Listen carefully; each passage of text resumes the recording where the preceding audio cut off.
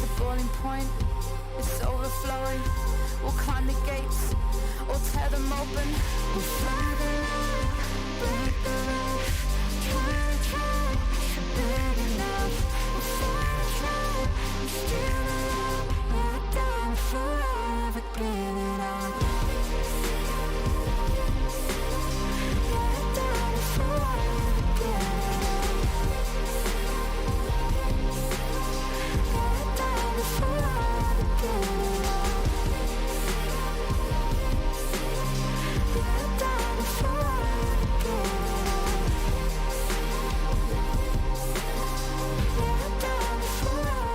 give it up.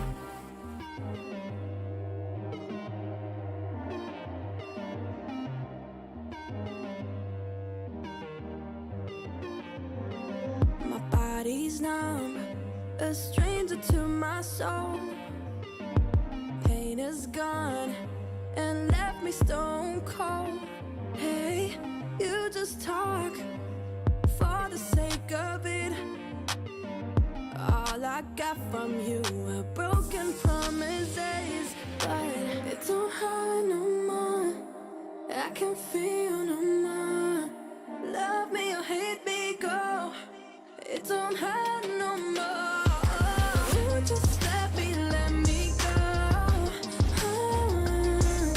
I'm not coming back to you.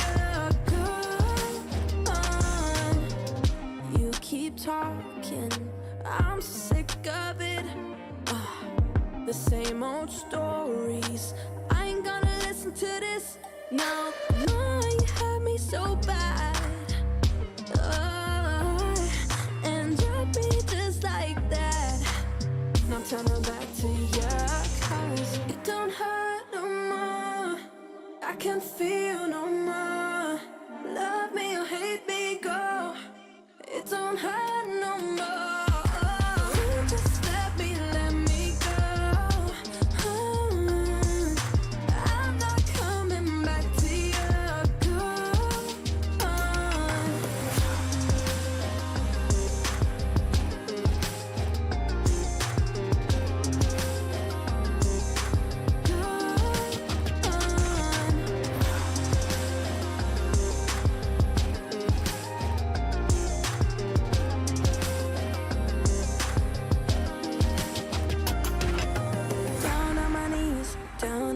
You brought me down, down, down.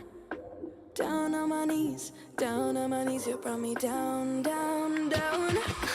Down on my knees, down on my knees. You brought me down, down, down. Down on my knees, down on my knees. But I'm back on my feet again. It don't hurt no more. I can feel no more. Love me or hate me, go. It don't hurt no more. Just let me go. I'm not coming back to you. Go on.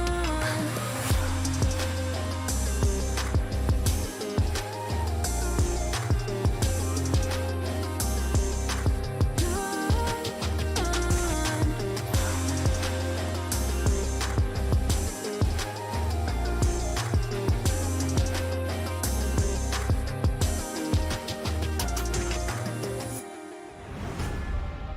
Destiny on the line, knocked out 100 times.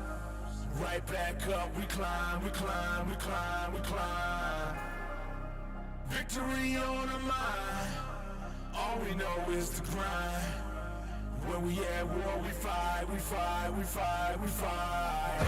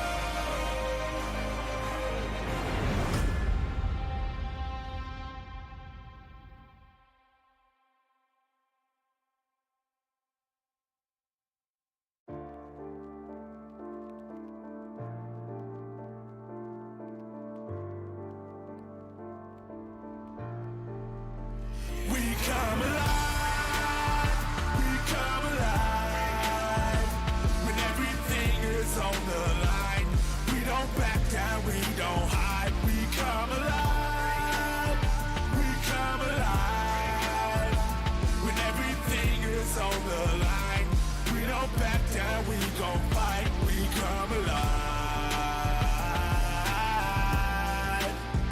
We come alive.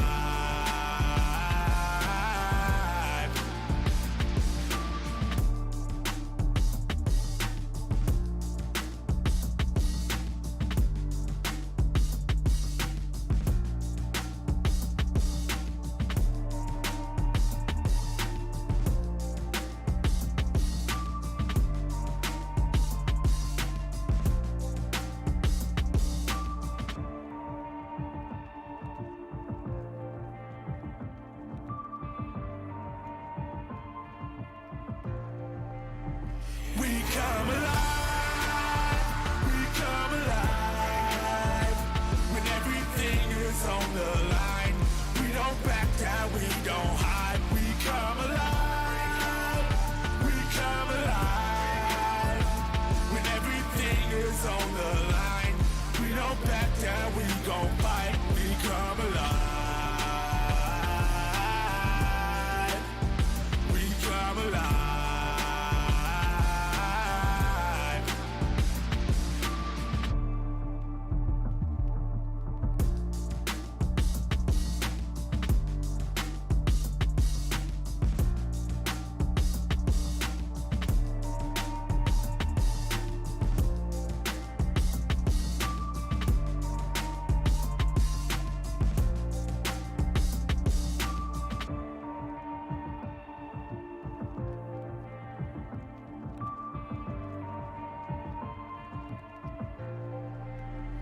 We come alive, we come alive. When everything is on the line, we don't back down, we don't hide. We come alive, we come alive. When everything is on the line, we don't back down, we gon' fight. We come alive, we come alive.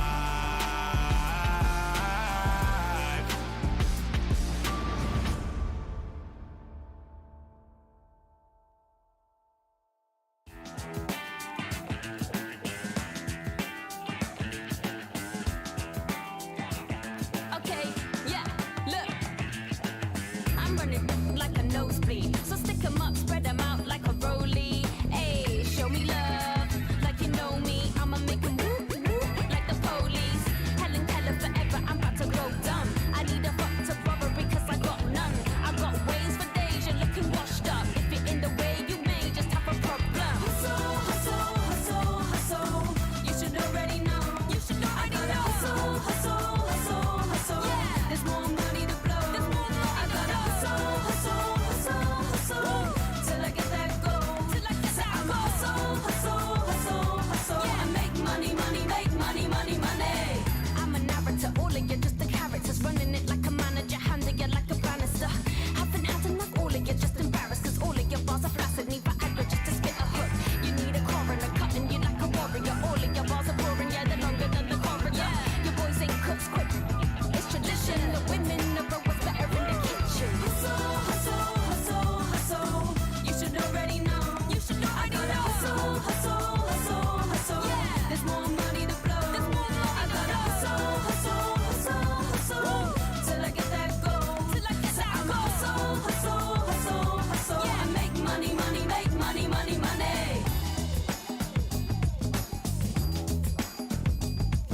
I make money, money, make money, money, money.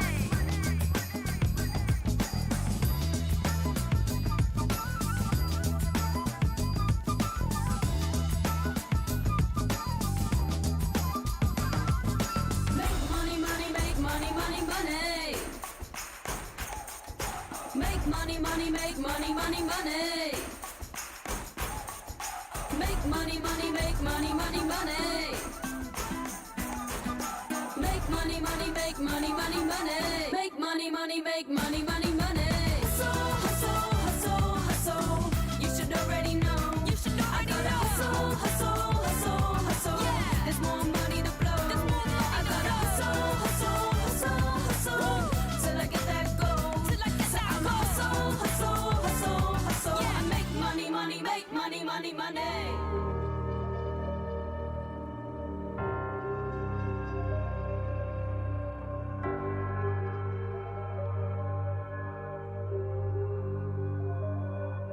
We ain't come to play, we don't run away. We gon' elevate, watch us elevate. We on a mission, yeah. We on a mission, yeah. We ain't come to play, we don't run away. We gon' elevate, watch us elevate. We on a mission, yeah. We on a mission, yeah. We on a mission. Crushing every bit of competition. We on a mission. Know that there's no competition. We on a mission. Crushing every bit of competition. We on a mission. Know that there's no competition. We on a mission.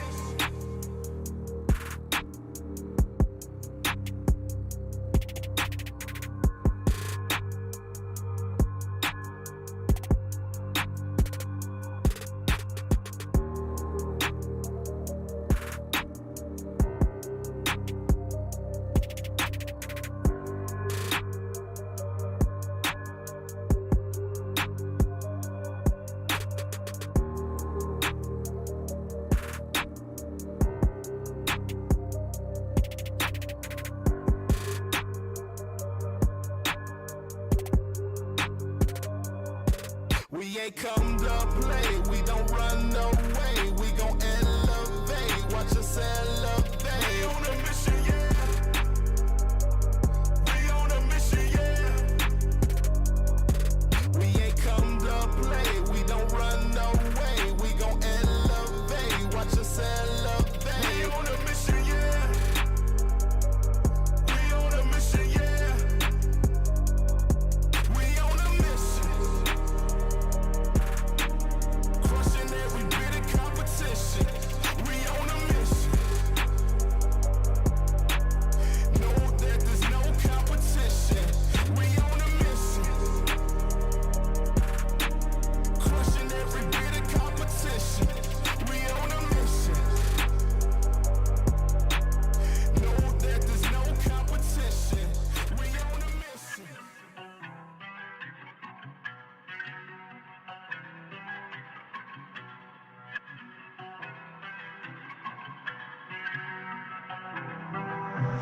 Yeah, I came to change the culture. I see the hate, so say what you say, cause I gotta watch for the vultures. Boy, I'm too nice, you see the ice, plus I'm only getting colder. You just tryna flex like you got next, really you know that it's over. Yeah, hey, I don't need no co-star, been gone like so far. Plus I'm catching all the rays from the sun, give me power like I'm solar. You cannot catch the drip, yeah, that is unless you a coaster. And we up, yeah, way up, yeah, they gon' put this on a poster. I got many dreams, I got plenty things that I wanna see. Will I put that on me? Yeah, I got many dreams, I got plenty things, yeah, that I wanna see. Will I put that on me? Yeah, I got many dreams, I got plenty things that I wanna see. Will I put that on me? Yeah, I got many dreams, I got plenty things that I wanna see. Will I put that on me? Yeah, I put that on me. I put that on me. Walk tall, see the car, doing nothing small. I'ma be the greatest. Good luck keeping up everything I can. You know what the name is. Plus I've been through the training. Straight shot, how I'm aiming. Never stop, try to put me in a box, boy. You can never frame this. I am what you might be. Too fast and I'm too strong. I might juke y'all like I'm lightning. Spook y'all like I'm frightening. They ain't never seen it like me. Got my team right beside me. High tide, I'm rising. My time, that's timely. I got many dreams, I got plenty things that I wanna see. Will I put that on me? Yeah, I got many dreams, I got plenty things, yeah, that I wanna see. Will I put that on me? Yeah, I got many dreams, I got plenty things that That game was insane.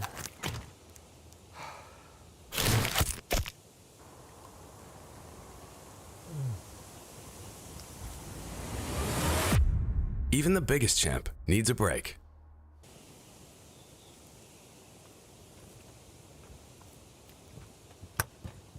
Let me in!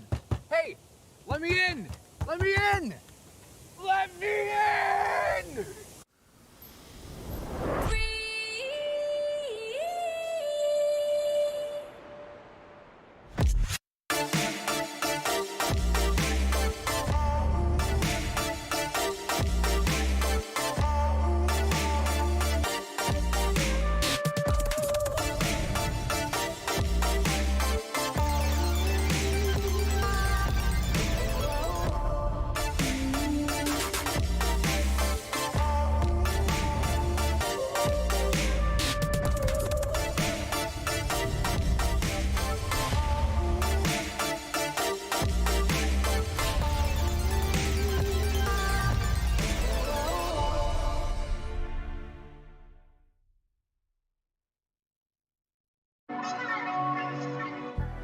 I know you understand. I can't leave you alone. I give you my time, but you can't pick up the phone. Life done been so tragic, huh? If only me alone. Try not to be obsessed with. I messed up, oh girl, I know. I messed up, oh girl, I know. I messed up, oh girl, I know. I messed up, oh girl, I know. I know you understand. I can't leave you alone. I give you my time, but you can't pick up the phone. Life done been so tragic, huh? If only me alone. Try not to be obsessed with. I messed up, oh girl, I know. I messed up, oh girl, I know. I messed up, oh girl, I know. I messed up, oh girl, I know. You only gon' text me when you're bored. Don't like the feeling of being ignored. Told you we too grown for this. Make it yours. Told you I'm too bold for this. Already gone. She wanna spend some time away. She wanna spend some time. I can't get my heart away. I'm too in my mind. I can't get my cards away. I'm too in my grind. Learn this the hard way. Now I'm in my prime.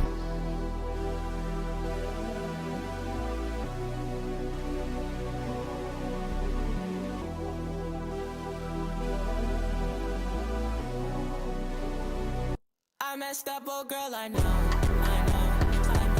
messed up, oh girl, I know. I messed up, oh girl, I know. I messed up, oh girl, I know. I messed up, oh girl, I know. I messed up, oh girl, I know. I messed up, oh girl, I know.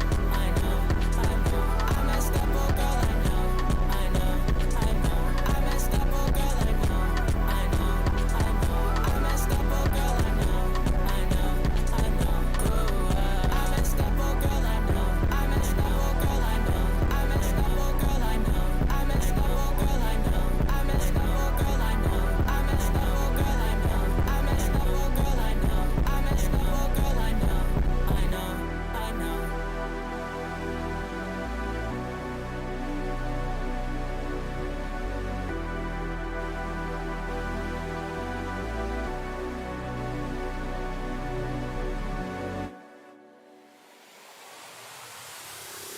I want it now and I ain't never gon' back down.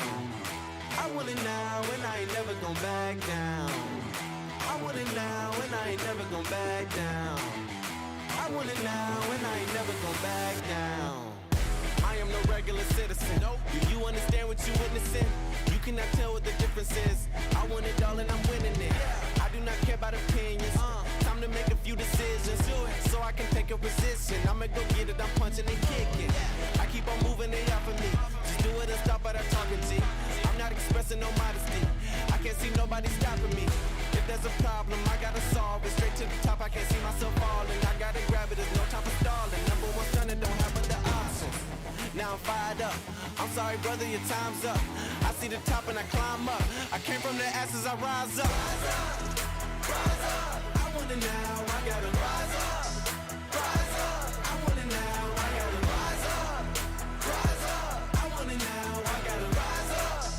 Rise up. I want it now, I want it now, and I ain't never gon' back down. I want it now, and I ain't never gon' back down. I gotta go for the gold. I need to switch up the mode. I'm gonna win on my own.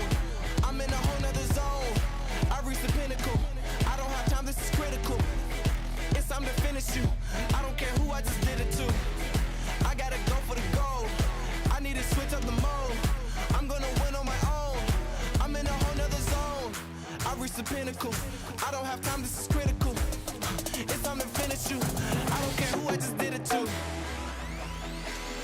I want it now, I gotta rise up, rise up. I want it now, I gotta rise up, rise up. I want it now, I gotta rise up, rise up. I want it now, I gotta rise up, rise up. I want it now, I gotta rise up, rise up. I want it now, I gotta rise up, rise up. I want it now, I gotta rise up, rise up. I want it now, I want it now, and I ain't never gon' back down.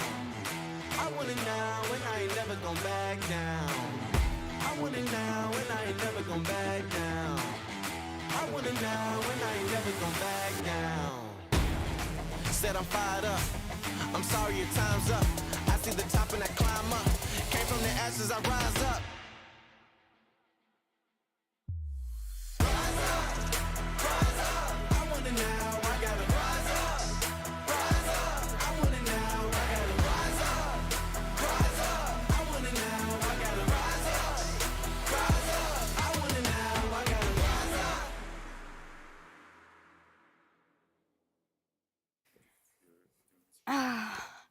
I'm excited about today, but man, I was expecting some of our teams to reach semifinals at least. I don't know what happened to us. I mean, where are the Greek teams as well? Like, I was expecting, like, this year was the year, you know? Like, some Greek teams, we have so many great players that are Greek in the LEC. I was like, this is the year. Yeah, hold on to that copium. That's nice. What do you mean? You guys haven't won anything for like a year. Maybe you need to start speaking Spanish. At least we won something. What did you guys achieve? Pάλι τα ίδια, ναι. Non mais elle est sérieuse, messieurs. Ça va là? Attends. L'audace. Regardez-la. Me la pela. De verdad me la pela. I don't care. Girls, move your asses. We gotta start the show. My team is playing. All right.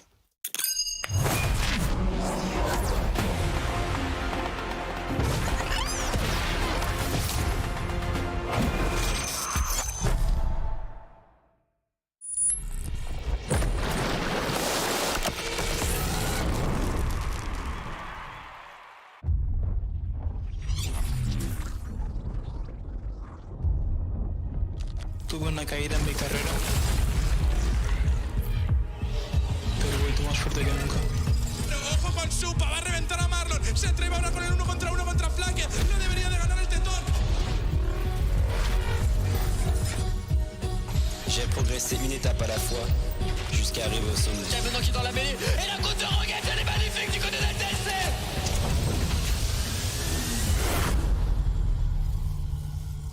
Ich weiß, ich kann der Beste sein. Jetzt muss ich es nur allen zeigen.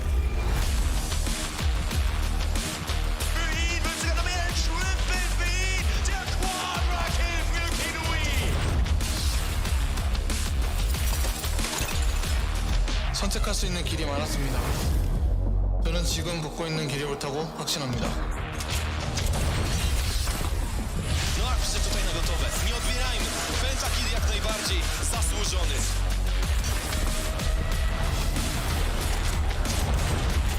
Orada sıfır bir değişim. Ayakta kalan son isim Erdemir. Uzun zamandır bekliyordum. Şimdi benim zamanım.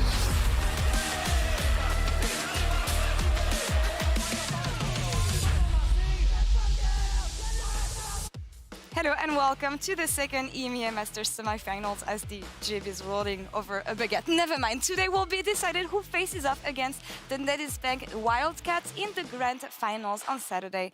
I'm Laure, here to meet today the terrific Trouble Inc.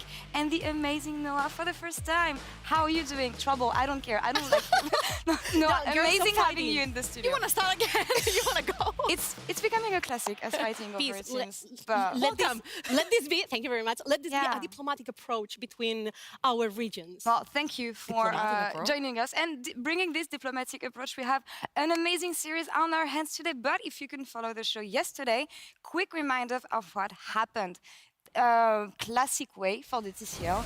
International Wildcat dropping the first game and then steamrolling throughout the entire series afterwards. I think this is going to be their benchmark from now on. Yeah. Get into a series or a stage in the groups, lose the first game, kind of test, your toes in the water, see how cold or warm it is, and then instantly adapt. I feel like they played exactly to their play style.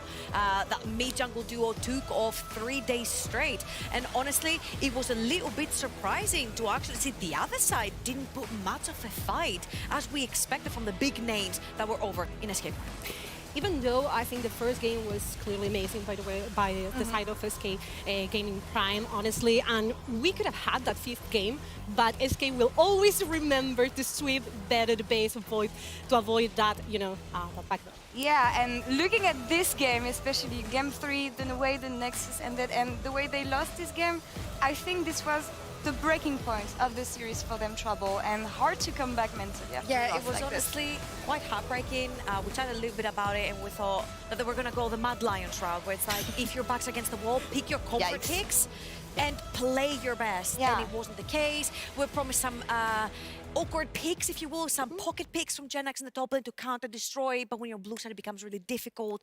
Yeah. So I don't think we just saw like Prime escape Prime, no pun intended. And on the other side, it was actually their top laners coming in with the wild picks, I want to say, with the Rise top lane. That's true. Also, a really good answer to Cannon when we've been looking to seeing more AP champions maybe on the Yeah, top definitely we need something besides, you know, the cannon and also the Yeah. rumble that were popping off recently. And the Rise is there, and it's quite of a pick, honestly. It was pretty strong in the mid lane, not so far ago.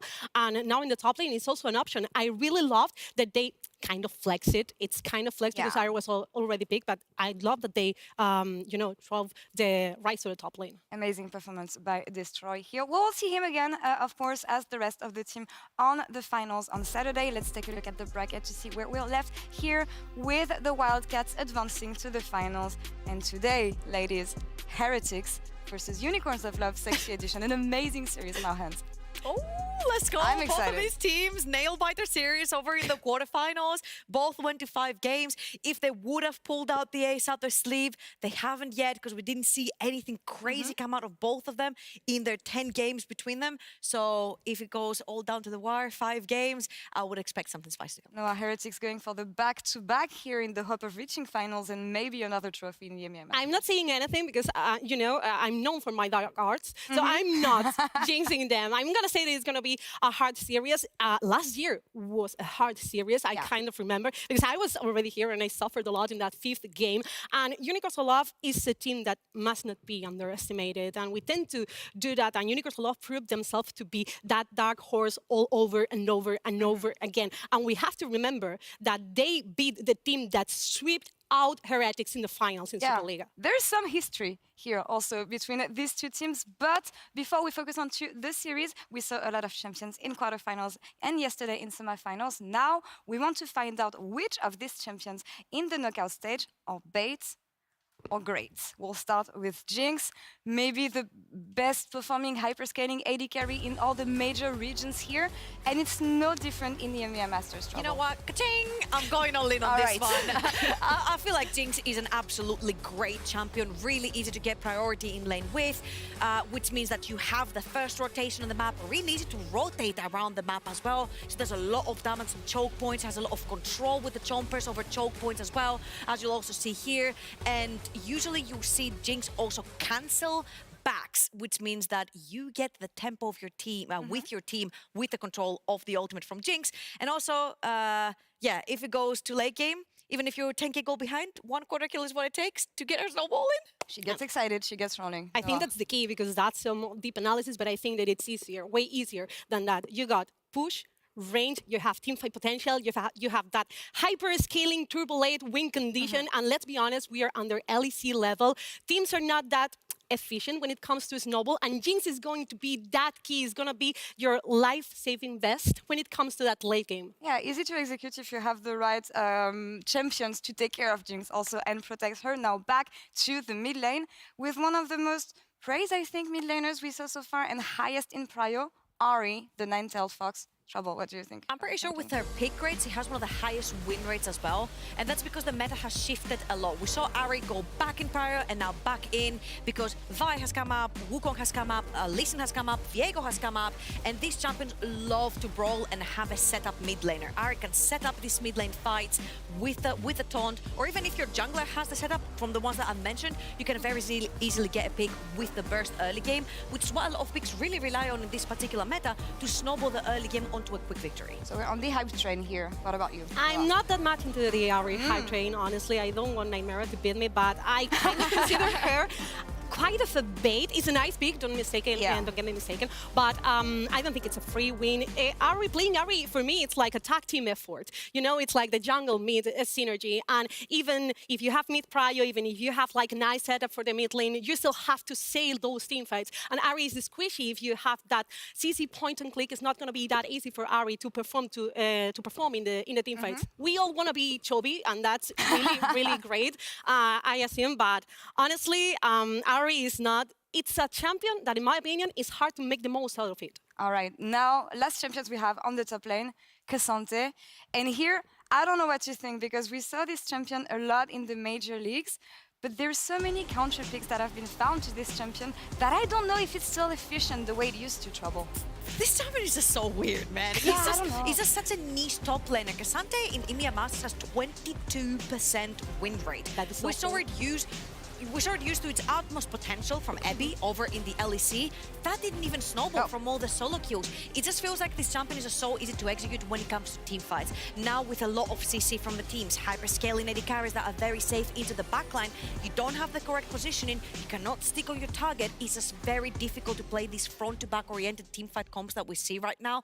And I feel like non-committal engage like on super heavy tank with really good engage like Sion is just easier to pick here and much easier to execute. Definitely. I think the Cassante era is over. I mean, he was nerfed to the bones Yeah. all over and over and over again, and understandable because it was absolutely broken at the beginning of the season. But honestly, now I feel like it's that champion that the players that do not like playing tanks is the tank wanna-be champion. You go over that, you can still have, that kill pressure on the lane phase, but I kind of feel that you have better options in the bruiser side, but also better options in the tank side. It tries to do too much, but just be doesn't Kennen. excel, or just be Kennen, or Pryor Kennen. We'll see what the teams come up with today, but for now, earlier I caught up with Heretics head coach, so let's hear what he had to say.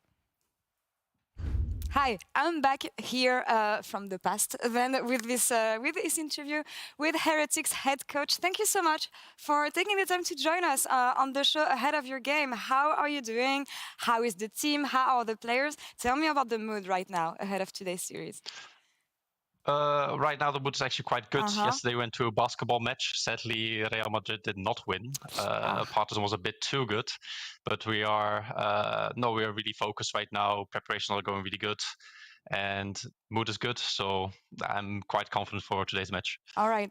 Really good to hear. How did you reflect on last week's series? What were the good things you saw from your team, and what could be improved upon? The improvements that we overall made as a team is at least the consistency in our so-called system. So at least how we do map openings, how we set our vision in terms of like the pressure and vision cycles. So this is what I want to keep up. This is what we've reviewed too. But now the only thing that we really have to improve on is that we at least a bit more considerate about vision placements and when we actually set vision and when our turns we can actually take very aggressive. And the second thing would be team fighting, because there are a couple team fights that in terms of micro we didn't play so well, and if we just did a bit better or we did our overall team fight fundamentals better, then actually some team fights would have won and the series would look a lot cleaner. So this is for today our focus. All right, well, hopefully we can see this in practice in today's games. I was talking to Noah backstage, who was actually telling me about the story of the team in your regional league and the fact that playoffs didn't go so well for you. And we were interested in knowing what changed when you see the improvements of Team Heretics here at EMEA Masters compared to the run you guys had in playoffs, because it's day and night in terms of performance. Yeah, honestly, I'm not quite sure what was the difference. I think we just really choked very, very hard on the finals itself. Maybe too much pressure, maybe too many things going on. The team dynamics are a bit different compared to last bit as well, right? Because we have a completely different bot lane. So both the social aspect and the communication roles differ a bit. And also the pressure, right? Like if you're the favorites and the defender of the title, playing on a big stage and minor distractions like the sound, the crowd, and such things, especially for Marlon, which is quite inexperienced when it comes to live events with very high pressure situations. So for him, this was a huge learning curve where I think right now he also improved a lot, and I'm actually very, very happy and proud of him that he managed to really step up, got the MVP for the last series. So I think the fact that we choked really hard on the finals actually helps us improve right now, and knowing what for now is important in this playoff run. It makes sense. Grabbing the momentum and also, I think, playing for the back-to-back EMEA title must be boosting you guys in that sense. Quick words on your opponents today, the Unicorns. Where should we be looking at in the early game, especially? Oh, the early game. I think it's mostly about how both junglers are going to play around their team. So I would say like this is kind of like the focus and the map movement, mostly around mid game. I think both teams can really take it away from there, and whoever is in the upper hand will actually have like a favorable match. All right. Well, wishing you the best of luck into today's series. Again, thanks for taking the time of joining us today, and good luck on the Rift. Thank you very much. Thank you. And back to me. Well, thank you, Laure. Well, you're welcome. Anyway, back to us. It's so awkward. But yeah, that was interesting insights on his hand. Especially the way you wanted to mention their improvements from the regional league to reaching semifinals today. How impressed have you been for the team? I am quite impressed, honestly, but because the performance in the Super League finals was not expected. Not only it was a 3-0, it was fastest finals ever. We were like, what? This has been an hour and a half, 3 games in an hour and a half, and riders seem to be just so superior when it came to the games. And what surprised me a lot is that I felt like Heretics had no answer to what riders was proposing coming into the games. But back in the beginning of the EMEA Masters, I had that feeling back from Heretics. Dominant team, consistent, having well-prepared drafts, well-prepared strategies when it came to the rivals. And I don't know, it feels amazing that they are, delivering in this competition. I think what's most impressive is that the core trio that won Summer 2022 from Heretics is still here. They're still the core trio towards the top side of the map. Aibo, Blurs, Osvero. And of course, yes, it's a big blow when you lose Jack Spectre, because he was a big puzzle piece on why you were winning these games last year. But Flacker has been performing out of his mind. He's an LEC caliber AD carry, and he's showing up and showing off. I think he's been playing phenomenal. And Noah, I think we can say this about the whole bot lane on the side of Heretics. Clearly the players you want to have your eyes on in today's matchup.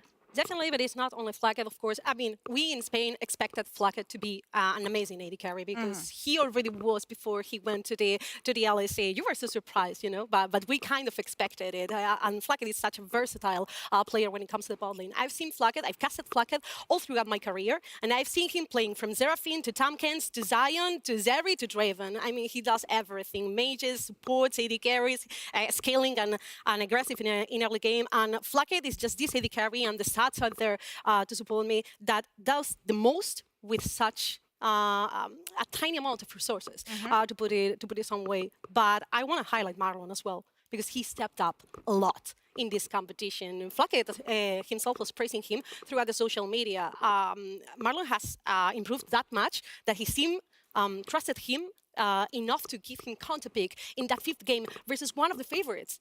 Yeah, and I think of Pyke here, especially. It hurt us, but it was a good play for Heretics, and the use of this champion and how he made it work and found opportunities for his team was phenomenal. The thing is what Noah mentioned as well. His team, they picked Draven on the first 3, and his team and Flacket trusted him to pull out the Pyke and engage his inner Hillisang pretty much here in this particular game. In a game-breaking game series, Game 5, where everything is down the line, when the other Superliga team is already out the tournament, and you're literally the only remaining hope. And it was an absolutely mind-blowing performance from the bot lane and Marlon as well. What about on the other side of the rift here? For the Unicorns, of course, it's a new roster compared to the one we saw last year. 2nd participation in EMEA Masters. Who's the key players of the team here? Honestly, it feels like a lot in the jungle mid duo. I mean, if they have a good day, they're going to have a great series. If they have a bad game, feels like the whole team is going to fall with them. But I want to highlight as well Funky, that had an amazing series. He stepped up all throughout the series versus Movistar Riders versus Supa. It was one of the most praised AD carries during last off season, and even there was a lot of conversation around Movistar Riders AD carry. And Funky even solo killed him. Yeah, I feel really guilty because I was the one that requested that clip that just played on air. I love how Noah said, if mid jungle has a good day, it's great on the Rift. Thank you very much for this highlight. This is Funky actually on his infamous Xayah. I feel like when the mid jungle doesn't go well, this guy stepped up in his series. Massively. That was a 5-game banger where he picked up the Xayah and he made it work into a Jinx. This particular team fight, the second Jinx starts snowballing 1 kill, gets 1 takedown, gets excited. this is it. You get out-trained and you get out-team fought. The way he placed his feathers, move towards the right side of the map with the Gale Force to get the outmost cover on this team fight on the entire mid lane with his feathers was absolutely mind-blowing. He didn't do it once, he did it twice, he did it 3 times. Yeah. And what's even more mind-blowing, if I do this, wait, not this, right behind me, he's down in gold. He's almost 1,000 gold down at 15. And then he comes up with a Zaya, who's not necessarily supposed to scale as much as a Jinx, and turns around an entire team fight, only down to positioning and the way he plays around that. Is just, I think Funky is the key to victory if everything else goes south. Again, no pun intended. You get your puns No, on it was points intended. It wasn't, here I promise. today. It's a story of revenge here on the side of the Unicorns, as this team met in quarterfinals last year in summer, and the Unicorns lost 3-2 to Heretics. We'll see if they can get the revenge going today and reach maybe the finals, or if Heretics can get onto their second finals and make the back-to-back happen. The semifinals in EMEA Masters start right now. It's a body here. Reviving the beat and it's right back to sleeping. I use a technique that ain't got me here. Destroy.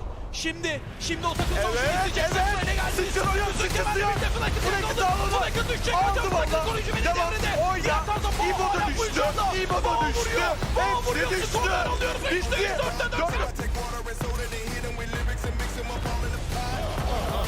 Ne diyorsun? ölüm cezası Ne diyorsun? artık. Parus düştü. Hadi. Goal time! Sparks ready! Vorwärtsbewegung, 6-10 durch den Schockblast auf 120%. Kinui Flash nach vorne, Flash beantwortet. Kinui noch am Kiten, wird jetzt all-in über Seaboy, der geht raus. Jetzt kommt die Sonic Wave Reaktivierung und das sind 3 Kills für SK Gaming. Seaboy und 6-10 sind die letzten Überlebenden. Down NSK, die riechen das Halbfinale. Wieder ist es der Zink von Biven, der das erschnippeln kann. Bis es down, der AD Carry fehlt für Biven. Bekommt den Kill, nächster Chance für Captain Kinui. Jetzt die Weltmeisterei, kriegt den Double Kill. Letztes da Triple Kills für Super auf der Jinx. Und es wird böse. Featherstone kommt nochmal. Funky wie gegen Train Galeforce nach vorne. They're trying to jump on a super who hasn't got a place to go, and it's deleted. Look at Funky dropping down the feathers. He needs to stay alive though. We'll go into G8 and resurrect. And that's the question. Oh, the oh my God! That scat of the week was massive, and that should be the game. Está bajando muy rápido, quieren cazar a Parus, se abalanza con todo, el que va a ser bueno, la piedra mejor aún, cuidado con Destroy que tienen que gastar el destello, el Azor para ellos, el Azor para los turcos, doble que mete ahora, ¡Ivo!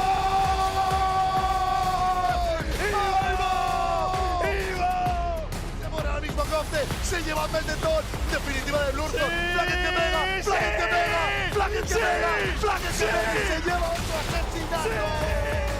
Hello and welcome to the EMEA Masters Semi-Finals, the second one. I'm Medic.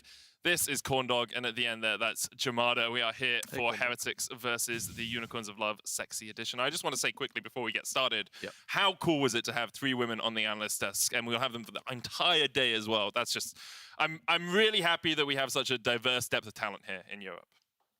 Agreed. Yeah, cool. It's amazing. That's what I wanted you to do, I'll be honest. That was kind of your best option there, was to agree with me. No, but I think to me, it's just like you mentioned it. I don't even think about it because we've just come to have so many talented individuals that when I see them, I'm just like, that's a normal day. They got the normal talent there. So yeah, I completely agree. Didn't really think about it that way. Well, I did. Yeah. I thought it was cool. Yeah, it is. But you know what we can do? We can talk about some League of Legends. Unicorns of Love Sexy Edition versus Heretics, the semi-final. Both these teams coming off 5-game thrillers in their quarterfinals. Jamada, what are your thoughts? Oh man, I mean, I had first row tickets at this very desk to those games. Unicorns, I'll be honest, I said it yesterday. A little bit lucky to go through, but also I feel like they were the better team on the day. I will, however, say, calling 1-for-1 exactly what I said. Every hero needs a little bit of luck on their story to make it all the way through. However, now they find themselves against the Heretics, the defending champions of the EMEA Masters. And I think they're going to need to use a little bit less luck and find a little more consistency and generally just find themselves being a little more disciplined when it comes to taking some of the skirmishes. And also, I want to see more drafts like what we saw in the group stage against the LDLC lineup when they played them in the tiebreakers, because that was a game where they pretty much just froze out LDLC and they couldn't play the game. It feels like since then, the quality or the consistency rather, hasn't necessarily been the same. So I want to know what exactly they're going to prioritize here into Heretics. Yeah, I think there's so many cool matchups today as well. Just Flacket versus Funky as well. Funky already getting his Sire bend away. You kind of saw why in the replay just leading up to it now, and his Sire too. But also on the top side, Venua versus Ibo. Venua has been very happy about being the carry of the team now on red side. Can drag all the way down to a last pick if you're looking to do something there. We have seen the likes of Aurelia as well come through for him as a counter pick into the cannon. And there's also a reason why Olaf is banned away. He's very happy for resources up in that top lane. He will bully people if he gets the opportunity, Venus. So I wouldn't be surprised to see the R5 go all the way down to him.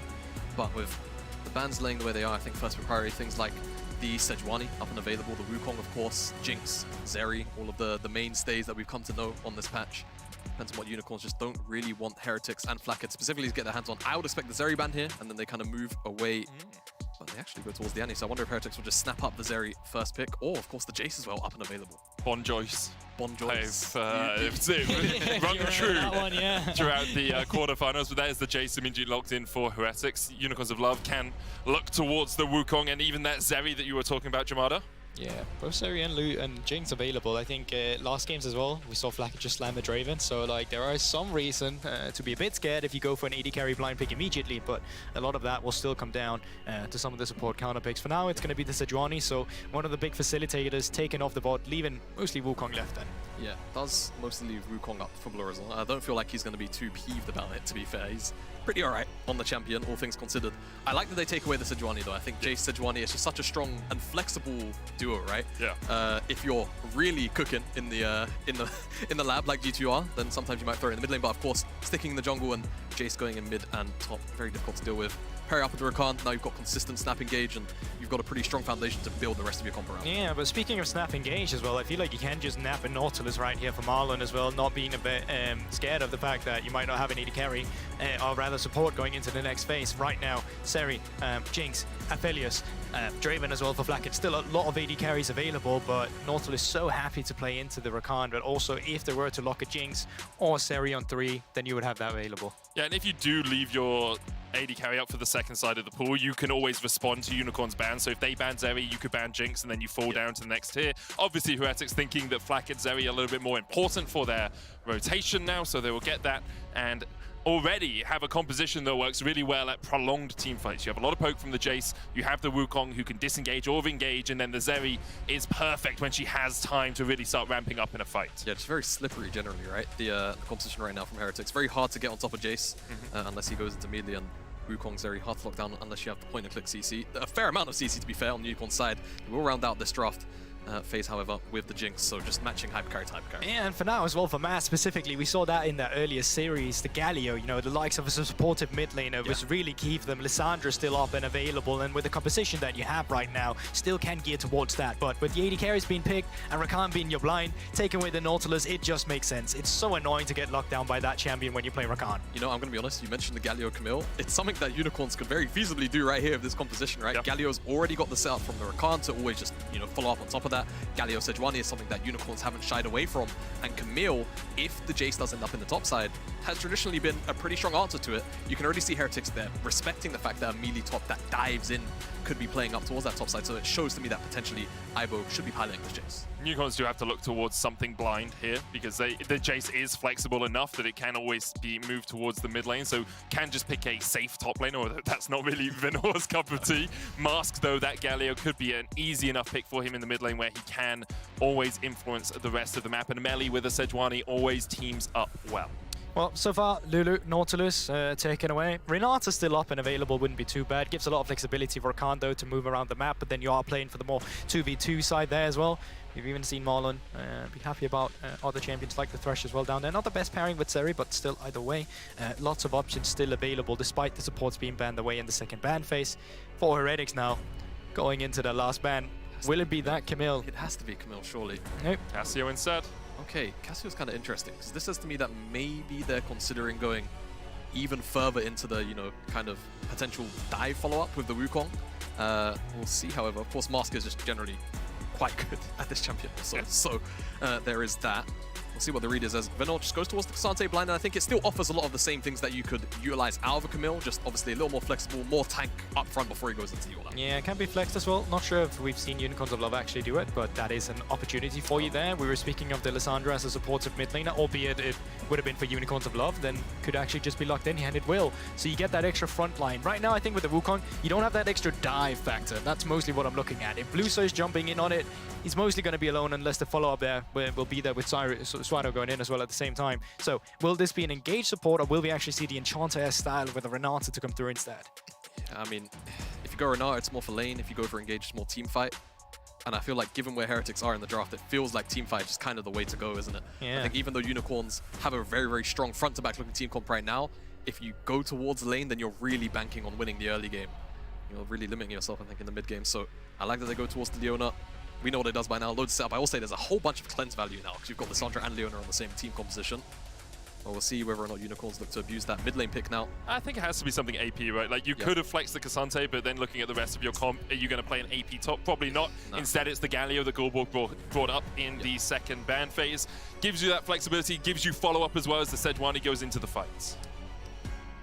You want to let me talk? All right, I appreciate it. Thank you, Goldborg. I mean, good job, Meg, for letting him talk. But what I will say with this Galio lock-in is that there isn't really a whole bunch of late game damage available to this unit. No, that's the thing. There is a lot. Wait, I'm sorry. Do you see the AD carry? I see the AD carry. Okay, cool. I'm just checking. But it's just Jinx, right? So if they do kill Jinx, they're going to just be effectively, you know, limited to a whole bunch of CC. I will say Kasante scales quite well, and he can be pretty big nuisance. And I think into the team composition that Heretics have, Kasante's damage should always pretty much be relevant. Yeah, I'm mostly looking at the map movements as well, because where we've seen the most value out of the Galio, and specifically the Unicorns of Love earlier series and the semi-finals, or in the quarterfinals rather, was when they could cheat the tempo. When they didn't actually have the objective set up, but because they had Galio in the mid lane, they still were able to win these fights. What we're mostly looking at here from Heretics instead is the fact that they respect that fact, and they need to have the communications down for whatever Galio is moving, because it's not going to take long before he's appearing in a side lane. Yeah, absolutely not. I think that, you know what, Goodwood, your point is so spot on, because Heretics, rather, Unicorns do not care at all. As long as they have Galio, they will make a play, even if they know they're technically at numbers disadvantage when it starts, as long as Mask is there to press his Archie. That's the one thing I will criticize, however, in that tiebreaker they had against LDLC when Mask was on his Galio. I felt like he was a little bit hesitant sometimes. I feel like with this composition, even though you've got Jinx for the backup damage later on into the game, you still want to play a fairly high tempo game to just keep the side of Heretics down so they don't have too many proactive options to use. Yeah, especially if they can get onto the Jinx later on. If they're strong enough that they think we can tank you a little bit so we can get onto that Jinx, it becomes very tricky for the Unicorns to play the game. It's been a long time since we've seen a team from the DACH region in the finals, all the way back in 2020 when Gamers Legion lost 0-3. Unicorns of Love haven't been there before. Heretics, of course, coming off the back of winning the EMEA Masters, now looking to defend their title next Saturday. Yeah, all in all, really successful EMEA Masters this year, actually, from Prime League, I'll be honest, 2 semi-finalists. Of course, you would want so much more, but as you said as well, reigning champions right here. He's out. Yeah, he's fine. Any sweepers in chat here? No sweepers picked up just yet, so that won't give over the experience as we sometimes see, and there's not response in terms of the level 1 for Heretics, so no tracking will be done off Peach on the Sejuani. Yeah, could put Blue Resort on his first clear off of actually taking the Raptors though, right? Just to stay off vision. Maybe he doesn't guarantee, just wants level 3 really fast. We'll see. I mean, we've so many times seen the fact that junglers will then opt into, okay, I'm going to do red buff, I'm going to do Crocs, and then I'm going to take the left side around, so I'm not actually spotted at Raptors whatsoever. For now, they'll have to do a guessing game. No one's leeching. Or leashing, rather. Not leeching either. Any leeching Leas anywhere? There's some old school doctors in chat like, yeah, some leeches will buff that right out. It's fine. Well, you would know about that, wouldn't you? Before medicine was advanced. Medicine still isn't advanced, man. But like 90% of stuff is like, we kind of think this maybe works Don't say that. We have complete control, okay? When I go to the doctor, I don't want to be more scared than I am, mate.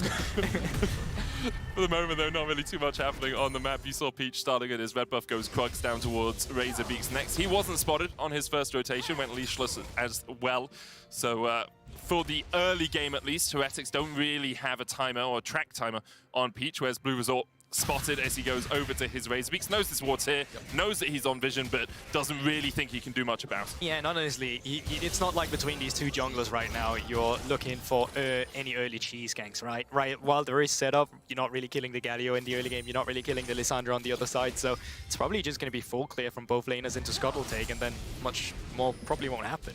Yeah, no, I'm on the same page there. I feel like maybe if Peach wants to try and attack the mid lane, right? I think Galio and Sejuani do have a whole bunch of CC, which is pretty obnoxious to get out of. If you get hit by one, you're probably getting hit by like 3. So maybe they can look to try and abuse Vero if he gets a little bit too over-eager in the trades, as he was trying to force pretty early lane priority on the mid side.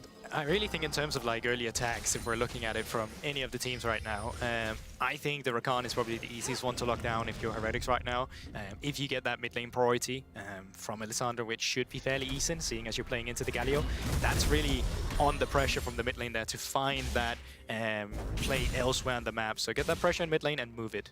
We'll see if they can do that. We also saw Blue Resort stepping forward, getting a ward in this Tribush. That's not because he was looking for a gank, but more because they don't know where Peach is. If Peach had started bot to top, he would be ganking that lane right now as Ebo is pushing forward.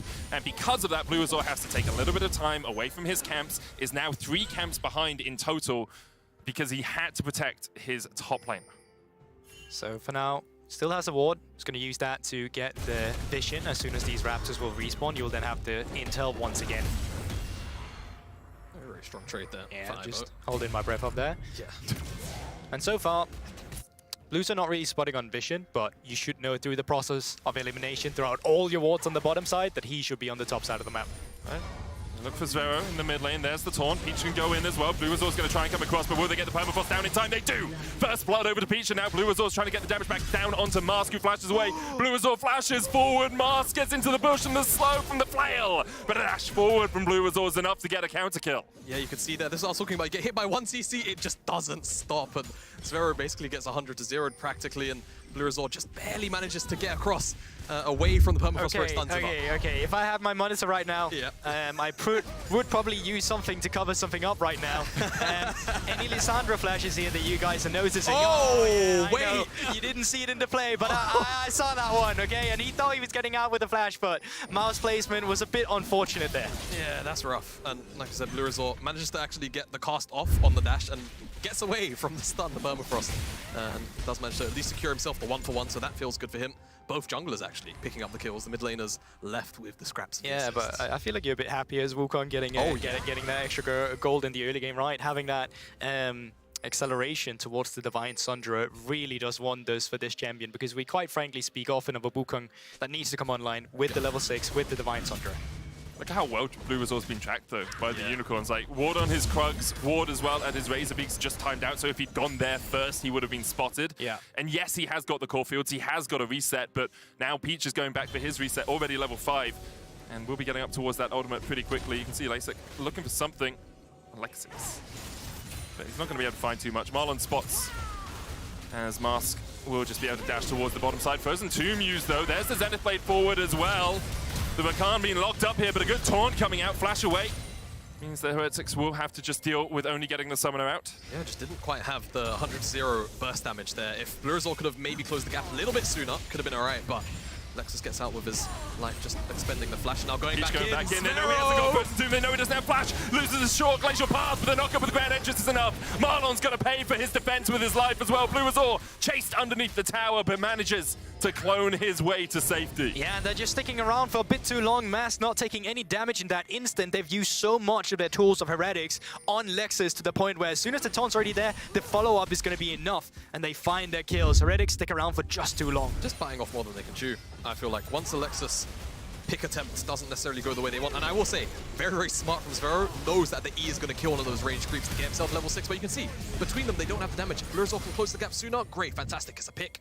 You can walk off to a side, maybe pick up the dragon, get vision on the top side, but sticking around here to get re-engaged on just feels so bad. Yeah, the idea is they wanted to have the push in, right, so that you could just have the better reset, but Peach is finally coming around, and as soon as he does that, which still full HP, once again, both from Peach and Mask, it's just a bit too difficult. Just a little bit greedy, trying to get that extra wave underneath the tower.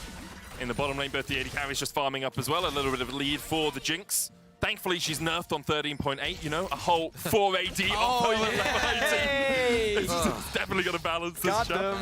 But yeah, her ability just to harass from range and wave clear is so powerful in the early game. Most definitely is. And still, want to give praise. I know we've said it once, but look at the tracking once again. There's already good aggressive pink wards. Raptors also warded off here, so Peach feeling quite confident going in here. Does get spotted on a pink ward. Don't know if he actually spotted that himself. He didn't ping it, so don't think he's actually spotted it. It doesn't really matter if he has, because Blue Azor can't really fight him, and he's got mid push as well, so Mask comes across. Maybe giving the gold to Mask. Here's the thing, though, he never actually needs that mid push as well, because it's Galio, and I really think this has been a good champion for Unicorns to love for that reason specifically. Yeah, like, being on the red buff, he just knows Mask, if he has to move, doesn't even have to move from the lane. He presses R key, steals away the red buff. Blue Azor will at the very least still get level 6 off of those Krugs because catch-up XP is fantastic. And the Dragon will be started off by Unicorns at the very least. And this should probably be secured. Pretty strong priority across the board. And just quickly while we can, I just need to mention that top lane is also a thing, but they're completely dead even. Same gold, same minions, they just exist up there. We had the before first back fight, and that's it. Okay, that's all you get. Just wanted to give them their, spotlight while they still had the chance here. We'll see more of them in the late game though. You know, I will say, much like the mid lane, however, for the Unicorns, there is so much CC up there that if Ibo gets clipped by anything, he probably dies. So for Unicorns, if they actually want to go and secure the Herald, it would be in their best interest. All out is used, counter flash from Ibo. Needs to be a bit careful though, because his own jungler is still on the other side. Venom not really respecting that he's weak side right now. He's just dead. Wow. Okay, yeah, So no action happens, and then one guy just walks at the other and dies. So that, yeah. Top lane. I guess Venom just expected more damage out of the Sheen, right? Yeah. With the passive procs and just. But even then, like if he goes for that, they're going for that play just there. You die to the jungler. You just got Drake on the bot side. Enemy jungler is top side. I think it's misreading your turn to play the game. It's also Venom's style to be a little bit aggressive in the To be top fair, lane, that's right? very on brand. I'll give him that. Definitely suits him. And Evo now with that kill is able to build up towards his Eclipse. So have another look at this, because I think it's all out from Venor to try and get Evo back, and then flash from Evo. Yeah, so it's just the fact that Ibo is very quickly swapped over to the hammer form, and Venor just sees it as an opportunity to try and dash in. But the disengage is great, like just not respecting the amount of damage that can come out of Ibo. I think it's the fact that he sees he's got no mana, but then because you're in the hammer form, your auto attack's just getting your mana back, and then all of a sudden he still has the abilities ready. Didn't quite work for Unicorns in that top lane. Lexus is just going to clear out this control ward. Bot lane has been going well in their favor though. 20 CS lead and 1,000 gold advantage for Funky on this Jinx. Already building up towards that first item. Has the boots complete, has the coal complete as well. And the recall will be started, and the zap will be blocked by Marlon. Yeah, really, really solid hit for the Unicorns bottom side. And don't forget, Heretics had the opportunity to snap up the Jinx ahead of the Zeri, but for now, proving that that could have maybe been a little bit of a misstep going towards that Zeri instead, the Unicorns. Yeah, just looking at the AD carries in isolation, look at that gold difference between them right now, right? 1k going over to Jinx, finally going back to shop now to be able to match them in lane. Got that extra pickaxe here between the two. It's the best feeling as a support. Your AD carry recalls, you're like, wait, this plate's gonna go down. Oh, I just have to auto it once. I 175 gold! Out of the corner of my eye, I could just see Medic like doing a quiet little happy dance. It's such a good feeling there for Lexus. He's about 800 gold ahead of Marlon right now. Really 2,000 gold lead overall for Unicorns. Yeah, and really playing the map differently here between the two teams. You can see they're looking to attack on the top side for Heretics. They've even brought Marlon up towards the top side. On the other side with Unicorns of Blob, counter jungling on the bottom side and can push for Flacket afterwards. You can see Mask is even moving down now. So two fronts of different attacks. Rift held on the top side though. I think both just acknowledging what's probably going on the map right now. Blurs also shows himself, and if Unicorns want to attack Flacker down here, they know they can. He's still underneath the tower. He is Zeri with Flash and Cleanse. They're going bot lane. They are, but looking for him. Flacker pops the lightning crash, and Peach just dashes back away, gets the ultimate out. The Rifto did get a charge in the top lane. That's 4 plates over to Heretics and 1,000 gold lead for Ibo. Mask looking for something in the mid lane, but not going to really do too much on this Galio. But so far, this should just be a win for Heretics. While they are losing tower plates right now, what Blues is going to do, he's just going to run straight down to bot lane. So with the Rift Herald still 4 plates up there. It's actually, Jinx, they might though. actually trade it. You're right. It is a Jinx indeed, isn't it? Yeah. Zenithmate comes out, there's the TP as well. The Charm has been used. Marlon gets the Solar Flare down, but Funky's able to dodge to the side of it. Galio now joining the fray with the Hero's entrance. Marlon low. Ignite is ticking on him. The Poison Tomb from Zyru. As they look for Mars, they look for Peach, but Peach flashes across the wall. The Galio tanky enough to survive. The Cyclone coming out from Blue Resort, and a re-engage from Lexix. As they look for more, they get one. Sphera's going to fall. Blue Resort doing what he can. The stopwatch from Lexix, as well as Ivo has joined the fight with a TP down. There's one. Funky now caught unawares by the flanking Jace. 2 kills to Heretics. Funky was just on a mission to try and get as much damage out as he could, but he's just not late game yet. It felt so bad. He was awing for so long, but again, this is kind of the issue with the Unicorns composition as well. They got chunked out very early on, and then all of a sudden, it's just Funky with the damage, and that's it. Did he just get a full Kraken on that base? He must have been sitting on so much gold. He had so much gold before that point. Well, let's have a look at it once again. It's just the fact that the Jace TP benefits you as well. There's no way that you'd be able to join from the top side. He's even recalling on the minimap right now afterwards, but he's going to TP up towards the top side. In the fight itself, they're just forced to flash out. Even though the taunt is good on Bluezo, he still has the ultimate going, and because of that, the HP bar is still running down. Yeah, I mean, it just feels like it was just Funky being able to return the damage, and that was it. And for Heretics, eventually getting the additional numbers advantage from Ibo from the top side just wins them out. Also, a super greedy flash from Funky in the middle of the fight. Flashing forward, looking for that last bit of thought he was flashing the shock blast, and then it was straight into the laser. But just flashing into the middle of 3 people when there's a wall right next to you that you can't It's a bit rough. It's like, you want the kills, I get you, but maybe a little bit greedy overall. Maybe a bit. 13.5 minutes on the clock means the plate still stands. Funky takes the tower. Alexis goes in, but already Ibo takes his 3rd of the game, and now Lexus has to pop the chance to try and get away. Flacket and Venno trading up towards the top side, dashing forward, dashing back. It's just top laners killing AD carries. I will not yield! Mr. Venner in the top side, making AD carries relive their worst nightmare, all out Cassante, and like you said, I mean, it's just the overstep on the bottom side. Now Marlon. Solar Flare dodge, Peach is here. Not tanking the tower yet as Peach keeps them at bay. Permafrost down onto Ibo. Peach still trying to trade in, but that's half its health already gone. And this is more about playing for that Drake than anything else. Peach can come back in. Funky has the Super Mega Death Rocket.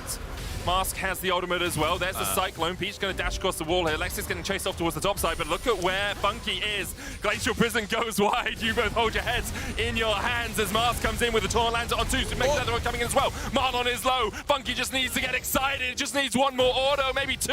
1 crit isn't enough, not quite, but the Zap finds his mark, and now Funky is here to party. Looking for Blue Resort down towards the bottom side. Peach trying to get away, and he will survive. Zyro getting chased down towards the bot lane, but he manages just to dash out of danger. It's a bit messy. We can all see that right here. It's not the most calculated play, but Funky very happy with the exchange afterwards. And at first, looks good, Heretics. They're setting up for the Drake because they got the kills first. They get the Drake and they see Rakan. But then this is where everything starts flying out wide.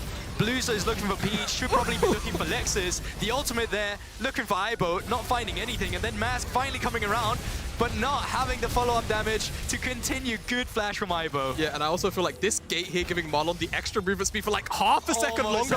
Actually helped, but it stops Funky from getting the resets just a second sooner as well.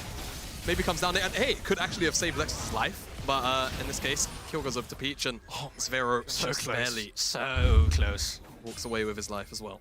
Still, at the end of all of that, we're almost 16 minutes into this game, and it's a 3,000 gold lead for the Unicorns. They're dragging a piece. The Infernal Drake did go over to Heretics, and it's a Chemtech Soul in this game, so dragon stacking wouldn't have been too impactful for you anyway. But let's look at the rotations here as well, because they're gearing up for another fight around the Rift Hill. You can see that Ibo is currently going for a recall. The best thing he could do is actually move himself up towards the top side, not care about the bottom side. And I think Unicorns of Love, they're going to put themselves in a little worse position if they keep Manure down on the bottom side, because that'll turn it into a 5 versus 4. For now, Vision Control is in Unicorns of Love's favor, but they're going to clean it out. Oh, calm down, calm down, calm down. Calm down, it's alright. Yeah, I think that teleport just being down for another 60 seconds or so should just give Heretics the window they need to just take down this Herald at no contest, and it seems like, given the resets as well from Unicorns, they just acknowledge that this is not an objective that they can contest. I mean, you also probably don't want to fight into an Eclipse Manamune Jace at this position in the game. Like, this guy is already stacking up 2 items on the Jace. He's probably absolutely smashing in terms of damage as well. Yeah, most damage in the game. Meanwhile, in the mid lane, Marlon is low. Super Death coming out. Funky trying to get away. The quickness coming in, but already Blue Azor's killed off the enemy AD carry. And we said it in draft, if Unicorns lose that Jinx, they lose most of their ability to fight. Oh, just getting a bit too overconfident there, Flacket, or Funky rather. So lethal, but stopwatch is good enough to keep Marlon alive, and as soon as Bluestar joins the fight, Lex is just not there in time to save his AD, is he? No, Wukong's just so powerful, the Divine's under a spike, and Funky feels the full brunt of it. Hopefully, for Unicorn's sake and for his sake, he can step back a little bit more. Respect the fact that sometimes his tools can come out super early, things like stopwatch, but we'll see what Unicorns can maybe return back on the map. Aibo, I don't think is going to necessarily be caught out. It just speeds away with the gate and the R press for the movement speed. But Unicorns still have all the tools, right? All the snap engage. They just need to actually look on the map together as a unit. That's the thing, because right now they have the item advantage on Funky as well. You can see already got that rapid fire cannon. Gets the deal with a bit of the spacing. Specifically, you're scared a bit walking into Alessandro. Don't want to get too close. Having a rapid fire cannon might be a bit nice. Yeah, Peach also going for Warmogs first on this Sejuani because he knows that if he can stand in the face of these Jace shock blasts, then he can just walk away, heal up, and it makes it a lot easier for them to actually fight through subsequent battles. A minute on the Chem Drake means that we'll probably start seeing these teams start to set up vision down towards that bottom side. At the moment, Mask's duty is just to deal with Aibo. It's like, okay, we'll let him get all the waves, just make sure he doesn't take the tower. Yeah, as long as he's not at our base at 20 minutes into the game, we're quite all right with that. And again, I think this next fight is going to dictate a lot of what happens for the rest of the game, depending on whether or not both of these teams want to contest for it. Because I think Unicorns, now with 2 items on Funky and the fact that a lot of these champions kind of spike at around this period in the game, this is when a lot of them are kind of at their strongest, whether it be burst or just general item breakpoints. They want to try and snowball further ahead so that the next skirmish afterwards as well, it means that they can take control of the vision in an area and make it as one-sided as possible. Yeah, looking at it right now, both supports still have 3 wards in their inventory. Vinner is getting that extra priority down from bot side, giving him an extra position to come into a fight now. He's probably going to navigate himself up towards his team, see if they can get some sort of aggression vision. They want to track Bluestar. They find him now. Need to be careful once again of those shock blasts. You see Peach trying to beat that frontline. Vinno coming across as well. 12 seconds on the Chem Drake. Marlon takes a flail, takes a Gleaming Quill as well, but still be healthy. Riftail used by Blue Resort as they now have control over the mid lane. Yeah, so Unicorns have to make a decision here. They have to defend or engage. There you go. It's the exact decision they want to make. A Solar Flare coming out. Marlon looking for Lexix as well, but Lexix can still get onto the backline. Still has that quickness. All that was burnt there was the Glacial Prison to make sure they could get through to the Riptail. Cyclone used by Blue Resort. Solar Flare down, Lightning Crash down, and Unicorn's very happy just to wait it out and make sure that Heretics have to stay around for the Drake fight. Yeah, they're going to get access to the Drake area now. They don't have that Cyclone on Wukong, as she said, either, so it's an ultimate for ultimate between the 2 junglers. Now this is where we want to see the blast, shock blast connect, because if you can get one good on one of the squishies here, you can really turn the tides. Yeah, Heretics have to blow up Funky ASAP. The thing is, Unicorns still have all of their turn ultimates with the exception of Sejuani available. Flashes away! They're looking for the fight though. Peach is going in. The quickness can be popped by Lexus as well. He's looking for that backline. Gets onto them. There's the Hero's entrance as well. Everyone funneled into a single spot, but Aibo has the flank position of Funky, and Aibo will kill off the Jinx. No one from Heretics has fallen as of yet. He gets one. Flighting's going to go down. Peach fighting up towards the top side. He's going to have to run away, but Lexix and Mars trying to do what they can. Blue is all on Lexix. There's another for Heretics, and they continue to chase forward. Mask has the flash, and Heretics win the fight. Mask, man! Mask went in with the ultimate and E'd backwards. He didn't go forwards. He could have chained the CC together. The biggest fight for them, but oh no! So unfortunate. Drake steal, really good from Bluestar. Follow-up fight should have been good for Unicorns of Love. You'll get it now afterwards. So, because they have all the snap engage tools. They do. So, good steal in the beginning. Bluestar just coming over. No sweeper res active, so they don't actually know anyone's here. You got no chance actually smite stealing. Oh, yeah, actually securing this. But look at the team fight coming in here. It's so good, right? Let's 3-man knock up. Look at potentially. Aibo. Like, even if you get the engage, I don't care. But look at Mask. You can kill Marlon and Flacken. But if you kill Marlon and Flacken, you can turn back around and stop Aibo, right? So Mask there kind of just cost this team fight. It's so rough. Aibo getting free access to Funky effectively just signs off the death warrant for Unicorns for the rest of the team fight. So damn close. Huge credit to Aibo though, of course, in the backline. But my word, that was that's a play you're going to be kicking yourself over. Absolutely is. And play Unicorns will be regretting as well. Gold lead now down to 1,800. 2 dragons for Heretics as well. 2 items on Flackard. Almost 3 on Aibo. This chase is really going to hurt over the next few minutes. Sounds like he doesn't already. That's how he said it. Do you want me to bring the damage back up again, Medic? Oh, it's just 19,000 damage. It's alright. He's almost at 1,000 damage a minute. Yeah, it's not bad, is That's it? pretty impressive. Yeah. Obviously, does have a Sejuani, a Cassante, and a Galio to, put free damage into. It still helps. Is it free damage if you are actually one-shotting the people in front of you? I don't know. I'm just saying. Free for you, it's just quite costly for them. Oh. All right, so less objectives to fight for right here. I think the biggest problem for both teams currently is the fact that both mid lane turrets still stand tall. Not too many turrets has actually been traded.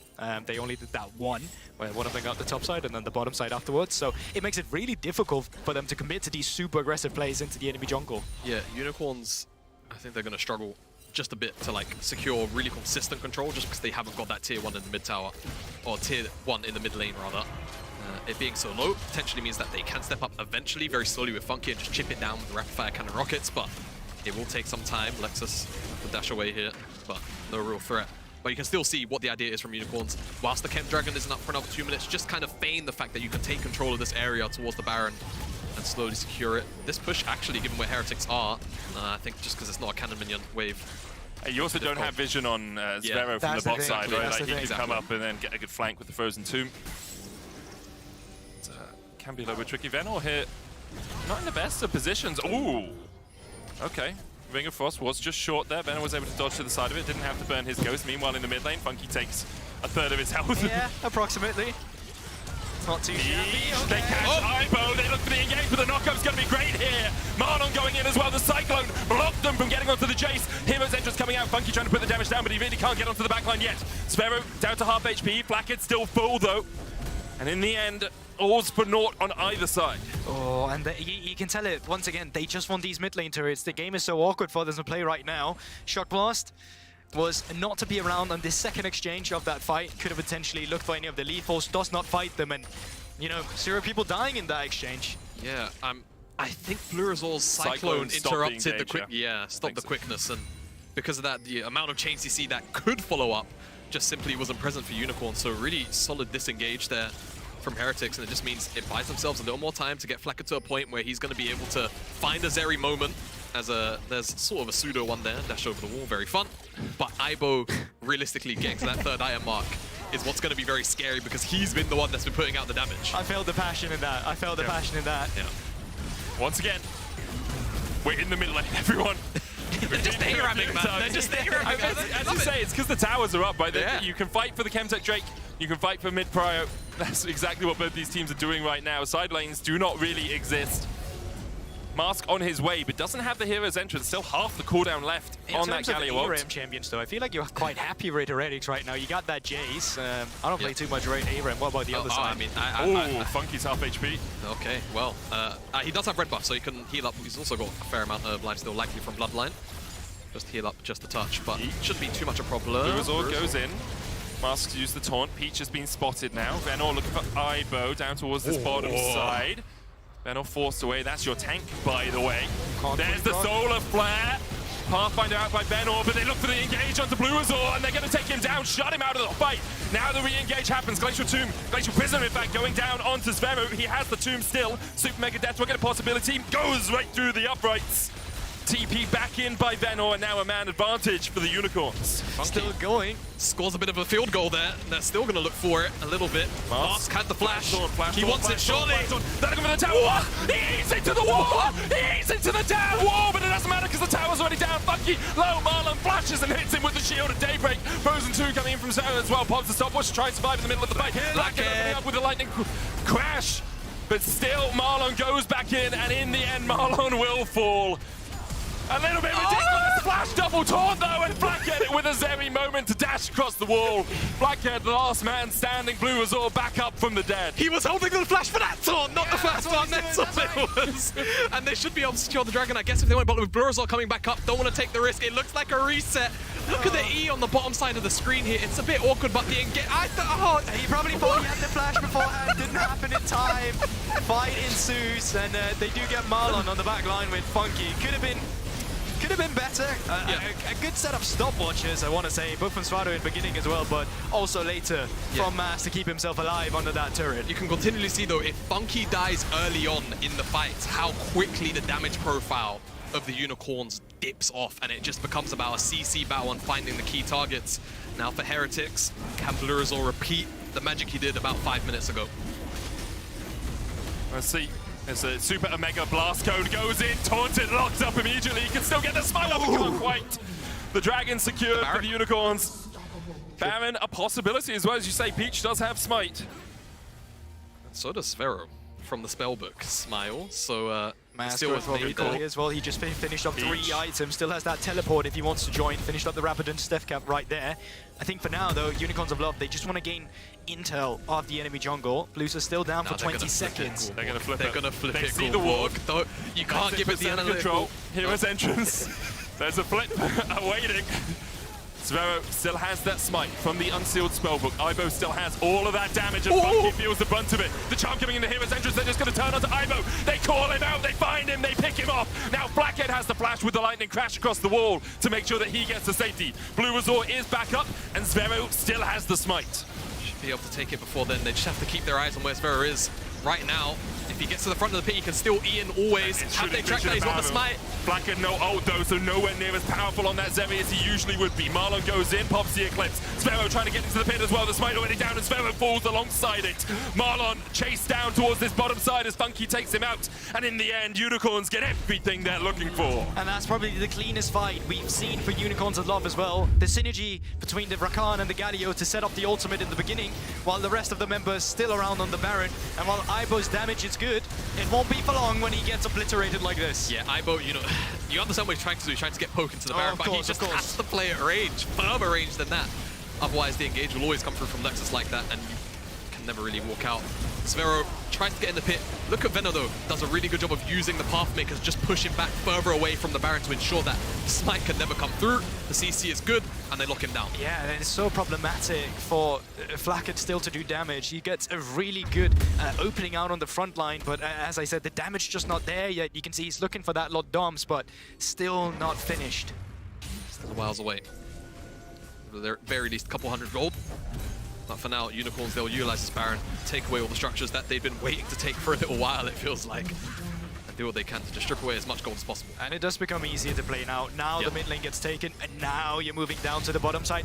Now you can get that free vision in the enemy jungle, and now you can start sieging up on the tier 2s. Yeah. And now you know Ibo's not anywhere near this fight. Makes it a smidge easier for you, knowing that the 3-item Jace can't just pummel your AD carry from range. This will be an inhibitor tower falling for the Unicorns. In here as well will go. Ibo's looking to try and trade it for the objective bounties. If Ibo stays top, I think Unicorns are just going to commit for the end, by the way. I don't think they care, and they should be able to dive in time.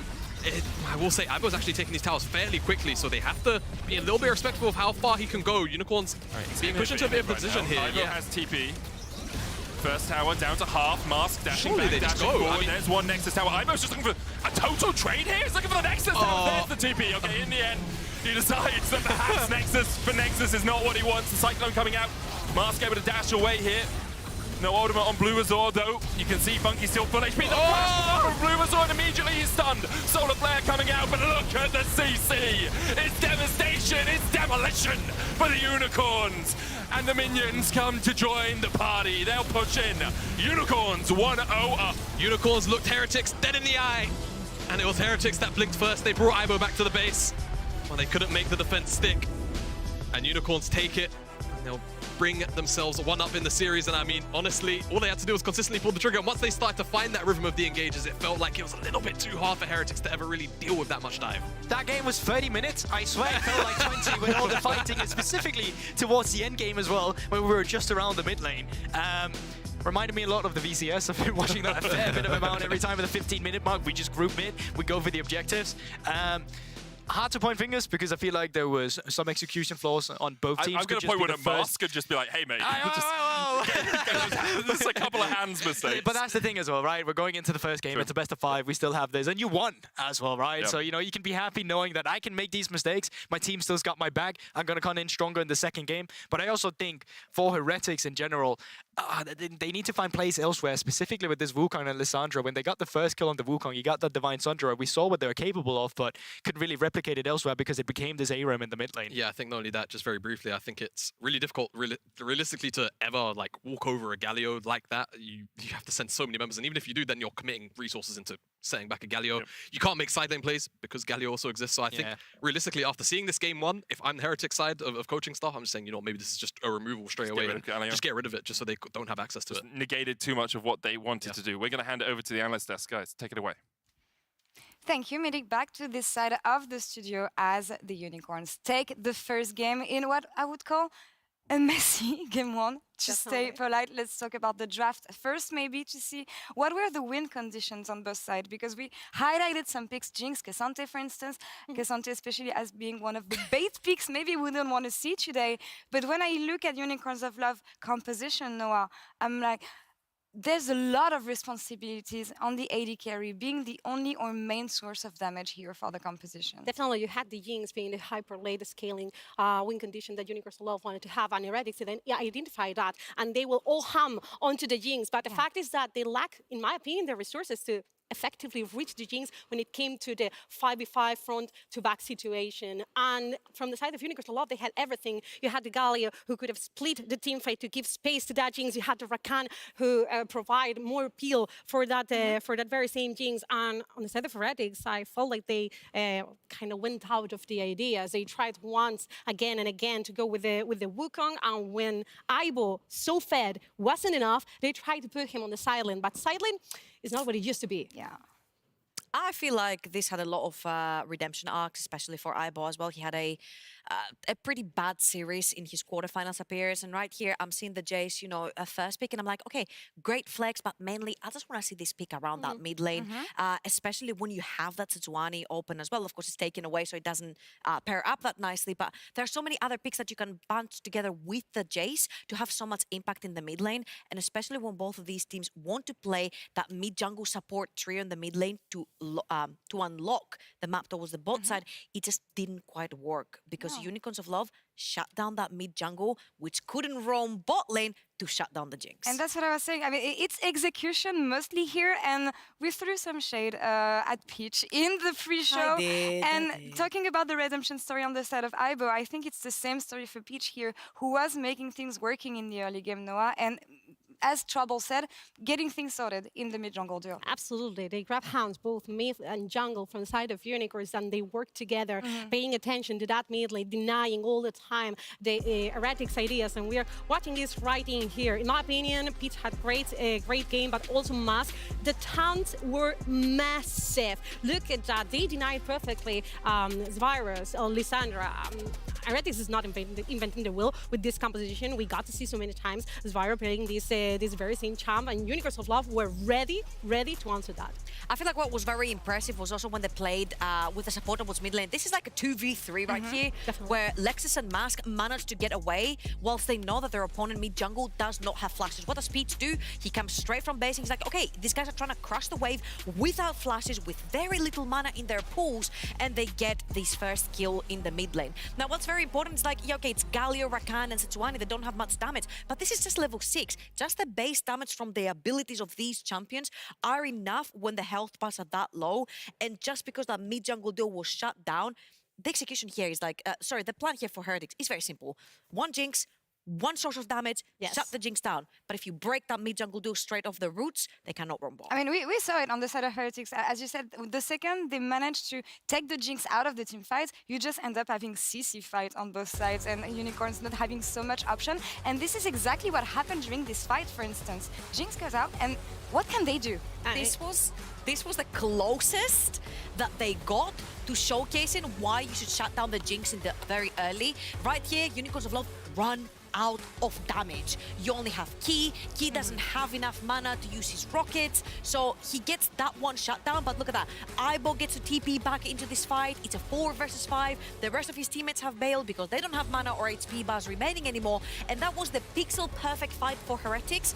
But then from there on out, front to back, when you have 4 tanks and healers in front of you, it's pretty easy to go from that. But honestly here, I also want to highlight Mask.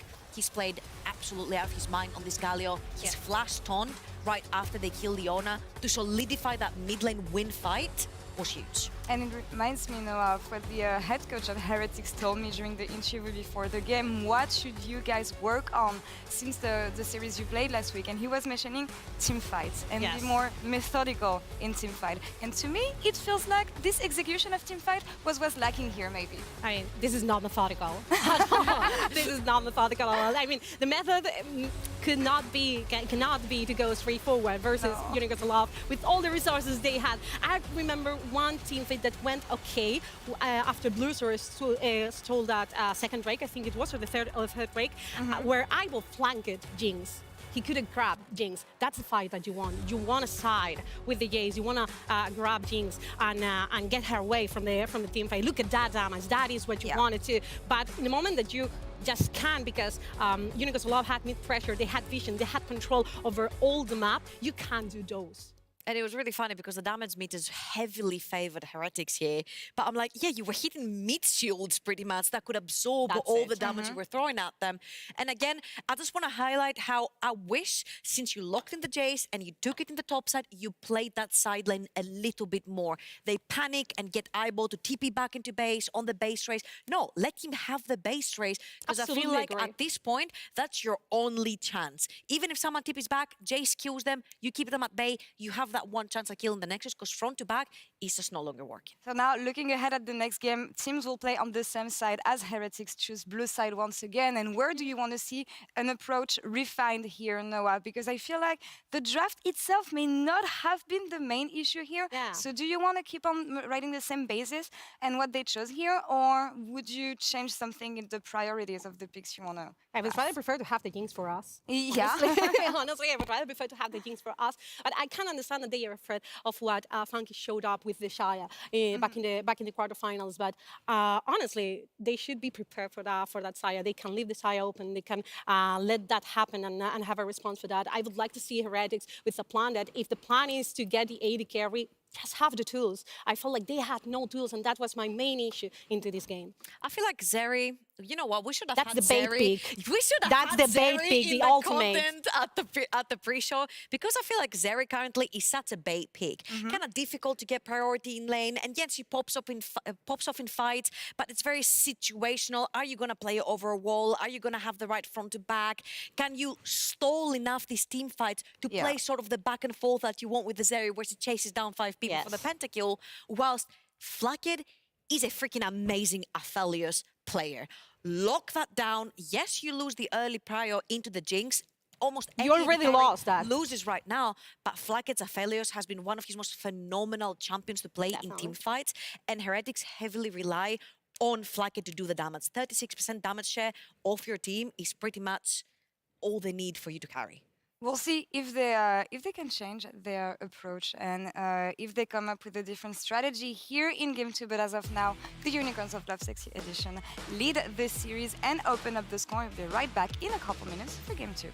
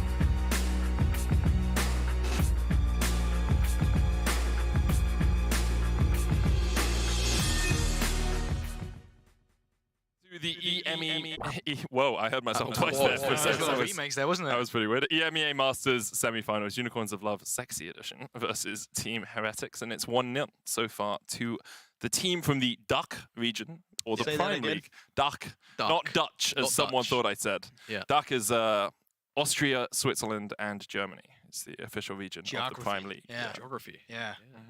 I mean, you are the smartest one here on this desk. Well, at least the highest elo. I mean, both in real life as well. Do you have a bachelor's or even a master's in anything? No, No, me neither. I I'll like be the way you said honest. even a master's. A master's. I don't have a master's. I don't know. It's easy getting masters in league, but getting Not it in for real life you. seems harder. I got it before you this season. Yeah, but how much LP do you have right now? Anyways, EMEA Masters, Unicorns of Love, Heretics. What do you think, gentlemen? I think that Heretics need to ban Galio. Yeah. I agree with you. Or if it goes to second phase and Unicorns don't prioritize in the first three, which is pretty unlikely, I think, unless they have a read that they need to first pick it in the first three, then yeah, I think it needs to be removed because that was a pretty big problem champion, which I feel like, honestly, off watching just one game, I don't think Heretics have an answer for. Well, I mean, they did do it on 5, right? So they were certainly scared about something being picked into it before actually going forward with it blind. I think they were quite happy to see the Lissandra being the supportive utility mage over from the side of Sado instead. But in general as well, I just think from the early game and how the game panned out, a lot of it came down to the early skirmishes we saw in the early game, where the Wukong could probably have gotten ahead in the beginning. But then the flash didn't come through from Lissandra in time, so it made it a 1-for-1 instead of a 1-for-0. And with that, I don't like you guys smile just because we got coffee on the desk. We got oh, we're just all getting ready for this game. We'll get our coffees. We need caffeine. Did we all get the same coffee? I think we did. I mean, I guess so. What did you get? So we're in sync. Yeah, latte. Latte as well. Yeah, okay. Well, 3 basic... Draft! Hello, Draft. Heretics on the blue side, they will have elected to be on blue. Unicorns on the red, and there's the Olaf ban once again. Yeah, not surprised. They probably won't let Vena get that pick. I feel like generally Olaf can be such a irritating champion if not only if you don't necessarily have answers, but if you're a team like Unicorns who would be happy to go something quite global based or very roam heavy.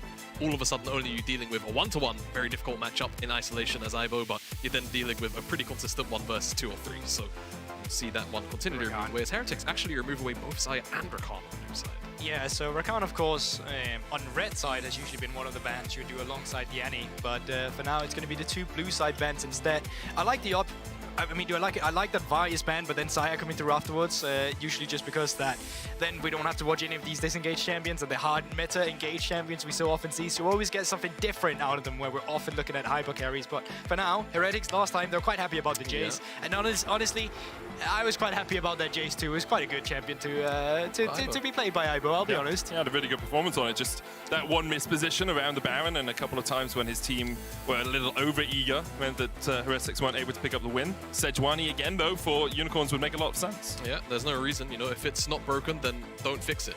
Right, so for them, going towards Sejuani again makes total complete sense. And if they want to go towards either, a support blind or just their AD carry inside of the Jinx or the Zeri, if they want that funky, they should very happily do that. The best we've seen Lexus as well in the tournament has been when he's been on Playmakers. So but the problem with that is if you blind pick it on 2, you're just going to be met with a Braum, and then all of a sudden you're not going to be having a good time. So I think it makes a lot of sense grabbing up the Jinx here from Funky. On the other side, Heretics still going for what we saw earlier, except that the Zeri has now been swapped out with an Aphelios instead. Okay, so we'll see how this changes the dynamic of the bottom side, because we saw in the first game that Flakked fell quite far behind in CS 1-to-1. I think it allows them to have a bit more playmaking potential depending on the guns as well in terms of setup. The fact that you can actually be the one setting up with the Gravitum, it felt like that Flakked had a quite comfortable position, but he was never in a point in time where his champion actually was ahead, so it mattered. So even in team fights where he was completely free in terms of his positioning, he couldn't really do much about it. Now here in 3, they are going for the Cassante. It could just be Vena here saying that, the game could have been mine. I could have not gotten solo killed. I got greedy. I'm going to play the matchup better now. I'm more surprised that they didn't just go towards the Galio and just protection ban it twice, to be honest. I think it makes a little more sense given the context of game number 1, and there are quite a few champions you can still play into Jace outside of the Cassante that could fulfill the same role it did in game number 1. Yeah, interesting to see here as well that the Thresh is actually banned away from Unicorns of Love themselves. Could have been a nice champion to have on 4. And the thing is, if Heretics themselves start banning away the mid laners, starts banning away the supports, they're also banning out their own champions because those are the roles you're still missing for yourself. I think for Svado, you still have good options, but having the Galio ban here should come through, and it does as well. Yeah, no real surprises there. It was such a thorn in Heretic's side in game 1. We'll see if Elios is able to match up into the pressure that Funky was able to put down in the laning phase on the Jinx. It was Flakked and Marlon under tower for the majority of the game. Obviously, Leona doesn't help with that either, but now we'll see if Unicorns decide they want to get rid of some more engage.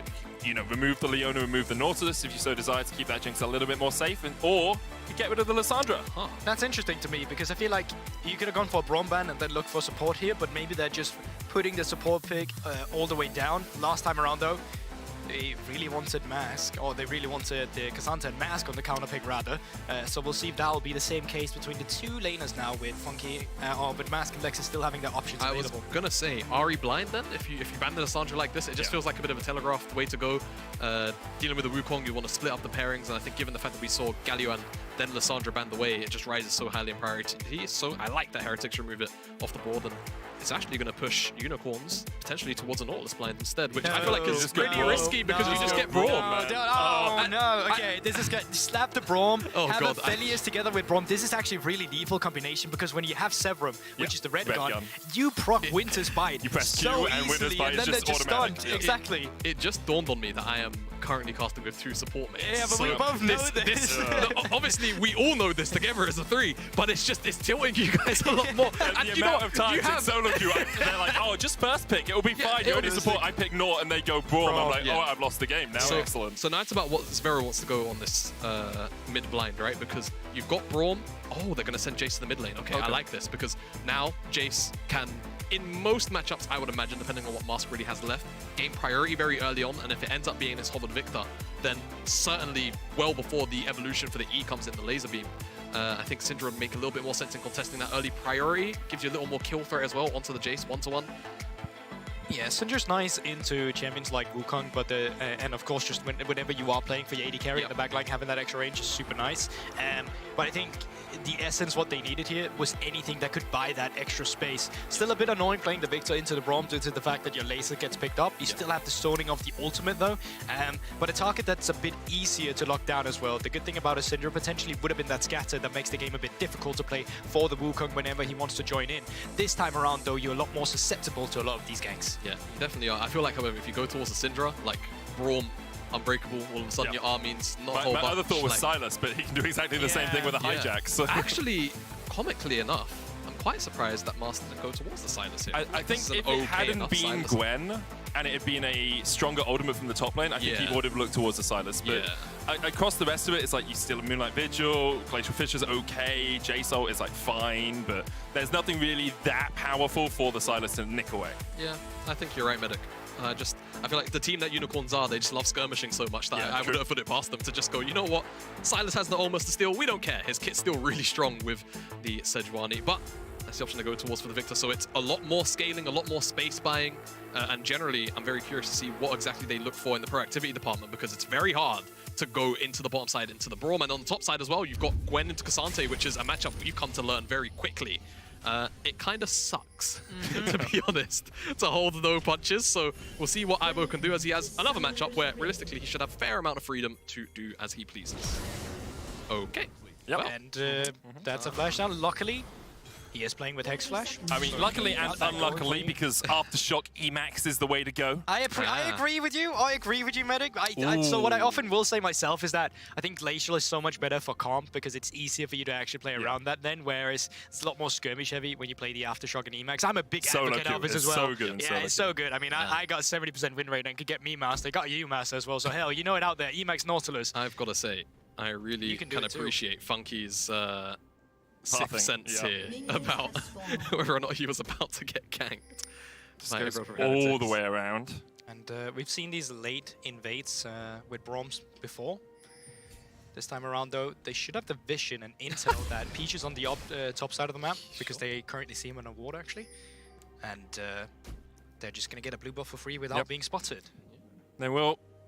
Unicorns will have vision on the enemy blue, so they know Blue Azor's not starting down towards that bottom side, but as soon as Flacken and Marlon walk down from this, you know the Blue Azor's starting up. They actually very lightly leashed, and they're going to try and enter from the lane as if they came through the tri-brush. They tried to. Lexus, I think he should have, that should be enough. Question mark ping in the lane. That should be enough information to just go, all right, it seems like they slide on our blue, and we'll see how Peach's pathing is adapted. He is on the Krugs at the moment, so he has the opportunity to pivot off of those and go towards the top side. And honestly, it might not be too bad for him, because maybe paying an early visit towards the Gwen before it really comes online and starts to become a nuisance for Sante could give him a little more agency in the lane for a bit longer than he would like. Yeah, I think in terms of attack points here, hold up. Wait a minute. It's a level 1 hook. There's some concussive blows coming out, though. And this is why you don't like the matchup, because you got the hook and you still lost the trade. And that's only going to get worse. I think in terms of attacks, because I really like your point, Jamada, is that in the early game, that's really where you can try and find one on the Gwen, specifically because he doesn't run flash. So when you have the slow, if you have the lockdown in the beginning, it can just be a kill. But outside of that, even though you have that Nautilus on the bot side, you're not really going to find the damage as soon as the shields come through from a Braum. So even when you start attacking with ganks from Peach, you're not going to find it there. And in the mid lane as well, the damage is not there before Mask really finds his items in the beginning, unless you can continue to poke out Swaro up lane. Yeah, so it should be a slow start to this early game, is what we're saying for Unicorns. Just because actually, I could have just said that, and you that would have been exactly my point. You got that. To be honest, I like the detail. Fantastic. I'm very curious about why Peach has actually come down to the bottom side of the jungle, because I'm pretty sure he should have known that his bot side was just not here. I also wonder if it's like we know he's stolen my blue. We don't know if he's stolen more than that. Do I want to split map? Because you could look for the top lane gank, but also if you split map here, you just isolate your bot lane. Yeah, I guess though, however, just do 3 camps and then try and invade the bottom side and just pray that it's a good flip. You know, like, committing to the walls kind of does mean that he doesn't really manage finding anything else besides these Krugs. So maybe it can, you know, keep him afloat, I suppose. He's not going to be too far behind. This Blue Resort, just getting a little bit of information on the top side. Yeah. Let's Swaro play a bit safer. Knows that he needs to hover on the top side. Could actually have been a gank here in the mid lane instead. He is still very low. Mas doing a good job of finding that. Peach actually just forced to flash. 2 versus 3.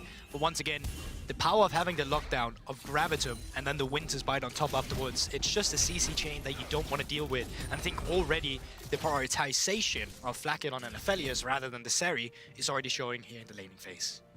Self is just better. True that. So much better. Preach. That Braum working out wonders as well for Heretics. We kind of saw it coming in the draft, and I'm sure Unicorn saw it coming as well and just decided that they wanted to play into it, or what they needed to ban away and what they needed to pick was more important. Peach, in the end, will end up about 2 camps down overall. But let's be real, jungle experience, everyone. Experience. Doesn't matter getting 3 camps. You know what? Whilst nothing's going on, I'm going to reference this tweet. I don't know if you guys saw it. It's a couple weeks old, where Selfmade was like 10 kills up. Yeah. About 20. Oh, hello. Something's going on.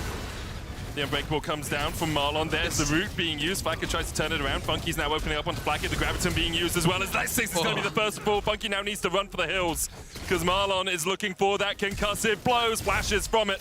Marlon takes a couple of tower shots, but escapes. And this is why we don't blind pick Nautilus, Medic. Right there. I'd even argue that Marlon could have played that a bit better if he got the auto attacks down on the Nautilus in the beginning. Killed him a lot faster.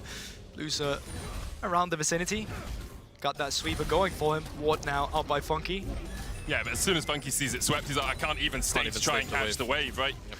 That's another 6 minions lost, or a few more than that. He'll be able to come back because Lexix comes across, so he only loses 1 in the end of it all. But the kill goes over to Marlon, and the Heretics bot lane has started off a lot better than game 1. Much better. And hopefully Flacker can actually... Marginally better. It's only an assist, isn't it? You know, I guess at the end of the day. But jokes aside, I feel like for Flacker now, I think the difference really between Zeri and Aphelios is just generally, it feels like you can have a lot more agency on the Aphelios in the mid game to actually start fights yourself. Whereas with Zeri, it's oftentimes in professional play, it's about waiting for the enemies to actually overstep, crash down, and that's when you start to really come online. And you know, we get the Zeri moments of what we've come to get used to. Yeah, but also just specifically because of Aphelios itemization, quite often we see the Gale Force, and then in turn with your gun combination just allows you to play a bit differently in terms of the way you're playing. Seri, or not Seri, rather Jinx, can be a bit more reliant on the teammates around her if she is not excited to get that extra space from her target and herself, whereas Aphelios, I mean, and specifically when he's got that Braum around him, he's going to have a lot easier time in this game. See Peach now trying to get in towards the Heretics jungle. Blue Azor's here as well. Lexix looking for of flank position. Blue Azor spotted. First move does come for the Heretics bot lane. Blue Azor's going to get locked up here, though. Does still have the clone. Will use it to try and get to the blast cone. Gets across the wall and gets out. Now the Winter's Bite from Marlon. Mask coming across. Svero's going to do the damage across the wall here as well. Chaos Storm being popped. Ibo, Zero flashing in fact, it's not Ibo anymore. Mask able to flash towards the bottom side. Funky trying to get in here as well, but already they've killed off Lessix. And Blue Azor can rejoin the fray if he wants. Mask going to keep him at bay. One more, the Winter's Bite finds the stun. Peach, though, with the Arctic Assault, tried to dash away. Blue Azor dashes in, and that's another. Heretic started to clean up. Zero's taken 2. Mask will get 1 in response, but it's answered by another, and Heretics are 4-1 to the good. And that's just a nightmare scenario, isn't it? It's Aphelios with red and white don't fight, and on the other side you still have that Braum, or in the same side rather. Funky on the tower, Marlon's gonna die. just gonna die. No, oh, so much! And then there's a minion! There's a minion! Perfectly juggled by Heretics! Oh, there you have it. Marlon had the rune because of that skirmish. They got so many takedowns, it unlocked the stopwatch. Yep. I wanted to see the picture in picture. There was a Nautilus there as well. Was he going to go for the hook? Either way, here's the replay once again. Yeah, I mean, and at first, it's good enemy jungle control once again from Unicorns of Love. Barely gets away from that. And then one auto attack, and then it's just Severum, isn't it? You can see how fast the Winter's Bite is applied. It's so easy to get that stun up. Mask already down to very critical HP. Yeah, comically, Mask is able to walk out for a very long time, but once Blue Azor is able to return to the fray, as this Winter's Bite also connects to get the stun in. And the problem was for Peach, he couldn't even queue over the wall there because there was just Swaro waiting, and then Mask is able to trade back the kill, but how many kills have Flacker got now for himself? 3, 2? He's on 2 right now. Ah, it could have been so much more. It could have, but look at this. The presence of mind for Marlon to kind of just recognize, oh yeah, by the way, I've got stopwatch because of that skirmish, and we can carry on going. For the minions to also be there, it's just so good. I wanted to see was Lexi actually going to go for it here, but he wasn't. Okay, fair enough. You would have gone for that. I would have 100% gone for that. It's, sometimes you cost your team the game. You do that sort of thing on the Nautilus. But 2-0-3 now for Flacker in a very strong position on this Aphelios. Sphero being able to get 2 kills as well in that last skirmish means that Heretics are 2,000 gold to the good, and Funky hit with the Winter's Bite, and the crescendum is enough to take him down. Flacker on a killing spree. We are 9 minutes into this game, and already Heretics are 3,000 gold ahead. Yeah, and they're just bleeding at multiple areas of the map. Ibo still with the counter pick on the top side. So much easier to play the matchup as a Gwen here again. Blues are around, seeing if they can go for the dive here. No team members around, so Venner, how are you going to get out of this one? Goodbye, my brother. Well, salute. Obviously all out. Blue Azor tanking. Cyclone coming out as well. Good dodging. Venno has the Q3 as well. You can see Zvero trying to come across, but Peach is actually trying to track him as he goes up towards that top side. Flackett down towards this bottom lane is going to be the beneficiary of 3 plates.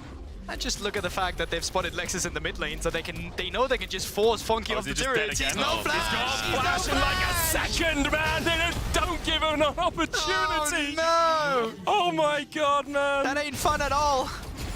To not be an AD carry main. It's Jinx at the start of Arcane. Everything she does just doesn't work. Yeah, this is powder. Yeah. This isn't Jinx. And Vi was put in prison here as well. She was banned. Yeah. Yeah. Can't even help her little sister. God damn, and oh my god, Victor, Jace, we got the entire crew here, don't we? Have you guys watched that hit show, Arcane by any chance? Really? Anyways. Yep. Yes. Medic. Well, the problem is... Yeah. Go on. It's 7-1, my dude. It's like, it's 10 minutes into the game. So let's paint the picture, okay? Okay. You have a losing top, you have a losing bot lane, and you have a mid laner right now. That is the scaling aspect. You have a jungler that can play, but the problem is you have no way to be proactive. There is no way you can make a play right now without you losing. So all Unicorns of Love can do right now is hold on, man. Yeah, it is kind of about holding on. And I will say, this is a very similar criticism I had to their quarterfinals round matchup as well, where I felt like a lot of the times they were kind of leaving Venner on an island, even if he had a good matchup, just for clarity. Obviously, this is a very rough one-to-one, but think about it, the amount of setup that you have between the Sejuani and the Cassante, it's not like you can't play towards the Gwen matchup whilst this is going on the bottom side. So it does speak to me that, you know, perhaps they're just so unused to playing towards the top side that they just never do. We saw that when they were playing the Maokai and Aurelia lane into Academy. Yeah. They didn't get the resources either in quarters, so yeah, I definitely see that point. But I also think that in terms of flexibility in draft here, Heretics really had that number. One thing is that they actually flexed that Jace and they weren't ready for K'Sante to suddenly get counterpicked with the Gwen. But also the fact you blinded Nord without banning Braum. That's a mistake you only make once in your career, and this game will be PTSD for the rest of it. 3,000 gold lead for Heretics. Marlon just overtaken by Funky in terms of total gold as well, which is not the position you want your Jinx to be in. This is Riftail down. Heretics will be able to crack the first tower of the game, and then you can move Flakked around the map, take him up towards that top side, put the Gwen down towards this bottom lane, make it a longer lane for the Gwen into the K'Sante if you so desire. Some sightseeing of the Rift. Yep. And Flakked's sometimes you just got to do your T-Tours, you know? Yeah, you're right. You've got to do them T-Tours. And speaking of T-Tours, I think Flakked's probably got enough money to do it. He just finished up the coal on that same push as Waxing. Okay, so Peach is coming in. Right. How long can the Nautilus survive? Because Blue Azor's just flashed forward. The Nautilus is going to fall. Lexix will go down now, but Peach and Mask are here to try and collapse. Flakked locked up, has the Ghost, has the Flash, has the Gale Force, and immediately dashes away. Blue Azor will fall. The Moonlight Vigil being used as well. The Zap tanked by Marlon, but Funky's starting to get excited. Didn't get the kill, and Flakked will be able to escape any further action. Okay, a little bit of an overstep. It looked a little bit, I was going to say funky, but then I realized, you know, the AD carry, but it looked a little bit overzealous, shall we say, instead of Lexus to really, you know, even look for this, but does it anyway. And very fortunately for him, the rest of Unicorns eventually show up. Takes a while for him to be burned down. Yeah, I think the fact is you don't get the opportunity to kite down here. A bit overzealous is this moment right here. In the beginning, it's fine to go for it. After the flash is forced, probably have to just get out of sight. Good shield here, I think, from the laser actually is coming up, and that's the Gale Force we're talking about, but it was still first move from Unicorns a lot. It was that priority they had from Mask, and they could finally put it to use. Yeah, Marlon sacrificing himself to the Zap at the end as well. Unicorns of Love Sexy Edition. Oh my goodness. Oh man. So just pun game now. Is that when I said it, I was like... 13 minutes in, 11 kills with a 4,000 gold lead. It's like, okay, time for puns. Let's go. Yeah. Is that not your casting in general? Yes. It is. Can't steal it from me, Google. I'm sorry. You got any forwards, Doctor? No. Oh, okay, fair enough. No. Right. I think he's got to prep them. Yeah, I think he'll be back next game with them ready. Yeah, and that game will be super serious. I'll just jam them in there anyway. Yeah, but for the moment, you have a 2-item AD carry. Flakked is in prime position to carry this game from here on out. Unicorns of Love did get the first dragon, which means any soul stacking from Heretics will be a little bit delayed, but I don't think they mind that too much, considering everyone on their team has a mythic apart from the support, and you look on the other side, Funky still working towards his, Peach still working towards his. It's a bit of a hole that the Unicorns are in right now. Really early. And with their hooves, how are they going to dig themselves out? You know? There he is. You can't scoop with a hoof.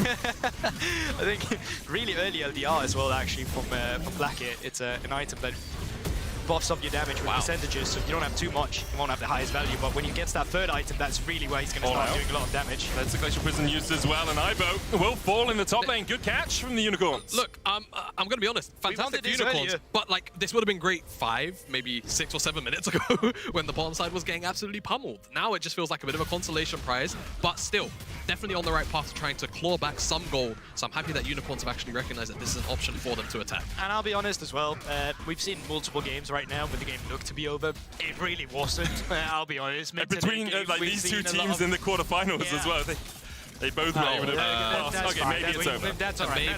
That's fine. We've seen this multiple times. This is going into my case study of why does Gale Force need damage on the dash as well? It's just magic damage as well. Magic damage, which scales off of your AD. Because why? It's magical. It is magical, but why does it need it? Give an AD carry a dash. Cool, still, you know, makes them a little bit strong, but fine. But then why does it need damage and an execute? Yeah, all in one button press. Guys, AD carries are not that strong. Shut up. Oh yeah. How many pentas have there been throughout this year? Just like on Zeri and high of pentakills in one split, and our split was even shorter than in the last LEC. year. Yeah, wow, it's crazy. Maybe we'll see another one this game. Aphelios being denied his pentas for so long. Yeah. Remember, like it was whenever he came out, 2021, 2020, when it was just press Moonlight Vigil. When you have blue gun, everyone dies. In this game, we might see it happen again. You know, since we're on the balance discussion talk, I will still always stand by, like, abilities like that should never be able to crit, but the damage should just scale off crit chance, and it would just be so much more balanced. We've had our long discussions about crit and how we hate it, and you know, like it can work, but really it's dumb. And yes, the amount of times I've seen an AD carry in the LEC with 20% crit, hit 4 crits in a row, Well, I'm that's like, actually well, that's because just crit balance. in League of Legends is actually not crit like crit. Well, it's skewed, but you shouldn't hit 4 in a row.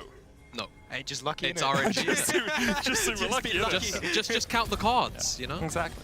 For the moment, though, Heretics doing exactly what they need to do. Keep funneling gold into Flakkid. Zvero as well on the Jace, really strong. They set up push in the mid lane. They've already broken the top tier 1 and the bot tier 1, so mid lane tier 1 is their next target. Yeah, but that's the thing as well. This is where we need to see you do better than the first game for both teams, really, right? Because a lot of this game will just be around the mid lane. But now you have a side lane you can push through with either your Jace or your Gwen, and you want to utilize the fact that you get pressure, you have a Rift Herald, and then you can push in one of these side lanes, afterwards meet in the mid lane when the opponent is too busy picking up the side lanes, and then you take that mid lane turret. So that's what we're looking for. Okay. Yes. Okay, go for.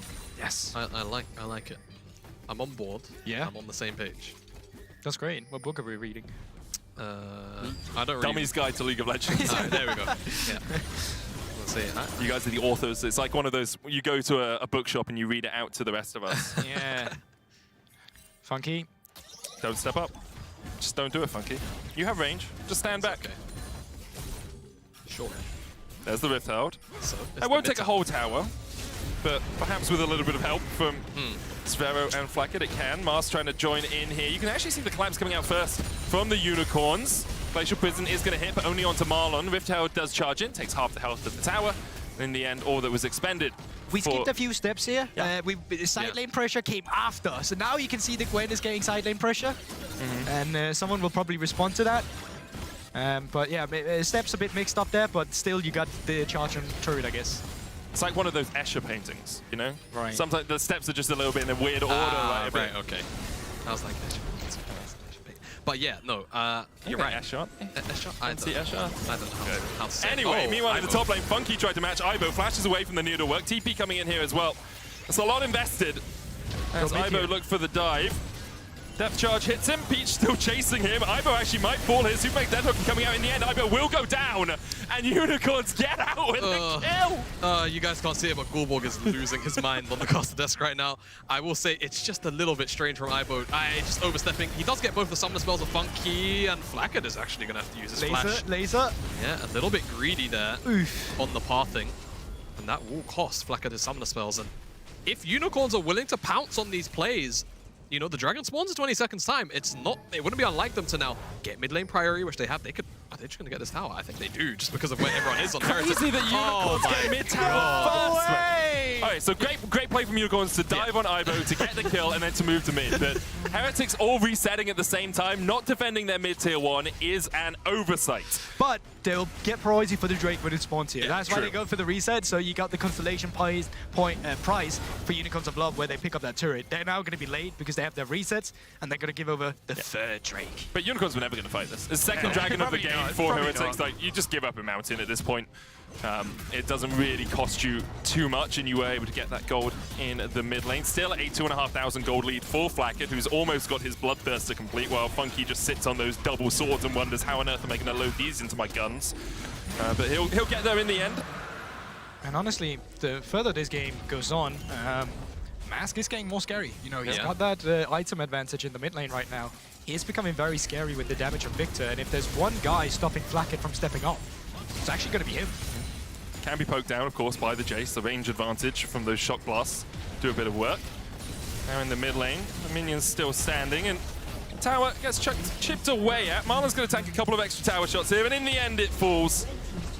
So, net 1 for 1 on the mid lane towers. The question now begs, has this significantly made the game easier for Heretics? And we will be answered based on the decisions they make on how they actually set up vision in the jungle. As you know, so how can it make it easier for them? So like, explain the steps for me. Whenever you take the mid lane tier 1 tower, basically it allows you to catch the wave higher up in the lane. And if you do that, what it effectively does, it kind of locks Unicorns into a situation where they either have to check for vision in either side of the jungle, or they have to show on the wave, and then that gives Heretics the the time and the information to actually go and set their own mission up instead. I really miss my telestrator right now. We don't have that in the studio to draw on the screen, but essentially what Unicorns of Love just did in the top side, where they now got aggressive vision in the blue side jungle to play around the side lane, that's what we want to see from Heretics into there, because they should be the one who's getting pressure on the side lanes. Exactly. Right now they are pushing up towards this Mask does have top flash. lane. Mask does have flash. Chaos Storm going down, going to be well used as well. Peach on the collapse. Flacker trying to come in from the side. Marlon already down to half HP. And the Glacial Prison hits onto Flacker. TP in, but the flame job is just a little bit late. Flacker's so low, trying to heal him up. Ivo coming in with the needle work as well, and Mask shut down by Zvero. Peach trying to put the damage down, but he can't get close enough. Heretics find 2. Yeah, they find 2. It feels so rough for the Unicorns, though, because they were so close to taking down Flacker. Still no Summoner spells from the greedy pathing earlier on. Couldn't actually be abused. Now the Baron looks like it's on the cards for Heretics after pretty easy pick onto Mask and onto Peach. Yeah, Funky no ultimate, so you won't even get the steal through a Jinx either. I think there's really no way you can actually go for the steal, but I they might mean, look health bars are low enough. There's the hook. Funky looks for some damage. Ivo can dash in. He's immune right now. Baron down to 3,000. Blue Resort off towards the back of the pit. Flacker already isolated, and Venel will take him down. Baron secured. Funky trying to get away from Ivo down towards the bottom side as Ivo will just chase him and snip his heels. The Achilles tendon snapped by Ivo. Venel was able to find one, but in the end, it's Baron and a kill for Heretics. Big graphic in it, but he gets away with it. Goes for the kill either way. Snips him. Got the Baron as well at the same time. Yeah, Killed Achilles, killed Funky. But they do get the Baron either way. Does get a kill on towards Flacket again, but let's watch a replay. Yeah, and it's just Mask getting caught out after this extension towards the top side, right? Trying to set up a little bit of vision. Unicorns were. The rest of Unicorns show up, but it's about the repositioning here from Mask where he tries to get further in to actually attack Flacket. Yeah, and if the hook connects here, maybe there's a chance where you get the kill because he gets pushed into the choppers then. Yeah. You can get a reset on Funky. It could be a different fight, but once again, you see how lethal Mask can be in these fights, right? Like, he hit that, he did have the flash up, managed to make it extended, almost gets the kill. Then, in the exchange afterwards, they're just looking for the kill. Ivo's gonna go immune. Funky can't really look at any targets. He gets too close afterwards, and that's just when he's gonna get run down. I've got to say, I'm kind of surprised in a way that Venno didn't try and bring the Wukong out just to make it a flip. But at the same time, I feel like if you do that, then maybe Flacker just murders everybody anyway. So it's a bit of a catch-22. Either way, they do end up losing out on the Baron, and Heretics have that one now to try and siege up on some of these towers then. Another 2 minutes forward, but Ivo, no ghost on him. Chaos Storm is taking him down. He'll fall shut out by Mask. And now Marlon, Blue Azor, and Flacker realize that their top lane is no longer here. Funky not there with the fight as of yet. Depth charge available from I6. They're trying to get onto Flacker. Depth charge going down onto Blue Azor. Funky now joining the party. And breaking down! But it's an Aphelios moment. The Moonlight Vigil with the Infernum gun. Funky needs some resets. Funky needs some damage, but he just can't find it. Super Mega Death Rocket hits Flacker. Funky flashes away. But the zap going wide means the Blue Azor can clone over the wall and chase down the Jinx. Flacker trying to trade with Venor. The Gale Force and a final shuriken enough. In the end, Heretics win the fight. Starts off with Ivo getting caught off, but Unicorns, again, just overstep, feeling like they have the numbers advantage, and that will be enough. But it's not. They chase into the choke, and they find out why Flackhead and Aphelios has so many years underneath his belt. Oh, that choke point right there with the Moonlight Vigil and the Flamethrower. Not much to do about that situation. As soon as you call in it, it's just pure AoE. Let's have a look at it once again, because it's a good pick once again on Ivo, and you can see it's through the damage of Mask. Yeah. He's the one player holding you in the game right now, and maybe just a bit overzealous from Ivo. Yeah, I think also just kind of a poor use of the W, the Shroud, like 2 times. Normally you use it to avoid getting hit by the knockback. And I think getting hit by that first one kind of sealed his deal. Yeah, Mask in a picture actually. Good gravity well into the castle. Mask keeps himself alive there. That stun hadn't hit, would have been a lot, but there's the Infernum. Yeah, it's just so much damage and crit as well. There's just not much you can do about that. As soon as you run into a Unicorn, it's just done. Tried to push Blackhead out of the fight, but then too low afterwards. And I mean, we've seen this one a couple times already, but Funky. Not much you can do when you don't have a fun line as a Jinx. It's not been a fun game for Funky. And this adaptation of banning the Galio, picking the Aphelios instead of the Zeri, working out really well for Heretics now. Third Dragon of the game for them, 7,000 gold their lead, 3 items finished on their Aphelios. Actually, when BF Sword Vamp Scepter skipped the Bloodthirst, so went straight for the IE for the extra damage, and now it can build back up towards that BT. Yeah, so much damage available to Flacket. And I think it's important to note, whilst the adaptation was also good from Heretics, Unicorns went towards the Cassante on 3 instead of the Galio. It's not like it was an option for them to snap it up earlier, considering how much of a power point it was for them in game number 1. Now, Venna is not kind the easiest of chase. Chased away. I think if Peach hadn't been in the red side jungle, that would have been a nice collapse, but because Peach is there, Flacker really can't step too far forward. Agreed. And either way, it's open map state. We don't have many objectives to fight for. The nature of the game so far between both teams really has been that whenever an objective is up, that's where you fight for it, or when you're looking for turrets, that's where we're fighting for it. And for now, I think it's going to be a game of putting in the pressure in the mid lane and rotating that pressure elsewhere. For now, it's going to be the top lane, also because Baron is spawning in less than 2 minutes. Yeah, and additionally, I'd like to note, on top of all of that, despite the gold difference at the top of the screen, I would like to draw our attention to actually the gold split between the gold difference at the bottom of your screen, because if Unicorns can handedly somehow deal with Flacken, all of a sudden the gold difference is pretty manageable. These item breakpoints aren't too far apart in many of the core carries. It's just the bottom side where the major issue lies. But if Funky can get that first kill and get the resets going, then he can make up for that in that Yeah, asset. and I think especially when you carry so many times, it's just about finding that power spike for yourself. While it's better, of course, every single time to be the one on 4 items compared to 3 items, when you hit that 3-item power spike and you have that IE, you're still going to be deadly enough when you find one reset to actually be a threat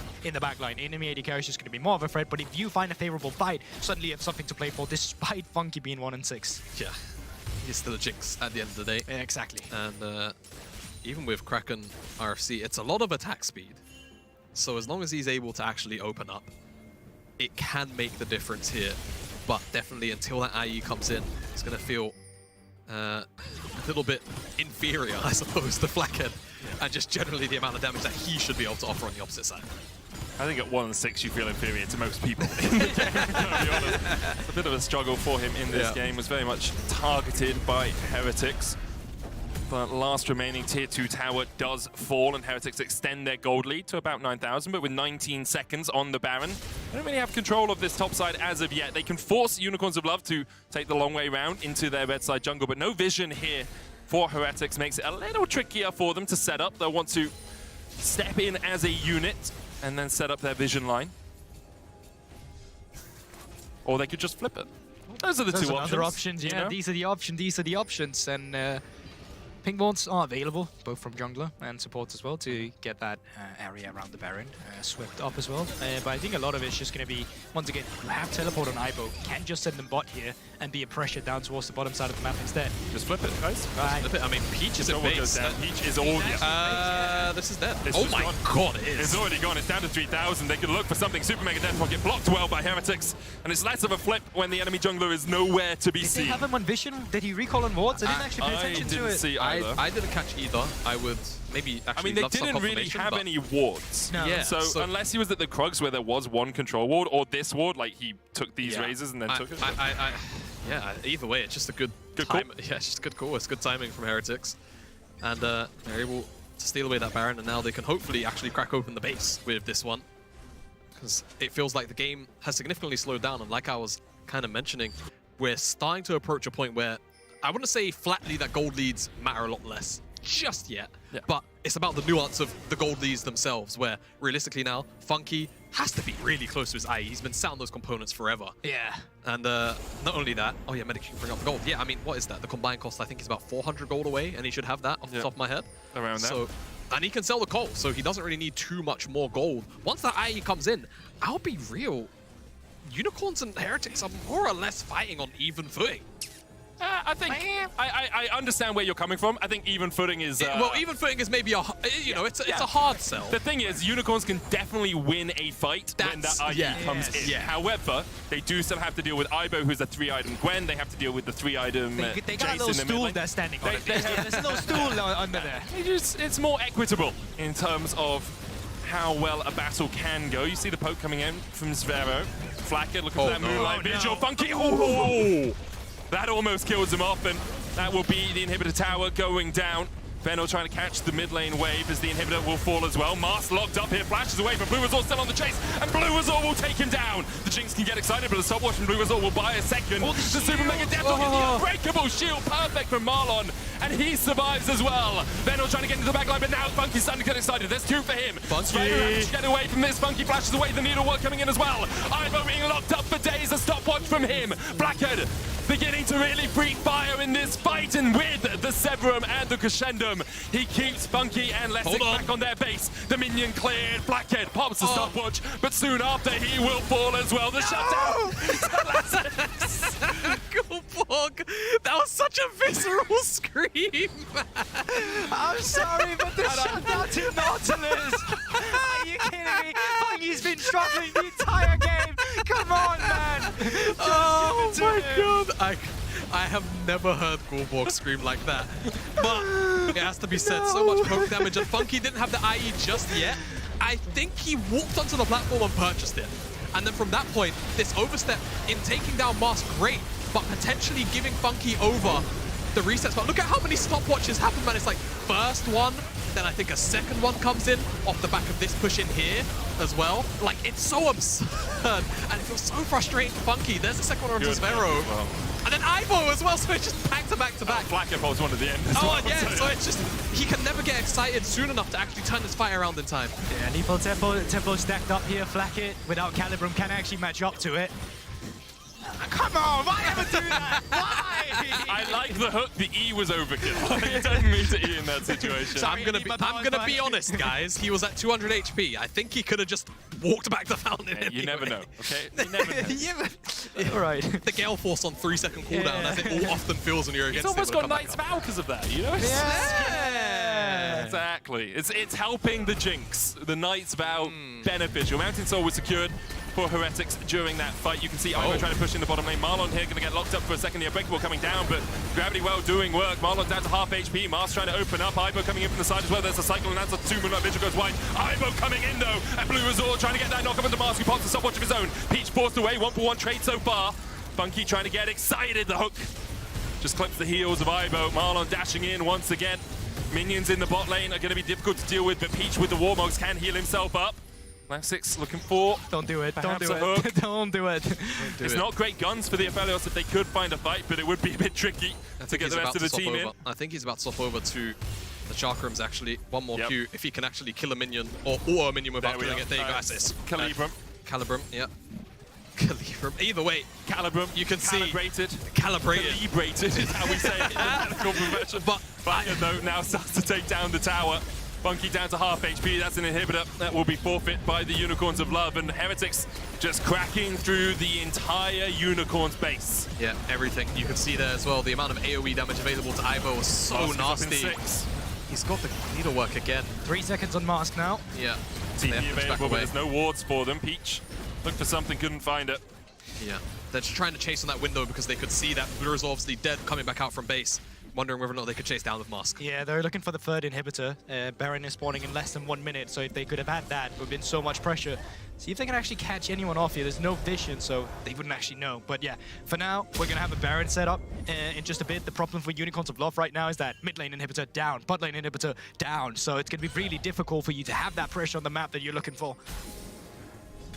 Peach using the Scryer's Bloom there to clear out his own jungle, trying to make sure there's no TP flank wards, no teleports for Heretics right now, but Ibos will be back up in about 30-40 seconds or so. Same with Zvero.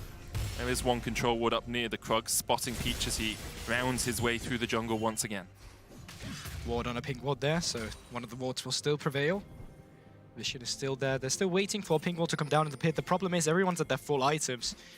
Blues is holding on to his stopwatch right now because he wants that GA, so there's no extra pink wards. Arctic Soul was a little bit short there. There's the Cyclone coming out. Peach does have the flash and uses it to try and get away, but Heretics will not let him escape. Another Cyclone finds it.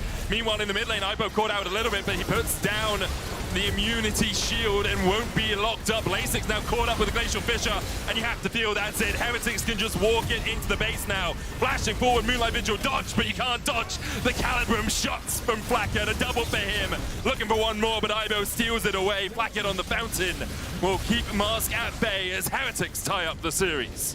Really strong looking game from Heretics, and I think just the removal of that Galio, you could really see it just defanged the Unicorns as a whole.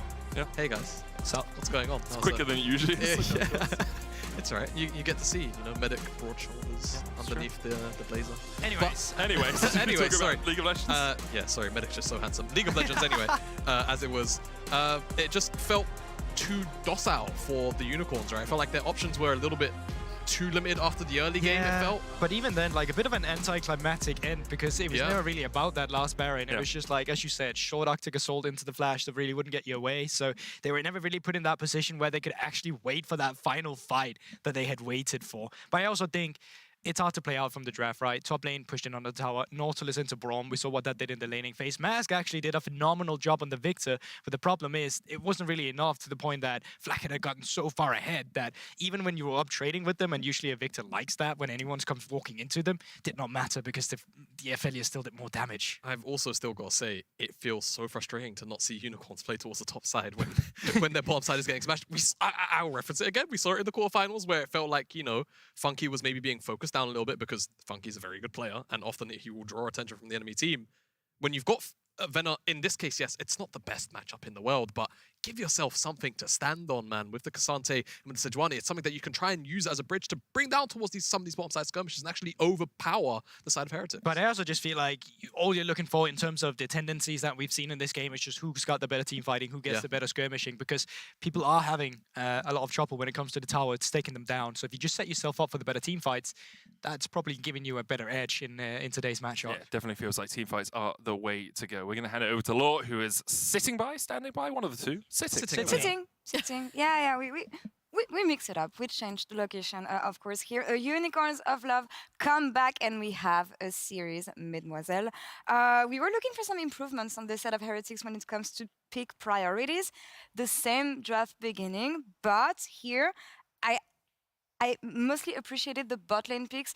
I love Flackhead on Aphelios, and I think it was the most successful champion he could play with in this matchup. Yeah, I think we set it up before. It's like, please, like, get off the Zeri hype train, because you know what? Aphelios is just going to be so much more useful when it comes to playing the bot lane 2v2. When you do funnel into these river fights early on, and you have a gun like the Gravitum where you can set up for your team to get these kills. I love the adaptation in draft altogether. I love the fact that Jace was a flex this time, went over to mid lane, which then rendered Mask kind of idle in the early game. He was stuck under his tower, he was throwing waves back and forth with the Jace, but the Jace always had priority through that. And honestly, they forced Unicorns of Love on a very passive draft overall. I call this the sacrificial lamb Sejuani. She has no job on the map. Mad Lions did it a lot over in the LEC in the regular season as well. She has no job on the map, no setup nowhere. She's pretty much a human would around the map, trying to set up for later on team fights. I agree, but less responsibilities on the side of the Jinx this time around with the Victor in the mid lane. But bot lane was such a disaster, Noah. It's clearly not what they were expecting here. It was the same plan and in the first game, right? Heretics wanted to jump onto the Jinx, but this time they were more efficient onto it. But the fact that Unicorns of Love still had a win condition onto that Victor and Gulbul was talking about that, and I was totally agree with him. I think Mask made an amazing job into holding the game. They were still hanging onto that game with the wave clear that Victor has, with all the zone control that Victor provides. But the fact that he was picked several times, Heretics snowballed through that. They took him off guard once. They killed him. They took the first Fire Nasher, and all the advantage came through there. And it all started with that bot lane, man. Flacked on Aphelios is my favorite flavor in the summer, okay? Wait, we're in spring. In spring. Anyway, I feel like his Aphelios gives so much setup in that early game, and every time Unicorns of Love try to be aggressive through that bot side of the map, guess what? The Jace moved first every single time, which gave numbers advantage over to Heretics and allowed that Aphelios to play with so much aggression, having so many bodies thrown around him from his team. So again, big advocate of the Aphelios in the bot lane. Huge props to Marlon as well. Absolutely. On the Braum. It was a Braum pick that was pixel perfect into 3 melees, one of them being a melee support as well. Great snowball from Braum. And I'm glad that you mentioned it, because for me it's the issue of blind picking Nautilus like this when you know what they can answer with. And props to Flackhead, of course, for getting the damage going. But yeah, for me it was mostly a duo achievement here. Yeah, definitely. I mean, something we were highlighting during the pre-show was that Heretics bot lane just improved in their synergy, and you could feel it in that bot lane matchup that we just saw. That's massive. That is massive. I mean, Flack and Aphelios, we were agreeing onto that. That is absolutely crazy. 1,143 damage per minute. That's my boy. I just want to point out here the 2.5k lead as well, because Jinx comes from base. She had 2 long swords. She comes from base. She buys a Noon Quiver. Oh, dramatic. Flacket returns on the map with 2 items. Yeah, 40,000 damage total during this game, which is huge and expected. But knowing this, seeing how much he did in the early game, I was kind of surprised not to see Heretics snowball and use the snowball they have to finish the game and close it out a bit faster than this trouble. I think this is where the nerves kind of came Yeah? in. And honestly, we had to wait so long until that first Baron for Heretics to realize, wait, this is a Noon Quiver Jinx. We have a 2-item Aphelios with Gale Force, force the fight. And they finally forced the fight that we're seeing right now on our screens. Beautiful stuff right here, because you know what? That Cassante is down bot lane with no TP, which means the second Gwen moves up to river, presses TP button, gets in, makes it instantly a 4v5. I have an objection here because, yeah, I agree that Heretics could have ended the game faster, but it's also props to Musk, who did an amazing job onto the Victor, just slowing the game onto a point where they, with the Victor and maybe the Jinx coming back into 3 items. When Jinx have 3 items, it's okay if she was behind because it's a Jinx with 3 items. But he was not only ahead. Musk was really well farmed, and he was a threat. He was a deadly threat that could have taken Aphelios out of the team fight. And if Aphelios is out of the fight, then the game is absolutely even. Yeah, it was, and the caster was also mentioning the fact that bot lane was collapsing, maybe give more responsibilities and agency to the top lane. Mid lane, of course, could have done something else with these scaling picks. But looking on the side of Heretics, we were looking for more meticulous team fights and a more laid-back approach. To me, this is what they needed to do here. Maybe, again, refining the approach from the crumbles of Game 1. It makes sense to me that they would take their time like this. Yeah, and maybe this is where the nerves came from as Yeah, well, right? right? Trying to pick up the fights, even though you're 4k ahead, and it lasted for like 10 minutes you were at the 4k ahead. But you know what? I think patience usually wins you the games when you know you have scaling in your team. You've got the Aphelios, you've got the Gwen free farming over in the top lane. You know you're going to win through these damage dealers. They have 4 damage dealers on their team, so somebody is going to finish them off, even if Flacket cannot do the job, right? But I feel like the slow and steady wins the race, shows a new face for Heretics, because we know that over in Superliga, they do like this bloodthirsty, super fast paced games. And right here, we've seen Unicorns instantly punish you. They'll slap your hand if you extend it too far. And I just love that it was a slow, patient game. They found their right fights where they could turn it into a 4v5, and that's when they capitalized. I have to say that it's not that we like them. Me, as a play-by-play, I enjoy them, for sure. But sometimes our teams get stuck into that situation and they start to brawl, maybe like in some nonsense way. But the fact is that, yeah, they could have gone faster, but you know, Heretics were more methodical. We were demanding that from them, but still, I want them to not hesitate that much when it comes to you know, just finish the game, because I felt like they were stuck. They needed to Baron Nashor to finish that game.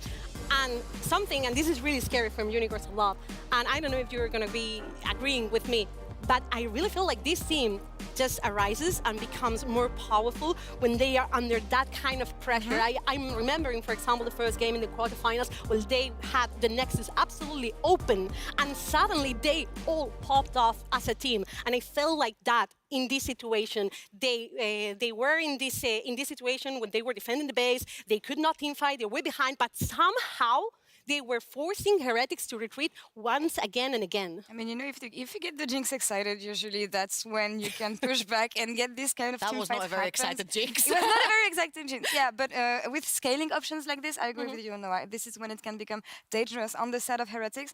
Focusing on next game, 1-1 now. Unicorns of Love will be playing on the blue side this time around, so a shift, unexpected one, also, I believe. But anything we want to expect in terms of priority picks in the side of Unicorns? What do you want to see in the first rotation playing blue side?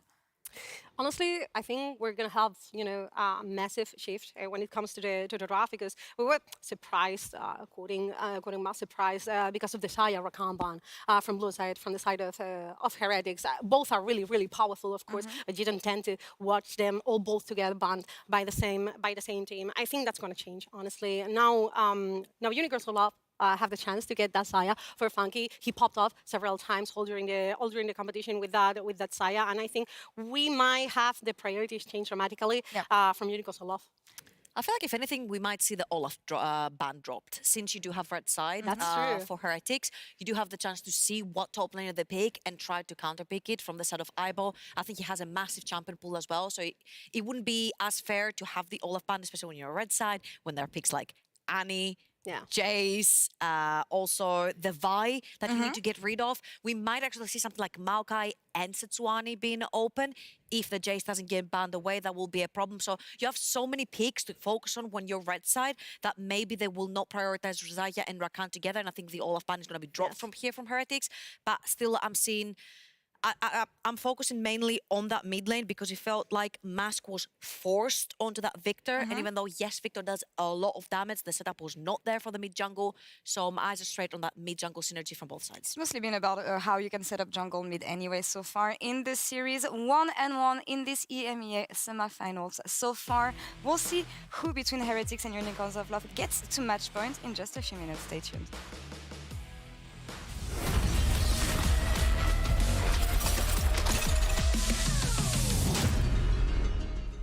You're gonna make it! You're gonna make it, dude! Come on! Work with me here, work with me! We're nearly there! We're nearly there! Come on, let's go! Oh, Trev. Help. Mark, you've done too much, dude. What can I get you? Give me that.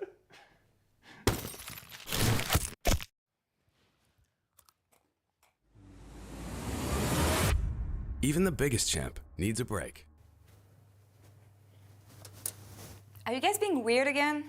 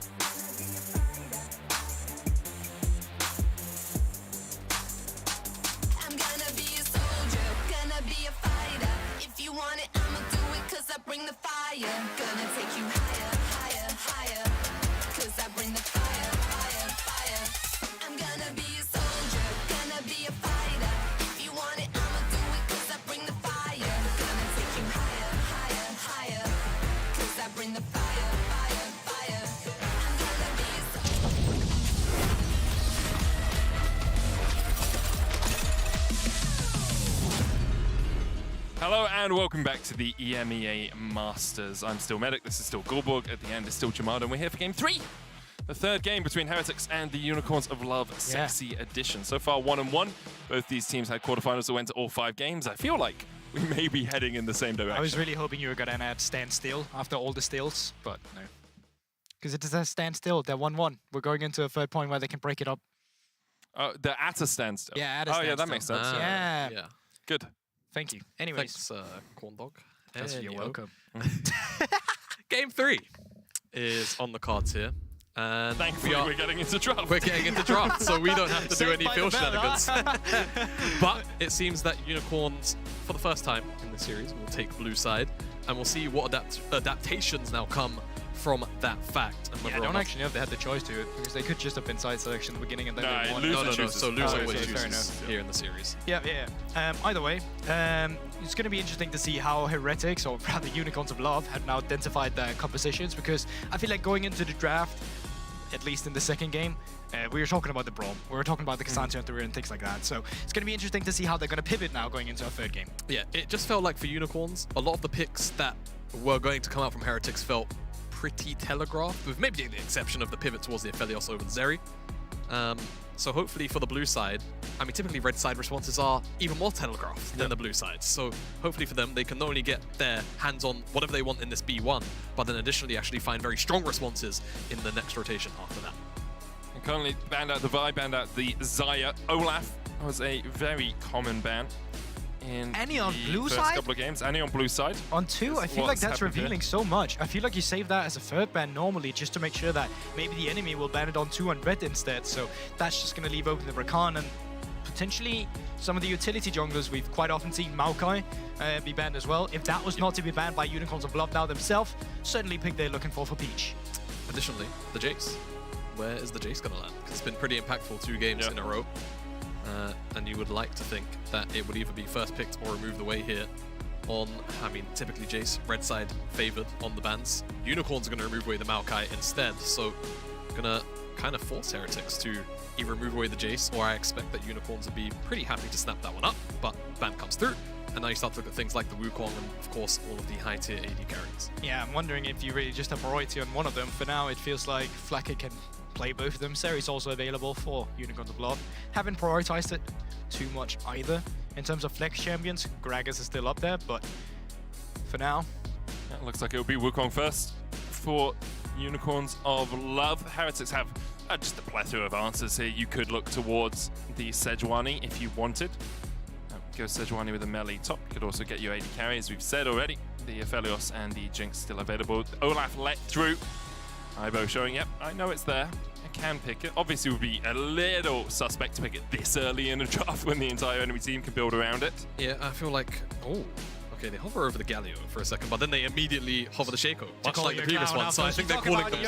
So what I was going to say is, you're the Sejuani here, it keeps you very neutral in the draft, and then you can just go after him whatever makes the most sense, right? The only thing I don't necessarily like about this is giving over Wukong plus Zeri at the same time. I feel like, to me, Zeri is a lot harder to lock down with the Sejuani in comparison to, you know, having it be the opposite way around. So for Unicorns, it seems like they should just happily take this one up, and it's about what they really want, I suppose, in either a solo lane as a flex or potentially the bottom side of the because usually we'd probably go like, okay, it's going to be a Seri Lulu, but Lexus has been best when he's not on Enchantress. Yeah, he needs to be on the facilitators instead, right? So I fully agree with your question as well. Do you have a pick that you already want to lock in now before heading into the second ban phase, like Galio, as we already Ari could be fine, right? It's been pretty, you know, high priority across the tournament. And wouldn't you just go less as an answer though? You would, but I feel like you wouldn't mind, you know, insta-rushing the Merc Treads, having cleanse on Spellbook, and or just a cleanse as a base summoner spell. And it seems like that's what they're going to happen to go towards. So even if Severo does go towards this as an answer, I feel like the amount of CC actually works potentially at a detriment to Heretics, funnily enough. They can still look for other lane answers, I suppose, outside of the Lissandra, but it would be, of course, the most classic one-to-one answer. I'm even wondering now, do you feel like you go Nautilus just to have the lockdown on Seri and then ban away the Braum as well? Yeah. That could be an option here on 3. Syndra. I think that's fine too. That's why we don't talk about hovers, Jamada. I know, but it's such a strong, in my mind, answer to not only the Ahri, but then also dealing with disengage against the Wukong and the Zeri. If something like that gets hovered, I'm just like, yeah, that's going to get locked in. Yeah, that makes sense. You know? Then they actually pivot over to the to this Victor, which again, it just speaks to more, you know, wave clear, prolong the game and then get the carries online at 2.5, 3 items. So now, the Aurelia, of course, is just a target ban against Venom, but it could also mean that they are looking for the likes of Kennen right now. Would give you some extra teamfight facility, and there's not a lot of answers to him in general. Of course, we have seen Venom up towards the top side try multiple different things to try and shut it down, but as we've already aligned on earlier, it's not always we get the top side resources in the same matchup. On the other side of Unicorns of Bluff, are taking away a few supports that would pair up well with the Jinx, and I'm still wondering what the last one is going to be. At first I was like, maybe you're banning away the Braum, but they are still looking at the Venom ban, so the Olaf goes to the bench, and then... And the problem is, if Unicorns ban out Braum, then Heretics just pick North. Exactly, right? that's what I'm thinking right now in terms of what will actually be the last ban for you that you don't want to phase into. Could look up towards that top lane if you want to just give Venno a little bit of an easier role, and there it is. The Jack's taken away. Now Heretics likely go to their support and leave that top lane counter for last. Could pick safe top as well, could go Cassante. Could be Kennen here as well. Could be Kennen. It could still be Kennen. I wonder if they pivot towards the Renata, because I feel like it's a pretty safe blind, and generally I see it a lot into things like Zeri Wukong together, and it feels like it could be a lot of disruption. I like the safe blind top option as well. I think Cassante could have been fine hovering over the Gnar right now, but it's gonna see if he got baited again. No, I won't do it. I'll wait for it to be locked in, but what it does definitely open up is a very, very potential strong, don't talk about hovers, don't do it, potential strong lane answer, and obviously side lane answer. Something like Zephyro come through, something like a Camille could also come through into this Gnar. So I think for Venna, it would be funky. Yeah, it would be funky. That would lock in the champion. You're completely right, Medic. Haha. But also in terms of team fighting, which we have talked about, has been the name of the game for the composition so far. That is nothing like Unicorns of Love's composition right now. It's very diverse and different things that it wants to do. Now I really feel like, I mean, I feel like you'd want this. I guess having the option of follow-up engage feels quite nice. You don't have this composition right now. Engage right now outside the Wukong. Exactly. That's the big issue. But the way that I feel like Unicorns have potentially utilized this composition is more, okay, Venner on the side lane, he'll outscale, we'll give him the resources hell in the early game, to be honest with you, and then we just play for pure irritation on the fact that we have so much mobility that it's difficult to ever lock us down. Yeah, I feel like this could just be a free Nautilus as well. You're able to hook your Nona out of the center plate, you get the ultimate on towards the Seri, it lines up what you have already. Braum was a hover just now, but I don't like Braum as much into Leona as I did with Nautilus, for example. It feels a bit better here. So, okay, that's fair. We got the security here. I don't think it's needed because of a lot of the things that's diving in right now isn't necessarily about the same backline dive. It just feels like contextually Nautilus would make a little bit more sense given what Unicorns have, right? I think obviously in the isolation 2v2, fantastic. Braum is going to always make it very difficult for Lexus to move forward, but Nautilus, the amount of lockdown that he provides into all of these mobile targets would have felt nice, but it's the Braum they go for. We'll see maybe if we get some early level 1 shenanigans like we did out of the previous game with Braum there. Other than that, I feel like for Heretics, it's a lot about the scaling game. They've got Jinx and they've got Victor in the side, in the bot on the mid lane, and up in the top side, Gnar is realistically just going to kind of try and be a wall into the Fiora for a majority of this game too. Yeah, in terms of team fight composition, it's just strictly superior. And I think as well, if Unicorns of Love was looking for that side lane win condition, maybe we could have looked for more that was actually looking to shadow you on a side lane too. Of course, you still have the possibility with a solo lane on solo lane, but not too much wave clear on the other side though. It's not like you geared up for the 1-3-1 if Ari is not part of the picture to deal with the waves. Very true. A little bit of a change from the norm that we have seen throughout the course of this series. Obviously going into game 3 of our best of 5. Winner would be on match point, and for the Unicorns, they bring out something a little bit more spicy. Thankfully, it means, Goldborg, you get to tell us about your Fiora fun fact. Well, Fiora fun fact for you guys is that you can actually predict where the Vital will go on Fiora because it's in a set piece. Now, if I had my Telestrator, I would draw it for you. Okay, use up, down, left, right. Yeah, so basically the sequence for Fiora Vitals is up, right is one sequence, and then you know after it's been up, right, it can only be 2 other things. It can then either be left or it can be down. It can only ever be that sequence. So can it be right, up, down, left? It cannot be right, up. Okay, so it has to be up, right, and then either left, down, or down, left. Yeah, interesting. No. Down, left, and left, down is the same thing. That's no, because down could proc first. Yeah, so it could either, the next vital after up, right could either be on the left or down. Exactly. Yeah, so it's either down, left, or left, down. Why are you saying both? Because it can be in either order, Goldborg. Yeah, the left one can form the order, but the order didn't matter to me. Just you saying it could be. But I was explaining to the audience. I know you know it. You shared the facts. Fair enough. Fair enough. You know what? You know what? I listened to you cast the last Fiora game, and I was like, hey, he never really got to say this because fighting happened. Because they just and I was like, I can lead Goldborg into this. I can give him this moment, and then you just show it on mess top it up. side so we can just keep talking about it. I feel more confused than when I. So if you don't have vision, the watch the Vital won't be vitals. there. When you go out of Fiora, if you go out of vision for Fiora as well, you can actually relocate the Vital. But the same Which can be is said. important. The same can be said about the Nav. Here we go. Okay. So it's now down. it's down. So where can it go, Medic? Left. No. It can only go up or right. Thank you, Jamada. That makes See, less that's sense to me. right. Okay, interesting. We have a pause, I think. Yes. Okay. So explain it. Okay, yeah. Okay, you be the person. Cool, you you give us make two of the, these each. okay, we two just need each. two. Okay. Set up the vitals. So this is up. This is down. This is left. Okay. Cool. So the first one spawned down. yes. Okay. So So if the get rid of your first one's- vitals. Get rid of your vitals because So the if first the one's first- down. Yes. So the next one has to be This one gets procced, and then it can only. Which one was? I don't know with camera and all of this. There we go. I think so. up or left. Up no, or no, right. left. It's right. Up and right. But I don't know what's what. Oh on yeah, camera. it might be. that right, Yeah, it might be back. I don't know camera. Like, but it's only one of them. And then if it was like right. So if it spawned at left first. Yes. And then it can only be right or left. Left is then it can only be right and up. Okay. Yes. Yeah. So then if it spawned, it can't go left down. No. No. But you said it could. No. Oh. No, it's because we're paying attention to that. I'm looking at the So Okay. All right, forget it. Okay. basically. Explain it again. We'll try. We have time. So this is one of them. Okay. And then after it's been this, it can only be this. Okay. But it Right, so say it's it spawns split. up. It's split. It's split like this. Split it's diagonally. Yeah. Split like this. Yeah, Yeah, it's yeah. split No, I shouldn't show kinda. my back to the camera. That's bad. Okay. Yeah. Well. So it's if I split get like hit that. here, it can only then be here Yes. afterwards. Of course, you have the ultimate, which will block it on all four. Okay, so it doesn't go here.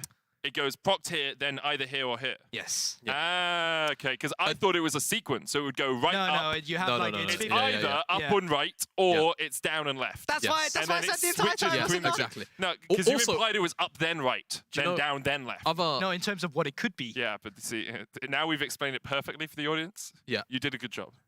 I'm glad we had the pause so that You we know- could explain it fully. Do you know what else I learned about Fiora? What the did you other learn day? about Fiora? And I think it's because I only see so many Divine Sunderer Fioras. But the active of Gordrinker Stridebreaker actually breaks the Vital proc, Interesting. which I just didn't Yeah, actually. you can do it with Gale Force too. That's quite cool. Why do you know that? No, you but can it's do it just you with Gale Force? can. I mean, Wait, it makes perfect sense how that do you you play can. Gale Force but Fiora, at what man? point were you playing you Gale buy Force it, Fiora to know? and then you just go. Well, if you play a normal game, I mean, you I can do a 1 second. understand that so- you can buy it and so do it. I'm just saying basically, why. You can also auto flash to relocate.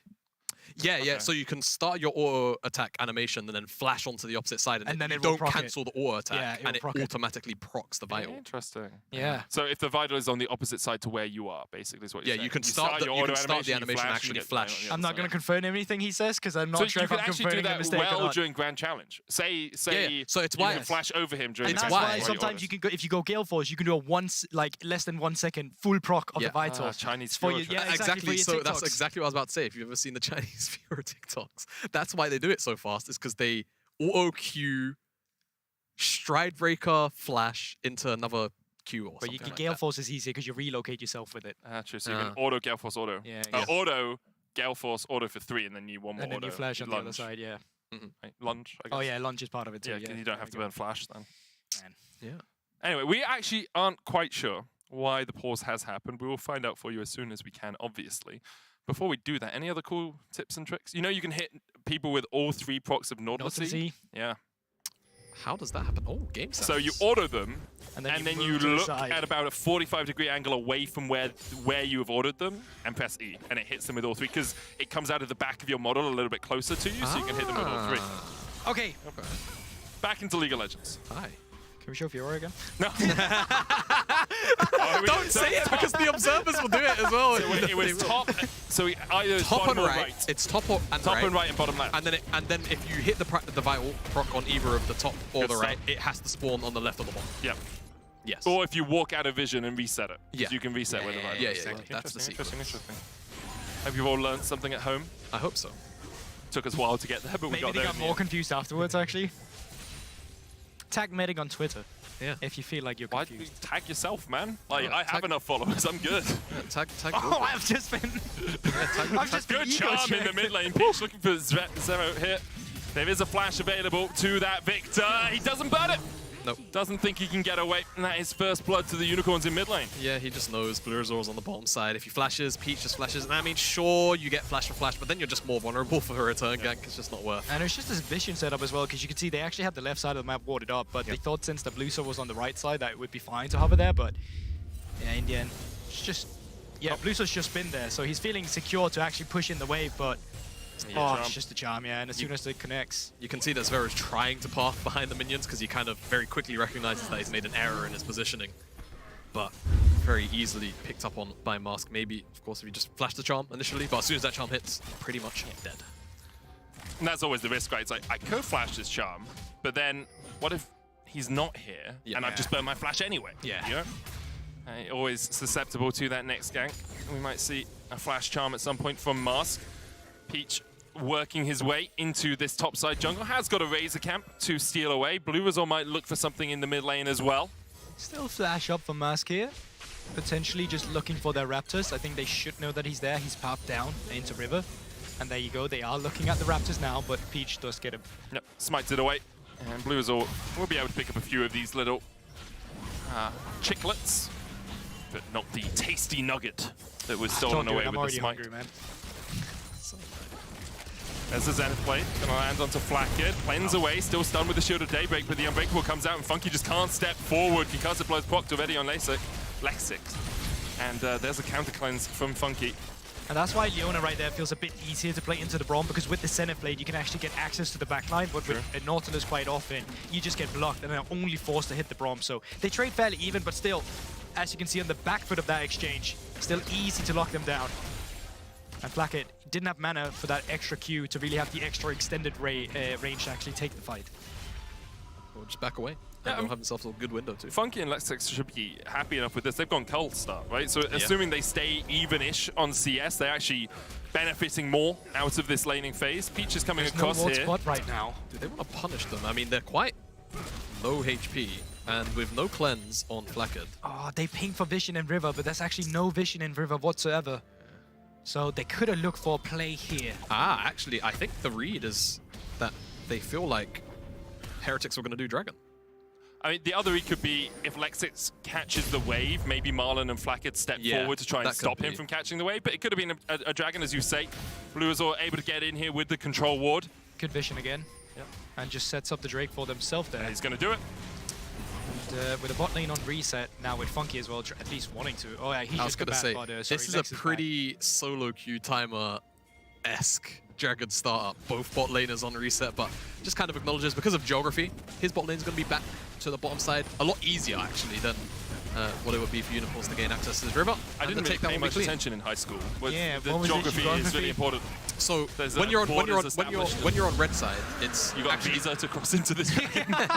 But it's easier access into the dragon, right? And easier retreat, whereas it's more difficult to actually take control of take control of Baron, or at the very least retreat from Baron. Whereas if you're on blue side, it's easier to get to the pit, move away. True. Yep. And right now, you're not trying to get over the Alps or anything with some elephants, right? Easy valley for you to travel through. I thought Lexus was migrating as well, because he was around the mid lane, but we're not looking for any plays right there. Did have the roam timing first, but after that, it's Marlon who's going to be moving up just to get some vision in river. And right now, if you just look at the bot side quadrant of the map, pink wards all over the place. Been really good at keeping track of that bot side. Just imagine a minigame for League of Legends support, where it's like, you guys can come into this section of the jungle, but only if you pass the papers, please test. Do you guys ever play that game? Like, just checking it out. Oh, yeah, okay, Do these images line up? Oh, Monty Python 3 questions at the bridge, something like that. What is your favorite color? No, you just get yeeted back to the face. Oh, another Zenith plate's gonna land though, as Lexus looks with a little bit lightning crash as well. Funky's already level 6, Marlon trying to tank it up with that Unbreakable. You shall not pass the Braum right now. But a great trade for the Unicorns of Love. The extra damage coming out from those lightning crash shots as Ibo takes a bit of damage as well. Back from Venel. Trade on the bottom side is good, but there's not anything really to gain from it other than potentially, I guess, Flakked and Marlon feel pressured to step back. Even though they've got all the vision on the bottom side, they'd rather just take a reset and not risk potentially getting, ganked through the bottom side of the map. And Dove, they will give up a wave and maybe a play. They have all the vision to know that that's not happening unless someone's walking through mid lane. But even if you're walking through mid lane, you'll be spotted by the tower. So they have full information whenever anyone's coming around, except for lane gank. For the moment, it's the Unicorns of Love who are in the driver's seat. About 1,000 gold ahead right now. And you can see a lot of that sitting, of course, on Peach and Mask because of that first kill. Mask as well, a tiny CS lead in the mid lane, but it looks like Rift Herald is going to be started by Unicorns. Blue is all getting his way up towards this top lane. Could look for a gank. Lexix has also reset and come towards mid. Marlon doing the same, but Lexix the first one to get into the river. Aibo coming down now. Venor could step a little bit too far forward. TP out, but Unicorns of Love actually have the man advantage right now. Aibo looking for that Mega Gnar. Blue Resort's been waiting. Venor, no flash on him. Does have the Ghost, can try and get down towards this bottom side, but the Permafrost enough to kill him off. Yeah, Constellation Prize getting the kill. They still lose on the Rift Herald. Shadow was on a reset, does have the teleport to get back, but kill does go over. Question is, do they look for anything else? They're trying to get some plating down. Peach coming around, trying to stop them from it, but I mean, they should be able to get one here. At the very least, just the one. Aibo drops into Mini Knot. And I actually think Venom's W was still on cooldown for me. He used it on that trade because it's such a long cooldown at this stage. Seconds or something like that. It's like 18. It's really lengthy, yeah. So getting picked off there feels bad, but like you say, it's a consolation prize because you're still losing out on the Herald. And for the side of Unicorns, you'd expect Peach probably to come down towards this bottom side. Funky, Lexus, and just give them more gold. It feels like Funky looks like I've been getting the better end of a lot of these 2v2 trades so far. I think it's like, you don't really expect anyone to die in that lane unless they really miss position, especially with cleanse on both the AD carries. So it's more just about like forcing the Jinx back, stacking up that Cull, making sure you get towards your level 6, level 7 in a position where you can start fighting. And when we see the first Mythic, that's when things will really start to come online. Flakka going for the Noon Quiver first. We've seen Funky, I think, in every single game prioritize getting the Berserker Greaves first on both the Jinx and the Zeri. Marlon trying to work his way towards mid. This will just be to help push out this wave. I think they're just going to be around here. Aita, if anyone steps up, you threaten a kill with Lucia around as well, but afterwards you still have pink wards as well on Spyro that you can try and use to get more information around the Drake area. We have 1 minute for it before it spawns, and so far Heretics has been good at dealing with the vision on the bot side. He's just going to use it at a bush right across mid lane, so not much is actually getting utilized of it. For the moment, both teams very happy just to not do a huge amount. You know, move around the map, find a few picks, get some control wards down. They don't really feel the need to go forward right now. I think it's kind of the nature of the Heretics team composition. Lexic does now have level 6, so it does give them a little easier access to fighting, but even in saying that, they've had Ahri and Wukong at level 6 for a little while. That's a charm. Wisdom's going to hit onto Mask. Does still have the flash. Oh, the rocket. Use it. The rocket takes him. Blackhead gets the kill. Flash and Spirit Rush used by Mask, but not enough to get him away. And they just had the extra pressure as well, right? They had the vision control. He tried to care of the pink ward, and that's just going to cost him there. Had ultimate 3 charges, didn't use it fast enough, and good pick by Blusa with the ultimate. Should get them a second Drake. Yeah, if they want it. Right yeah, now, that's just kind of hovering around. I think the big issue is they don't really have priority down here on the bottom side, and they want to try and break this apart. Peach, knowing Blurizor is there, wants to either try and engage on him or force him out of the river. And Blurizor will back away. Peach does have the Rift Herald, remember, might be looking to put it down towards this bottom lane to get Funky a little bit more gold. Yeah, so just clearing away this vision. And Mask doesn't see Blurizor and doesn't ult in time. As soon as that stun comes in, he actually does manage to flash away from the W, but Flackett's ult deals like 400 damage, so just dies for it. And our reset came through from Blue, so they saw him recall, I believe, and they're just going to pop the Rift Herald bot lane and move into the Drake for themselves. So despite getting that mid lane pick, despite having all the vision set up across it, it's actually Unicorns of Love who's going to get the second Drake for themselves. Only problem with the Rift Herald being put down like that is Funky didn't get any of the gold. Right? All of those plates Peach, you ain't complaining. Went over. I mean, Peach is very happy. He's already got Sundra though. He's basically full item on the Wukong. I mean, yeah, Wukong, Divine Sunder, he's full build. He doesn't even need any more item slots. He's basically the same champ for the remainder. I think Funky did just pick up the extra plate on the backside here, so that's going to feel good. But that rocket, it's going to stop the recall. Yep, and that's often what we see a lot of Jinx do whenever they're on reset themselves. They want to delay the reset timers of the enemy AD carry. So Funky standing in the middle of the lane, easy target. Actually stayed around as well, Funky. He started the second recall, now is staying around trying to push out that next wave.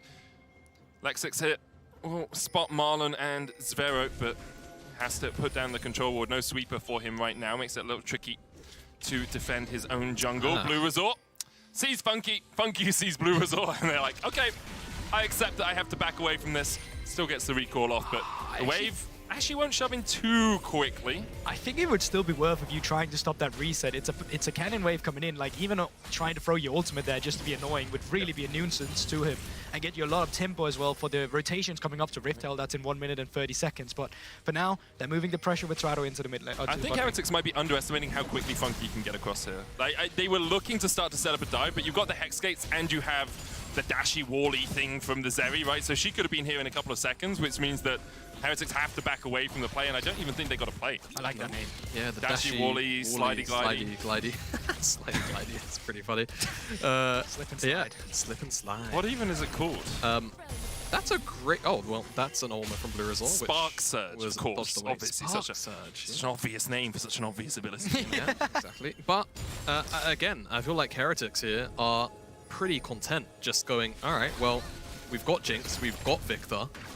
We feel like we outscale you in the 5-5, and I don't blame them for thinking that, because I agree. I think it's going to be so difficult for Unicorns to ever show up in a 5v5 and win. What they can do... Oh, Peach dashes across the wall here. Blacken thought maybe he was out. Funky uses the flash, not even the dashy-bashy, slidey-glidey thing.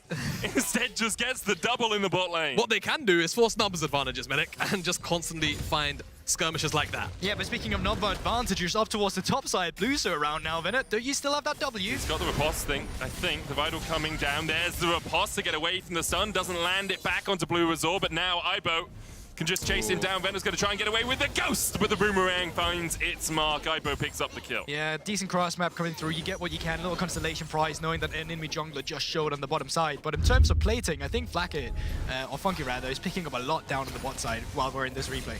Yeah, I would really love to see Unicorns just repeat, plays in a similar manner like this, just forcing 3 members, maybe even 4, onto a side lane where it's 2 people, and just constantly ensure that you're putting Heretics in really uncomfortable positions where they can't just very slowly try and build up and set up their plays, which they've been trying to do pretty much all game. And this may look like the first turret, but that happened bot side while we're in the replay, so don't get you baited. Yeah, did go with Funky instead. Now Peach. Jumped up by Obo. There's the Nar into the wall. That's Obo putting a lot of damage down onto the Wukong. Goes into the mini as well. Peach is going to have to flash away. Sacrifices his jungle forward as well as Aibo is able to get that summoner out of the enemy jungle. Lexix. Whoa! That was fancy. It was like a slingshot, wasn't it? Quickly getting out of there. Zenith Blade Express. Hope you bought a ticket. Zenith Surge? No. Okay, sorry. I'll try harder next time. Yeah, please do. Yep. Slidey Glidey, I think, is still my favorite ability name. Yep. Did see Venor going down towards his bottom lane, pushing it out now. Someone's going to have to answer that as the Rift Herald is taken by Heretics. 1,200 gold between these two teams. Relatively even. I think Funky picking up those 2 kills has accelerated Unicorns a little bit, but still, Heretics, with a very strong team fighting comp, will be happy that they've managed to negate Venor's early threat, and now he's not as strong on the side lane as he could be. Yeah, exactly. This game, at the pace it's going, might end up being about Venor, though. Even though he is quite far behind, eventually he will get to a point where he's going to be very, very difficult to deal with on a side lane. The issue is, it's just going to take a pretty long time, given where we are and how far ahead Aibo also is. Yeah, looking at the next play on the map as well, you can currently see there's a lot of red on the top side in terms of vision. This, of course, will have to be relocated, migrated, geography, whatever you want to call it, down towards the bottom side instead, as we have a Drake spawning in just 30 seconds. I will say for both teams, not like they're in a full position right now in terms of setup, but when it comes to their compositions, once again, bit stronger team fighting on Heretics, so it's going to be curious to see how Unicorns of Love wants to navigate this one. For Unicorns, it's just about trying to isolate Flackett or Zvero with Peach and with Mask, and they're trying to snowball from there. Oh, man. There, Cyclone as well, but immediately they dive in. Lexi's going to turn this one around. Unbreakable coming down. Glacial Fissure being used as well. And already Peach is down. Flackett starting to get excited as Lexix takes quite a lot of hurt. The charm onto Aibo, though, stops him in his way. So he was trying to jump forward. Flash into the laser, and that is death for Lexic. The Rift Herald on the wrong side of the wall. He'll get there, he'll get there. He didn't get his visa. That's the problem. Has to walk across the border. Oh, hold up. Might jump the barricade, just trying to come around the corner. Funky. Not there to tank it, will still get the charge, but I find it curious to see that Unicorns of Love was actually contesting it because Venor actually just went topside as soon as he saw that happen. So you knew you were going to be a 4 versus 5, but you still postured for it instead of potentially looking for the topside and try to see if you can find the cross map. Now they do find the turret, but they gave a lot of resources over to the opposition. Yeah, I think just trying their luck, right? I think as soon as the ultimate comes out from Blue Resort, just trying to immediately disengage, but too much sticking power, generally, it felt like. Yeah. From the side of Heretics. And the chase down even with an ultimate hitting the clone, right? So like at first it looks fine, he's out, but they just continue, don't they? Yeah, they kind of feel like they can briefly turn for a moment because the solar flare is quite good. There's the potential of Peach actually going and knocking up those two members as well with the Cyclone, but as soon as that doesn't happen, Flacker gets excited.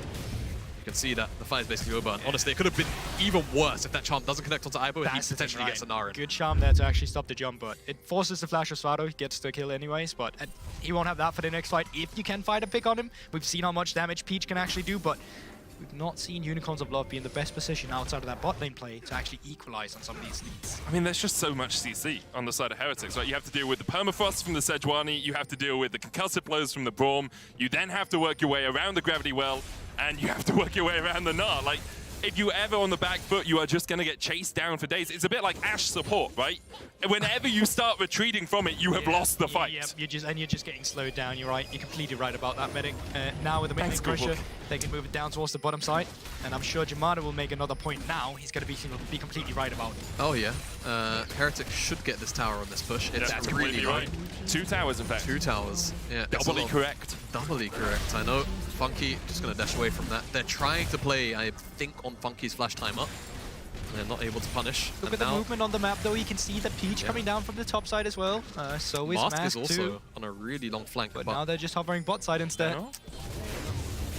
Gets smited, dashes away, the TP coming in. Blue Resort can just start to retreat. Grand challenge put down. Blue Resort tanking the tower. The TP was cancelled in the mid lane. Mask, I think he was locked up by, gonna say a Gravity Well, but it could have been any of a number of things, maybe concussive blows as well. Imagine Chaos Storm as well, cancels channels. I want to see it just run in there with the jumpers. Yeah, true, just sprint to them. I'm gonna say it was Chaos Storm, because Vero doesn't have Chaos Storm right Probably. now. Where is Kadra when you need him? Cancel expert, of course. Probably at home chilling. And there's just shots across the bow right now. Like, the guy isn't here. He's trying to get to Challenger. He's not going to make it. We all know that. How's he doing on the climb? It was like 680 LP last time I checked. So he's winning, right? He's a very good player, but he's no T1. Even better casting. Yeah. America. I can just hear the eagle in my ears now.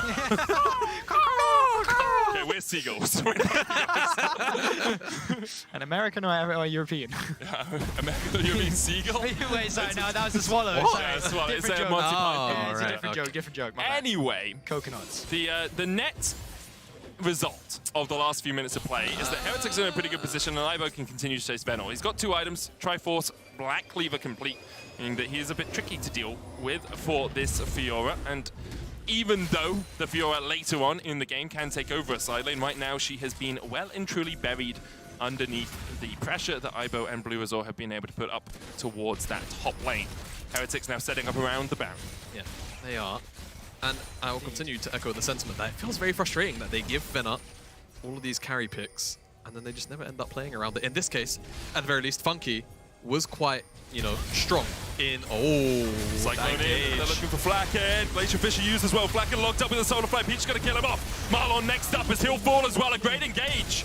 You have to think from Peach, TP coming in as the Unicorns of Love are looking for more. Ibo chased down towards the bottom side. Lex6 going for a little bit more as Blue Azor and Zvero are forced away towards the top side of the fight. Baron now, though, a possibility.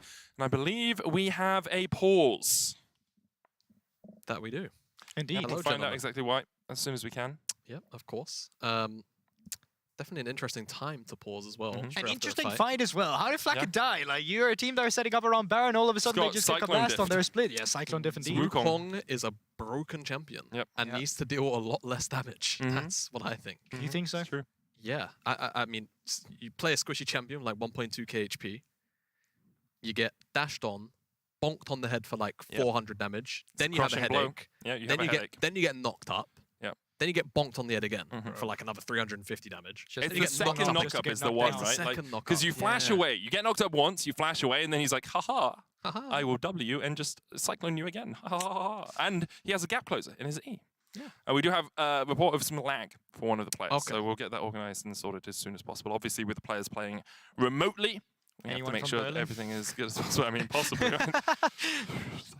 Unicorns of Love Sexy Edition are from Premier League. That's indeed. Would make sense. It's been a while since we've seen the Unicorns on the grand stage, on the grandest of stage, or at least a Prime League team, all the way back in 2020? It was Gamer Legion. Gamer Legion summer. Yep. Long Three time. long years. And we do often see this kind of changing of the guards. It was France's time for the last 2 years, right? And now LFL obviously knocked out in the quarterfinals. I'm sure Law very happy about that. I mean, But at least we still have an LFL rep present at the semifinals. True. Smile. And NLC reps. ELFL? I mean, the LELC. NLC. That was our NLC team for sure with those 3 sweets. That's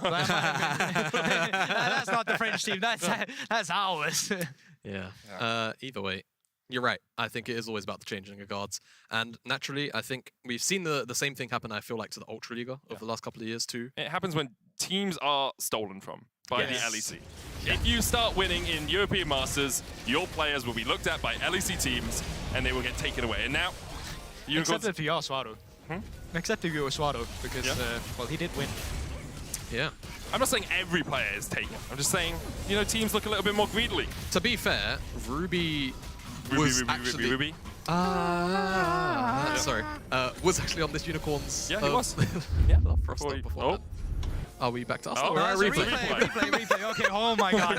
Thought we were going out again. So it's just a good flash from Peach initially. And because Blackett is so split up, when him trying to disengage the fight, they just die, and Marlon straight after just trying to keep his AD carry alive, but left out to dry. Yep.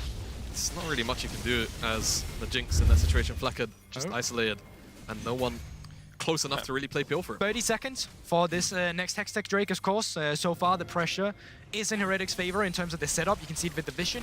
It's a bit more aggressive. We got some pings down on the bottom side. No teleports available for Ivo, so he's just joining them immediately. Well, Peach will spot Marlon and Bulbasaur here. Gets caught with the flail, then dashes away. Importantly, no Baron taken off that last fight, and the honor's still pretty much even between these teams. There's 400 gold difference. It means that Funky is a little bit closer to his third item than Flacket is, but overall, in terms of itemization, these teams basically on a level heading coming up towards this next fight. As you say, Hextech Drake totally controlled by Heretics in terms of vision, but Venor is on a side lane, and he's going to start pushing in this top lane.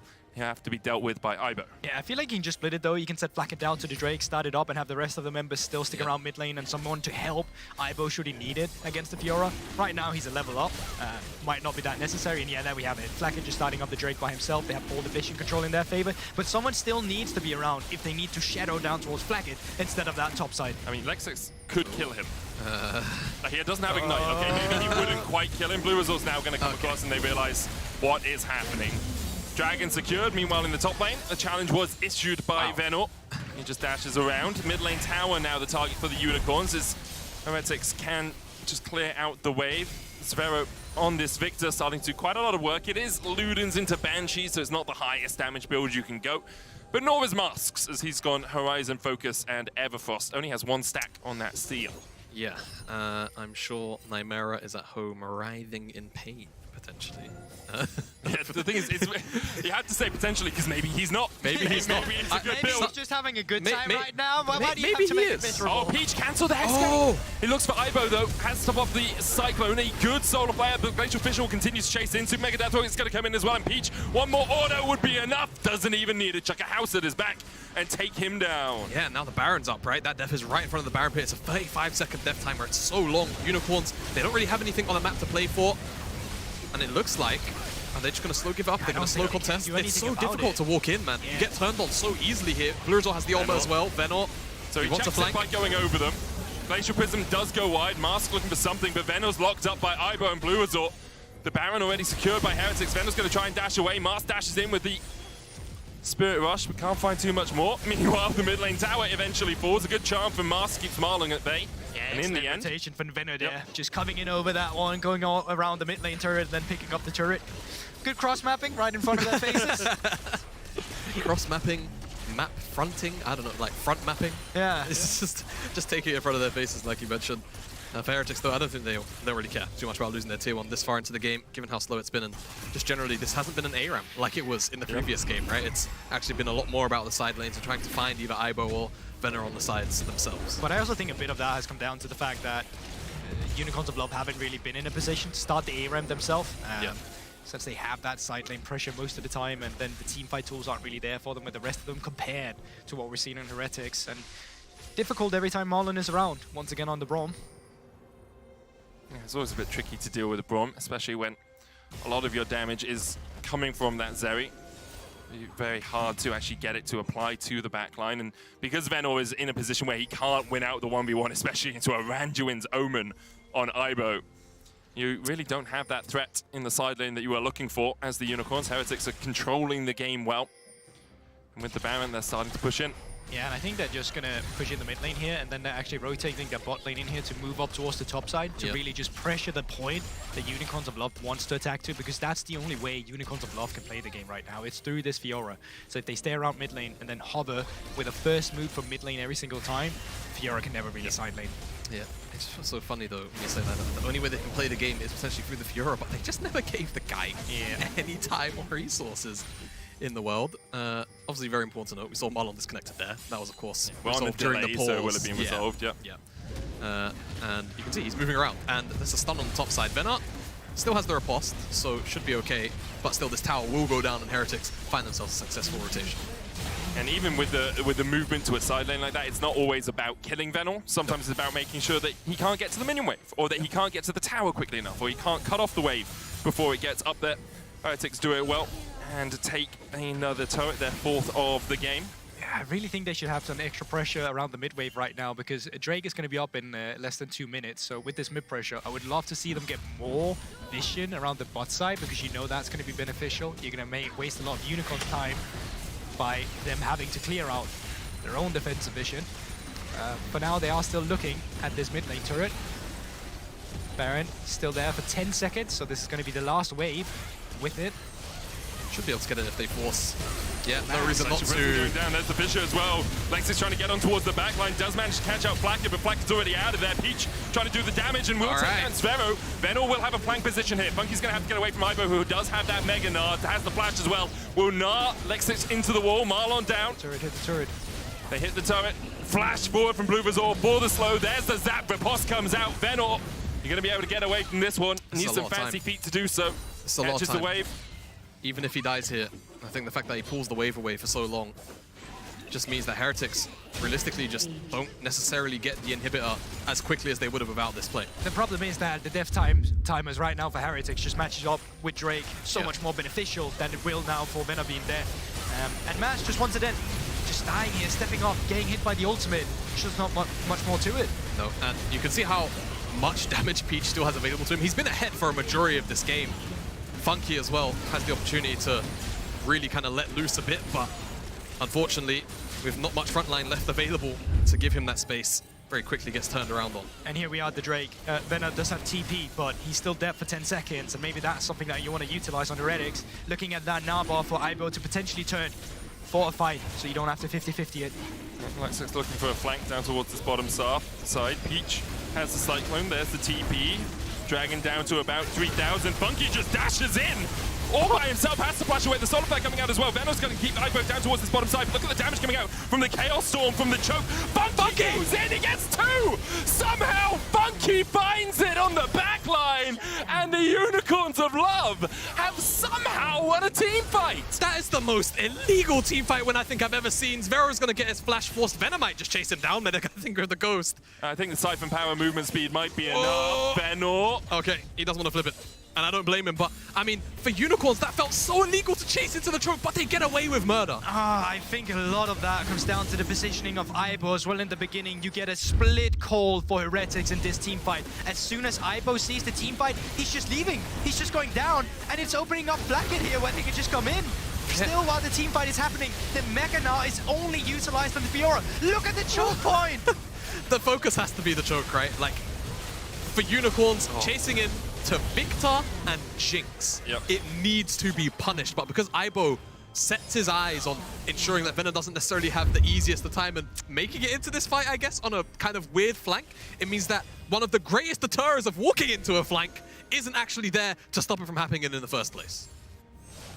And Funky as well, sacrificing his life for the cause. He knew he was falling on a grenade when he dashed in there, but he could take a couple of people down with him and did exactly that. Took Flacker, took Blue Resort. And because of that, Unicorns could chase on with the rest of the fight. The Dragon goes over to them. They're on 2. Heretics still on Soul Point. Baron up in 5 seconds time. And Heretics with control over that area right now. 3 items now, though, on Venor. Hull Breaker can be where this Fiora really starts to win out in a side lane, even though the Gnar has the Randuins, even though the Gnar is 2,500 gold ahead. Fiora can really start to do some work. Yeah, so much free stats if you're alone. The cannons get really difficult to take down, and just generally, you break towers so much faster. I think it's 20% extra damage you deal to towers. Yep. But he doesn't have TP, so he can't go into a side lane right now. Yeah, and that's kind of the frustrating thing, because you know if they go to a side lane, then 100% the Baron will be started up by Heretics. They should be tracking that time up. Peach, he's going to the tri-bush though. Ah, hold up, still not there. He's going to be spotted now. And he should know he's spotted because he's on that ward. TP comes in. Peach just dives in. He should have hit with a Glacial Prism. Peach just didn't see the ward. Venom's going to try and chase Ivo down towards this bottom side. Spirit Rush coming out from Mask as well. He's trying to disengage the fight. The re-engage comes in with a lightning crash, and Funky can do a lot of work in this sort of situation. Grand Challenge going down. Funky going in. Marlon hit with a charm, but Blanken's now going to get excited. Funky takes a chunk. And Ivo and Blue Resort still healthy enough to back up their AD carry. Marlon low, but he's hit for a little bit of extra action. Blue Resort dashing forward. Ivo almost has that mega. Gnar for him as well. TP comes back in. Funky dodges the windows by another charm. Beautifully placed by Mask, but Zwei from the top will be able to get more damage down onto Funky. Mask falls, and Jinx gets excited. Venom tries to dash away, does land the stun. Has a blast cone here, dodges the zap, dodges the brick house, and gets across to the Krugs, but the Baron still will be in Heretics' eyes. Oh, and this all started with Peach just being spotted on a ward. That's such an unfortunate way for them to start the fight. It does get very close. Had that been a 5 versus 5, maybe there was potential for Unicorns of Love to get back. You're already starting to see like the potential of Unicorns actually winning these team fights if they're really split apart. And you are right, he does have Cyclone. The Hex Gates are going to close the gap. Kill Blue Resort. Yeah. Kill Blue Resort. He's got it. He's done it. He's got it. On the Blackhead as well. Oh, Peach! From 0 to hero for the jungler, for the Unicorns, after being caught out. Oh my God! Is the one doing the catching. Peach will fall, but alongside him are 4 bodies of Heretics. Divine Sunderer healing keeps him alive. The Rune Triumph keeps him alive, and I think Unicorns might just triumph in getting this Baron on the top of it all. Disrespect from Heretics there as well with the members they had around. They're so low HP. Division weren't there to facilitate it. He comes in from a pink ward, and those are the easiest 2 kills he's ever picked up in his life. Now, Marlon, don't do it. Don't do it. Don't do it. Don't do it. Don't do it. Surely not. Don't do it. There's no way. Surely not. Okay, There's no, no way. Venom's there. They're holding it. They're holding it until Venom can come Watch your across. flush back. Lovely. They don't want to flip it. There we Fantastic. are, Baron for Unicorns. After a sequence of events that I don't think I've ever seen before on a League of Legends That's screen. Masters for you, Medic. And he's the most part of Vision. He could have been W'd in, but actually gets the flash instead. The difference between the last play and this play is that Peach wasn't on Vision. He goes in off the big. Oh, and the Triumph, the Divine Sunderer, everything is just in place. If Ivo, I mean, honestly, if that Q went off, he might get the heal from the Divine Sunderer again. Yes, that's crazy. That's crazy. Oh. Well, forged in the LCK Challengers, Peach now showing up in the ERL leagues. I think he played for, was it DRX that he used to play for? Well, yeah. I'm sure Chronicler somewhere, probably on Twitter. Probably on Twitter. Nah, he's awake, man. It's Peach. He's awake for Peach gameplay. Peach and Mask, you know. And now, Unicorns of Love very much in the driver's seat in this game, pushing in with this Baron. 2 minutes remain on it. They've already got 2k off it. Going to be a little bit more as they start to crack through these tier 2s. Take one in the bottom side. They have double cannon here as well. And look at where Flacket and Marlon are. They're just backing from the top lane. They were catching waves up here. Unicorns will have a moment with this turret, but the very short range composition means it's a little bit tricky for them to really take it down. They get it down to about a third, but now Ivo is looking for something. The Gnar, the double stun, the cleanse too early from Funky. He flashes the lightning crash, but he's locked up with a permafrost, but he's still alive. And in the end, Blackhead will secure the kill. There's a double. And it is throw after throw after throw. It's 4 versus 5! It's 4 versus 5! Man! Let's get utilized rock that splash, everything that goes wrong! Was that English or Danish? I think he just spoke. It's just frustrating though, isn't it? Like, is there a need when Ivo is about to hit Mega Gnar to be stepping up there? No. Heretics still have so much wave play. Even through the Baron, it's always going to be a pain in the backside to get through. And they just get punished on the brief overstep. As soon as the charm is down, that's it. The window is there. Hop off the minion, flash in, but the cleanse as well. Just a bit early. They're not sieging with sync timers as well. Nope. Ben is only getting into the mid lane just now as well, and you're really just exposing yourself for this to happen. I think the QSS, although I called it early in the fight, he had to do it, otherwise he's stunned by the wallop. There's too much CC for him to get away from it. I didn't have the cleanse in that fight, I don't believe, just used the QSS instead. And now Hexalt over to Heretics. Hello. They pushed in the bot lane. Venor is able to start taking turrets on a side lane as well. Means the goal is still 2,000 in favor of the Unicorns of Love, but I'm pretty sure they would have wanted these last 3 minutes to go ever so slightly differently.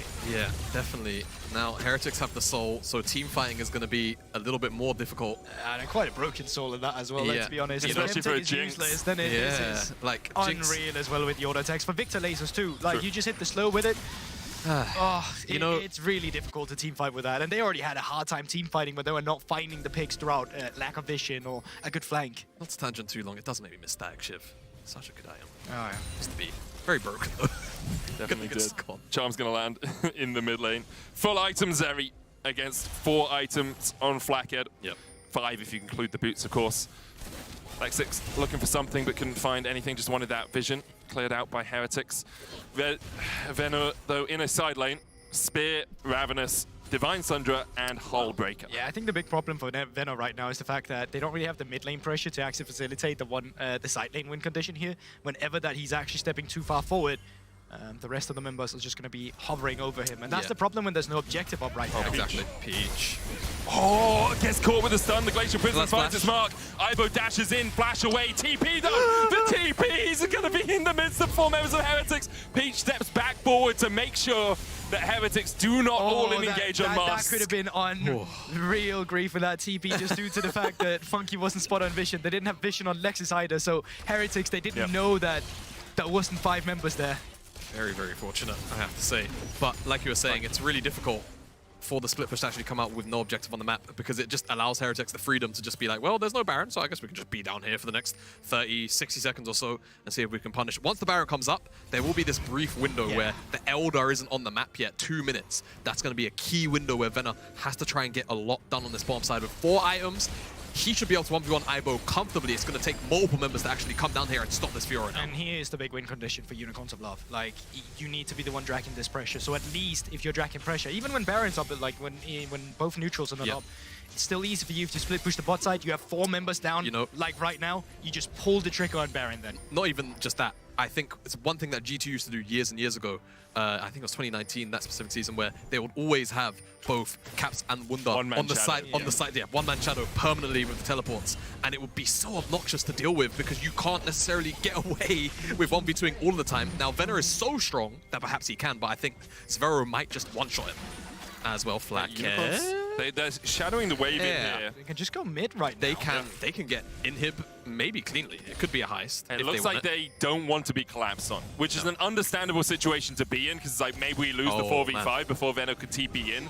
Ibo is looking for something here. Peach, though, can get onto Flackhead. He sees him, he gets onto Flackhead. Lightning Crash coming out as well. Mask already caught up, and he'll be locked down for the duration of the fight. The Gnar onto the wall means that Funky cannot join the fight yet. Peach going in, though. Venor on the backline as well, and Flackhead is shut down. Venor takes him in the grand challenge. Zvero short to follow as well with the shutdown coming out. Ibo fighting off against the support for the rest of his team. It's just decimating Heretics. The flank position fight around as Heretics thought they were collapsing. It was the Unicorns ready to pounce. It was Peach that was on Flackhead, but Venor finishes off the job and off the back of one team fight and teleport in from the Fiora, who couldn't get much done on the side lane, but finds the most important pick of them all.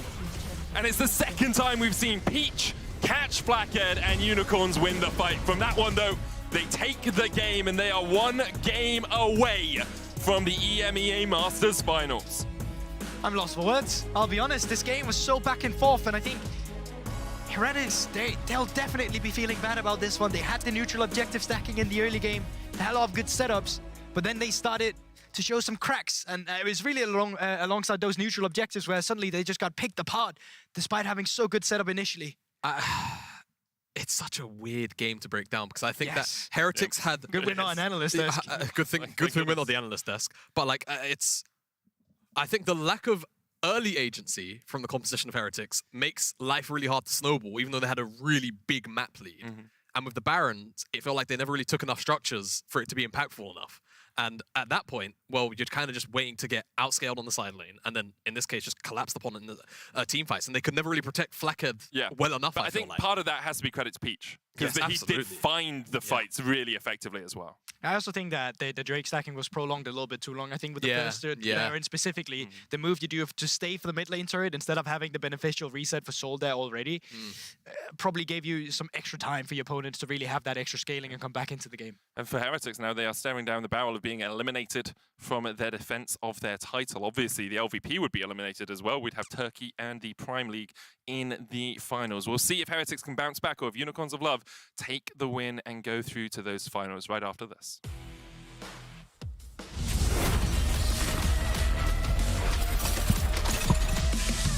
Did I? I'm pretty confident.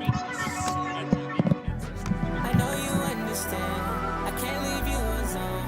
I give you my time, but you can't pick up the phone. Life done been so tragic. If only me is on. Try not to be obsessed. I messed up, oh girl, I know. I messed up, oh girl, I know. I messed up, oh girl, I know. I messed up, oh girl, I know. I know you understand. I can't leave you alone. I give you my time, but you can't pick up the phone. Life done been so tragic. If only me is on. Try not to be obsessed. I messed up, oh girl, I know. I messed up, oh girl, I know. I messed up, oh girl, I know.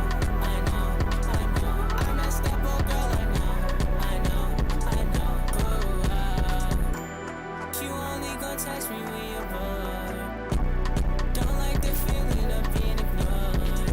Told you we too grown for this. Make your choice.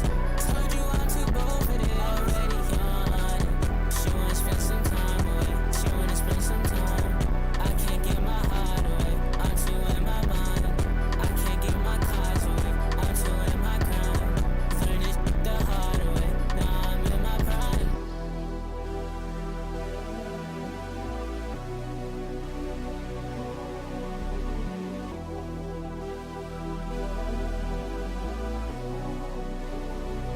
I messed up, oh girl, I know. I messed up, oh girl, I know. I messed up, oh girl, I know. I messed up, oh girl, I know. I messed up, oh girl, I know. I messed up, oh girl, I know. I messed up, oh girl, I know. I messed up, oh girl, I know.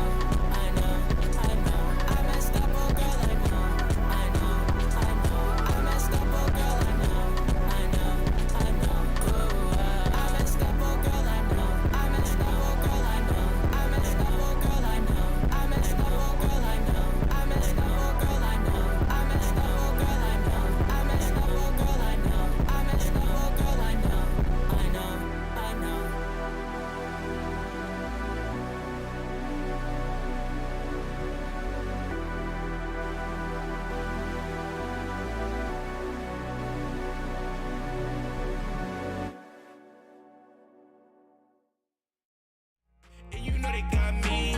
Whole lot of loyalty, do you know what that means? Do you know what that means? When the going get tough, you can count on me. Trust and believe.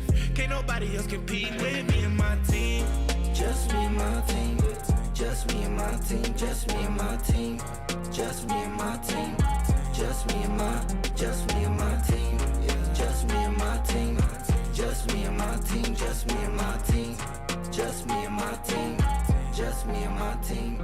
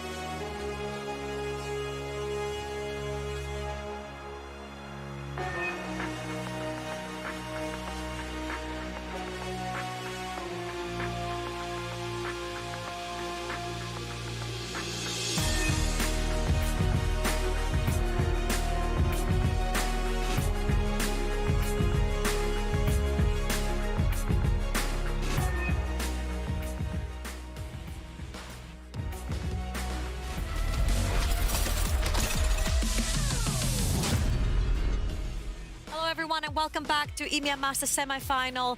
We are one step closer to finding our second finalists as Unicorns of Love 6 edition take it 2-1 up on Heretics. And honestly, it was a pretty close game and nail-biter start to finish. Yeah, definitely. It was a messy situation, you know. It started one way, it ended another. It was all about the messy team fights. But the fact is that, you know, Unicorns of Love 6 edition had all the control during the first stages of the game. It looked pretty awesome, you know. They were pushing top, pushing mid, pushing bot. It looked amazingly for them. Yeah, and honestly, I feel it all started with the teams were like a little bit more low profile. The game, the series on the line, the finals is on the line, and it was 1-1. So they slowed a little bit down in the early game until they started going at it. And I think it started with a bot lane double kill on the side of Unicorns of Love, of course, with Funky. Both teams were trying to find the openings, but I think this was the opening for the big brawl that we saw on the map. Yeah, absolutely. Yes, I want to highlight Funky on Zero. He was amazing coming into this game. And you know, Heretics tried to respond somehow by trying to pressure towards the top side. They found some openings. One team playing through the ball lane, the other team playing through another. This is the kill situation that you were mentioning, where Funky got really ahead. They caught Marlon off guard and capitalized in a 2-for-1 situation. You removed Flacker as a win condition for these minutes, and this is what I was talking about. Heretics says, okay, you're trying to punish me towards the bottom lane, I'm going towards your top side. The new gain a lot of time, and this is what Fiora has been doing during the whole game, right? I just really love the Koroshima play coming in instantly, though, from Heretics. We have them as a little bit of over brawlers on the map, but this time I'm really glad that Blue Resort saw the opening up in the top lane and is like, okay, if my bot lane is losing, we need to get mid or top ahead. He decided that Aibo was the strongest member of his team at that point, and I think he got him like 2 or 3k ahead at some point in the map. And from there on out, it was pure chaos. It was people looking for picks before the 5v5 because the teams did not necessarily want to go for this 5v5. We also have a replay right here. Thank you very much, production. Pete crosses a ward in the tri-burst. That's not seed, which means he instantly gets changed to seed and dies. And then I kind of want to play the carnival music because it was kind of like a carnival event where Heretics were like, well, we're 4v5. Instead of taking Baron, we're just going to run them down. I want to highlight that very same play starts with Peach being at Heretics' side red buff. Yep. And he stood there for a while. Now Heretics, in my opinion, they went a bit of greedy. They want to chase, they want to take those kills, and they grab a bunch of them. But the price, I think the price was not worth it. It was a Pyrrhic victory for the side of Heretics because yes, they didn't capitalize into that Ahri. They rotate towards the Baron Nashor now, really thinking they can do that, but they can't because the play was so long. The pitch was back and ready to kill them and sweep them away from the neutral objective situation. And the Baron Nashor goes towards Unicorns of Love. And I'm actually extremely surprised right here because you lose your jungler, you kill enemy jungler, you should instantly turn into Baron.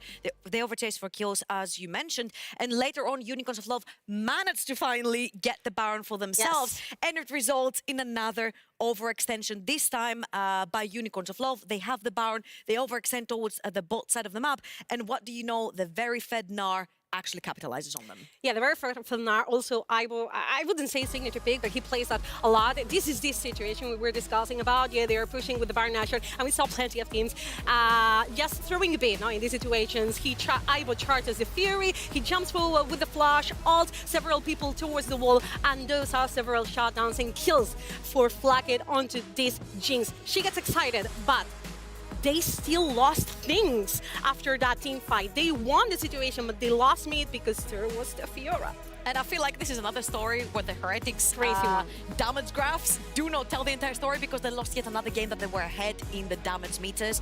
But this tells you a lot about these particular games because they're very bloodthirsty. There's a lot of damage being thrown down in the team fights. And it all ended up in this particular game with one team fight, which was a brawl, a 5v5 to end it all. Now, seeing all this fire and the passion coming in from the Superliga, Noah, what does it mean for the reigning champions, to come back? It took so long for Superliga to get back on top back in summer 2022. They're back, but their backs are against the wall.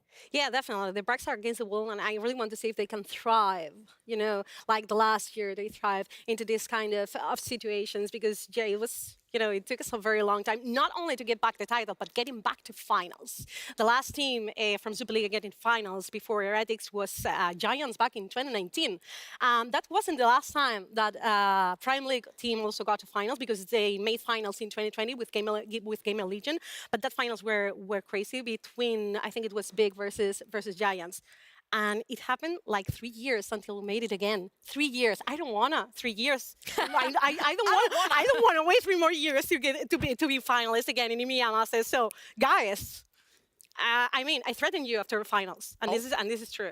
I threatened both my teams. I threatened Bowling Star Riders and threatened to Heretics. I threatened you that you had to make it to the semifinals, but that threat is extensible to the finals. You have to make it to the finals.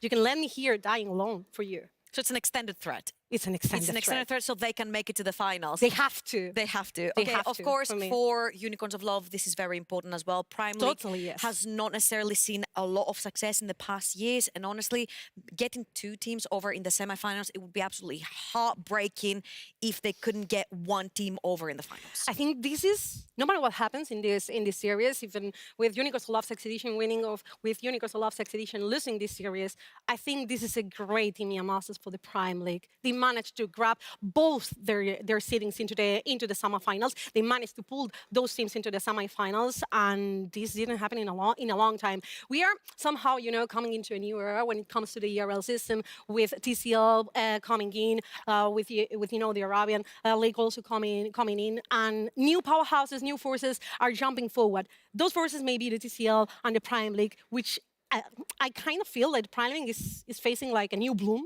that we didn't get to see since 2019, for example.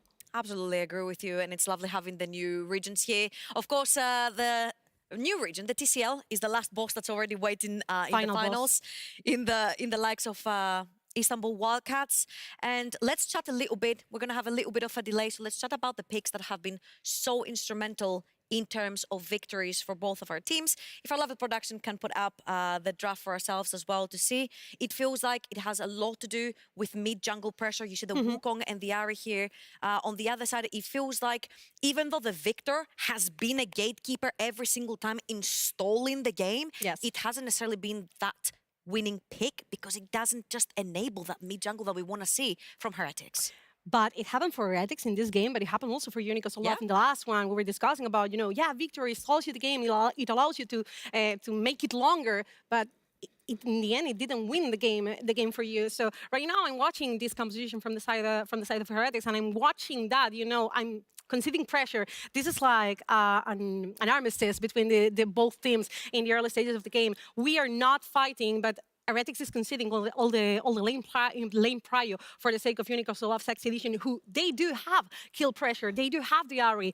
Something we were discussing in the pre-show is the importance of Ari when it comes to the draft and how well she is paired with another jungler. It's a tag team situation, and it was a tag team victory for both Peach and Mask when it came to this game. On the side of Heretics, I'm just perceiving, you know, inaction in the early stages of the game by this draft. And I just got a little bit of a cheat call from our producers. Heretics have chosen to go over to blue side. And from what we've seen so far, Unicorns of Love don't seem to want to ban the Jace over on the red side. They would rather face it and deal with it. Are we expecting potentially a Jace ban this time around? I really don't know. I mean, you kind of feel that Heretics is respecting a lot Mask Jace. I mean, they must respect that Jace, but they've proven themselves being able to play the Jace, maybe with better results in the mid lane, but they can pick it for themselves. It's been first pick, if I'm not mistaken, in the first two, twice in the first two games. Maybe another time is going to be a first pick for Heretics. It's been a win condition for sure for them, but they have to execute it well. Yeah, and I feel like Jace, Wukong, Sejuani has been the name of the game. Maokai has been permabanned for the entire time. What do you specifically want to see? You're coming from a bloodthirsty region. Your region is playing right now, backs against the wall. They need 2 more back-to-back games to win. What would be the most iconic champions to play? Because if we take, again, the Mad Lions approach, where everyone is playing their comfort, what do you want to see that mid-jungle duo on? I mean, jungle duo, if I'm thinking about iconic champions for Heretics players, I'm thinking about Versus Nidalee, but I don't think that's going to happen. Okay. I don't think that is going to happen. For example, I really appreciate Suara on that victory. It's kind of a signature pick, but I really think that him on Syndra is a better player. He's so efficient when it comes to the Syndra. But if you want to go to the brawl situation, if you want to go for blood, then you're gonna go for the 5th game versus Team GO composition. You're gonna go for the Draven. Maybe you're gonna go for another hook support. You want to go for those early aggression situations. What I don't want to see from Heretics is that fear that I'm perceiving. You know, the fear from taking fights, the fear from snowballing, the fear from brawling. It's ironic, but I kind of see them, doubting a lot. Well, we are ready to go into game number 4, which could be the ending game in this series, and Unicorns of Love could go in with 3-1. But Heretics backs against the wall. They picked out the Draven and the Pike last time in their quarterfinals. Can they do it again? Will they bring out the aggression? Let's find out. Over to you on the caster desk. Thank you very much, Trouble and Noah. It's a great little analytical segment from them, and we are getting ready for what could be the final game of the EMEA Masters Spring Semi-Finals. Unicorns of Love looking to make the finals, play up against Istanbul Wildcats, of course. Heretics need to win the next 2 if they're going to be able to defend their title in a couple of days' time. We're looking at you, mate. Really? Yeah. I was too busy reading the prompter. I will read the prompter when it gets to reading the prompter. Sure, I bet. It's not there yet. Nope, that's fine. Yeah. Do you want to talk about the teams at all? No, I think for sure today's matchup has been a bit too scrappy for probably either team's liking in the terms that it's been utilized. Like a lot of them would probably have wanted cleaner gameplay, and I think some of it either comes down to, well, actually both teams being kind of good at their objective setups, but it's what follows afterwards that at times become a bit dicey. Then there is times when the objective setups isn't that good, but I actually think as a general thing, specifically around that Drake, for whoever's been red side, has been really good at getting aggressive vision in the red side jungle, just across the big Drake pit, and actually just have a good setup for the Drake, but then fail on the execution of it. Yeah, I think for me as well, away from that slightly, but definitely derived, I feel like the pacing of the game has been maybe a little bit, in this weird way, it's too slow, but like slow in the ways where it makes sense, but then too slow when they have to be picking up pace. Here's what happens. So I think actually in the early game, they are good at being, well, as soon as a skirmish presents itself, high-paced, where it's like it starts here, they get their few first objectives, and then we reach the mid-game state when it's about that mid-lane turret or whatever you want to do afterwards, invade on camps, where not a lot happens, and we're kind of forced to wait for an objective to spawn before we really get more of the action.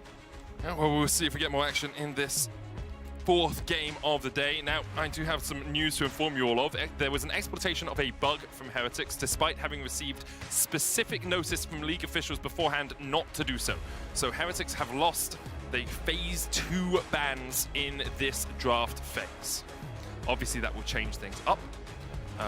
And we'll see how Heretics decide to adapt their draft that really coming into this. You need to stick the first 3 here, even going as far as thinking like, do you want to do a 3rd ban as a predictive going into what you already know you're going to 3rd pick for yourself, and then into the 2nd ban phase? But for now, Unicorns of Love, definitely the favorites now. Yeah, definitely leans things over towards the Unicorns a touch. It's a weird double-edged sword, right? Less bans can mean more powerful picks up and available, but also for the side of Heretics, depending on how this draft actually starts up for them, it could mean, less protection bans towards one of the first 3 picks. I mean, that's what it's going to be, right? Like they've gone Olaf, Xayah, Rakan. These are their traditional first phase bans.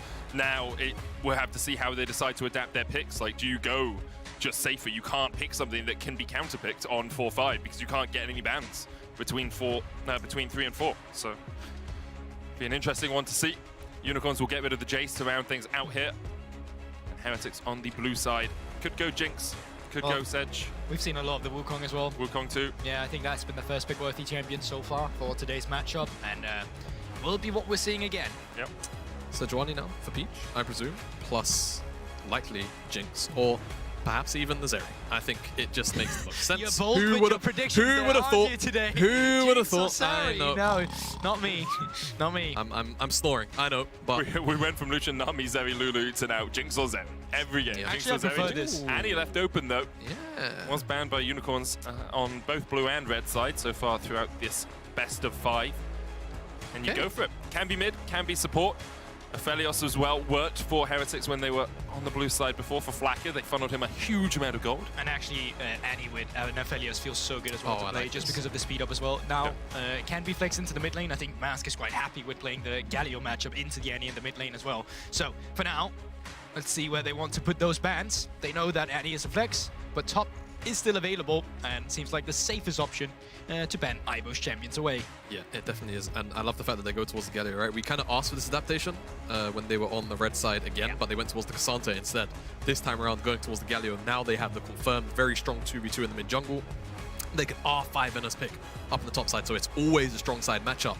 And they know, you know, if you blind the support, as long as you don't go Nautilus, right, to get Broomed on, you kind of don't care. I mean, you have the option to ban it away here if you don't want to deal with it. That's the thing. You can just ban Braum here yourself. There's still one other options we've seen from IBO. It's mostly just been the Jays and the Gnar, hasn't it? And then the win, of course. So could speak to the fact that they're looking for Cassante, but that's the problem then, because then you can't actually say, hey, let's ban Cassante. So just going to have to let them get away with that one. They can rotate the support pick all the way down to 5, seeing whether Annie is really going to go, and then pick the most favorable matchup for Lexus as well. The game has been so defined by who gets ahead in the bot lane. Like whoever has won bot lane or been the first AD carry to get a couple of kills tends to win out the game. Last game was a little bit of a mess in the mid game, and Benno on the Fjord could do some other stuff, but across the course of the 3 games we've seen, 2 of them were defined by which AD carry is more fed.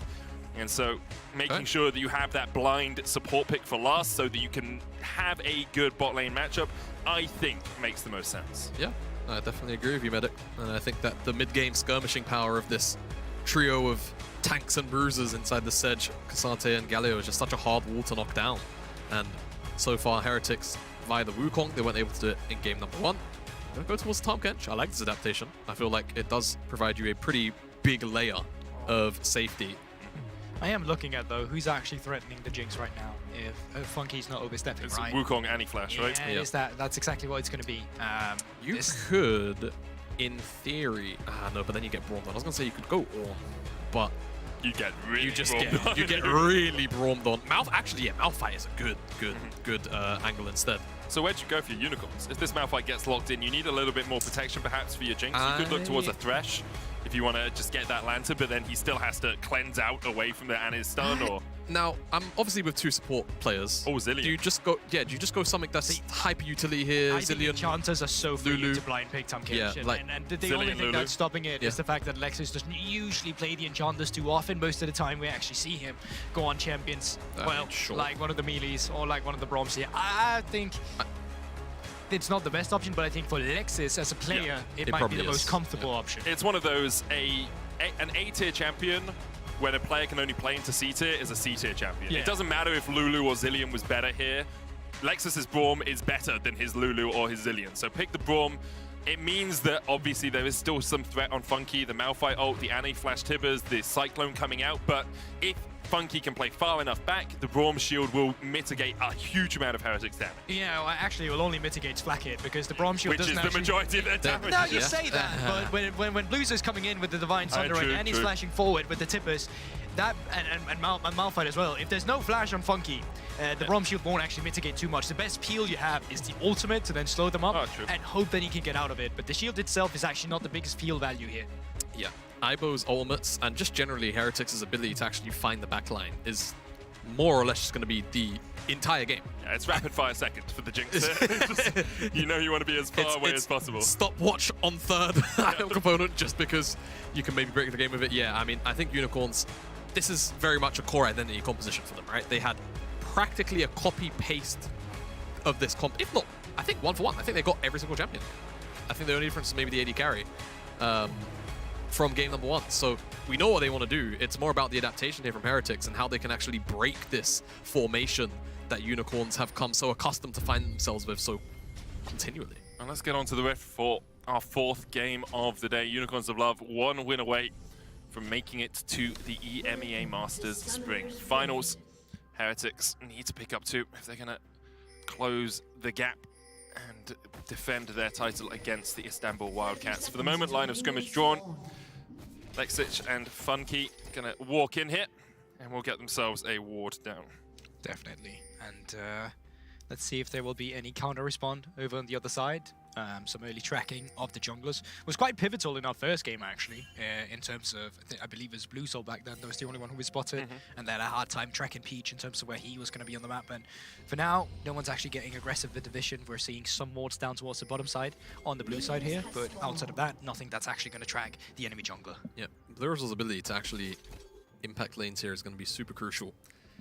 And I feel like it's kind of difficult across the board. You can definitely attack Mask, I feel like, and just try and use it as an avenue to sort of shut down Unicorns of Love's mid, lane priority in the early stages and see what you can work off of with that. But I feel like until the level 6s come in, the opportunities to actually find proactive plays might be a bit limited. Yeah, there's some good late ward coming through here while he knows no one is actually guarding it. But I even think if you gank Mask, he can buffer with the E so many times, right? So even if you land the stun, even if you land a knock-up, that can be buffered and makes it a bit difficult. Also running the aftershock, so a little bit more tanky. Oh, for sure, on the for Galio, sure. If you ever do go for that burst, and a lot of the damage that you would be ganking him with is that initial burst damage.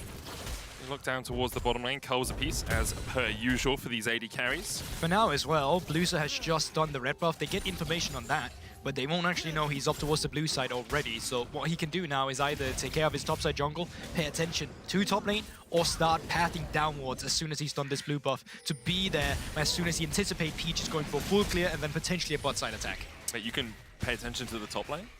I just didn't realize that was possible in this series, Nope, it's not going to happen. I tell you right now, after he's going to path Going bot lane from to down match towards Peach bottom on the side. full clear. Yep. That's exactly what's going to happen. I don't think there's much value in paying too much attention to the Malphite either. Especially since Ibo just wants to get tanky. We talked a little bit about this the first time the Unicorns ran this draft, but it is a very Jinx-focused draft. Like, she is the majority of your damage as the game goes on. Obviously, Galio can put out quite a bit of magic damage, but it's all about whether Funky survives through the fights and whether or not he is able to start to really fire away with those rockets. I think really good adaptation of Peach, just walking into the Raptors, probably thinking to himself, well, we haven't actually seen him path straight towards them, so I'll just come in here and get them for free. all of the mini ones as that's well. Big, that's big. This is actually an adaptation from game 1, because if you recall, Peach actually ended up going towards the Wolves instead. He's being chased down. He's got red buff on him as well. He's just dead. I mean, it could be Q flash, but the flash from Blue Resort Yeah. is enough to get him. Well, the initial adaptation was great. The part where he got chased down and killed, not so fantastic though. Mask using the taunt, actually uses the E forward here as well. no E now, Zero has the stun. Blue Resort's coming in from the side, doesn't have flash, of course. Winds of War is dodged. Blue Resort with the Nimbus strike. Q goes in. Not quite in Q. Well, he is, because Mask dashes across in front of him, and Mask is able to escape.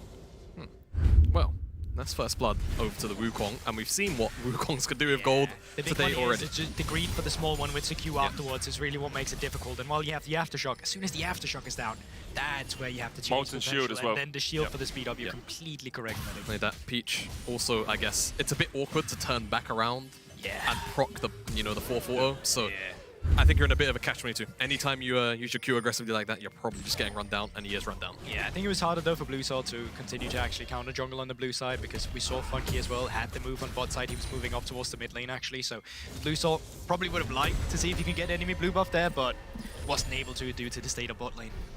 Better not to be greedy in these sorts of situations. All it takes is giving Funky a kill, overstepping, and this composition comes online for Unicorns.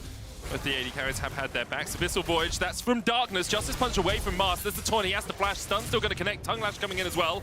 One more auto as they look for the stun. Zayu goes in and gets in. Peach trying to turn it back around, but he can't get those Permafrost stacks on. And Heretics, 2 kills to the good. Yeah, and Heretics really just identifying mid lane as the point of attack. You were calling it out earlier, Jamata, and this time around they find it.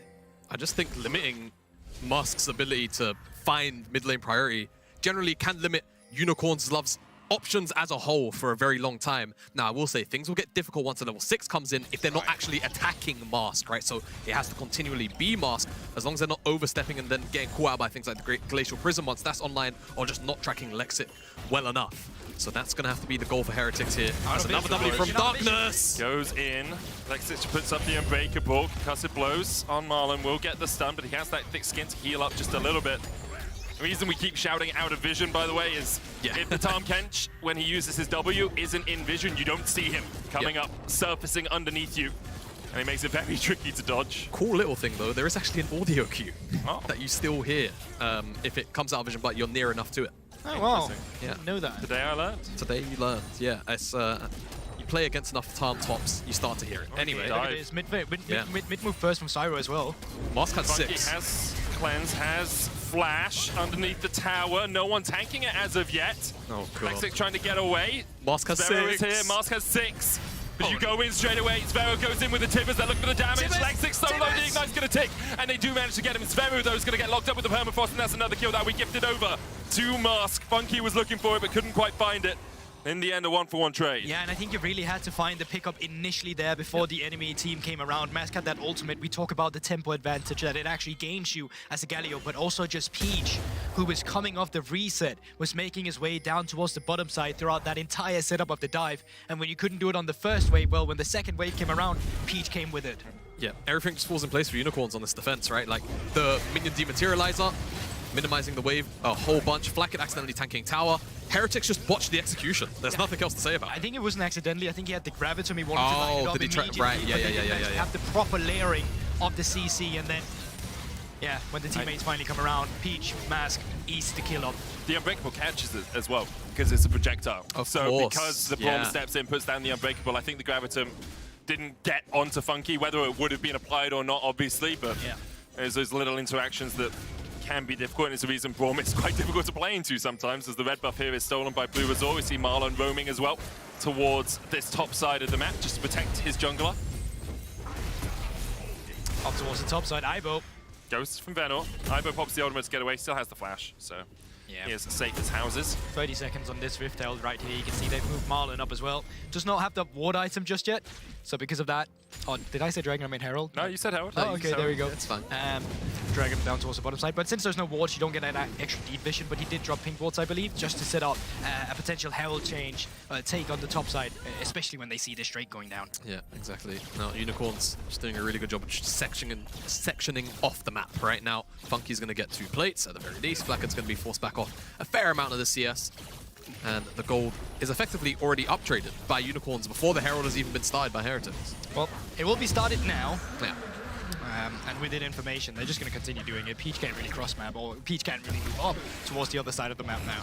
So it is just going to be an exchange of neutral objectives between the two. And in the end, Heretics will have to use the... Yeah, it doesn't really matter. Heretics will have to use that Rift Herald effectively. Their lead at the moment sits on Sphero in the mid lane. 2 kills to the good, 600 gold ahead alongside Blue Azor, who's got that 600 gold lead. So I think the question really is like, how much more can you harass Mask in the mid lane? And if you can't harass him enough to kill him and start taking plates in this mid lane, how quickly can you move Sphero into other lanes? And even if you do, can you deal with the Galio coming in to answer you? That's the thing as well, because in a normal match, we're just talking about mid lane pressure into you move, into you make a play. But you can't do that when Galio's the mid lane, and that's why he's been such a priority from Unicorns of Love, not just in this game, but also in their quarterfinals when they played that. And one thing is playing around cooldowns. If you bait out the play at first, then call it off, that's going to take some discipline.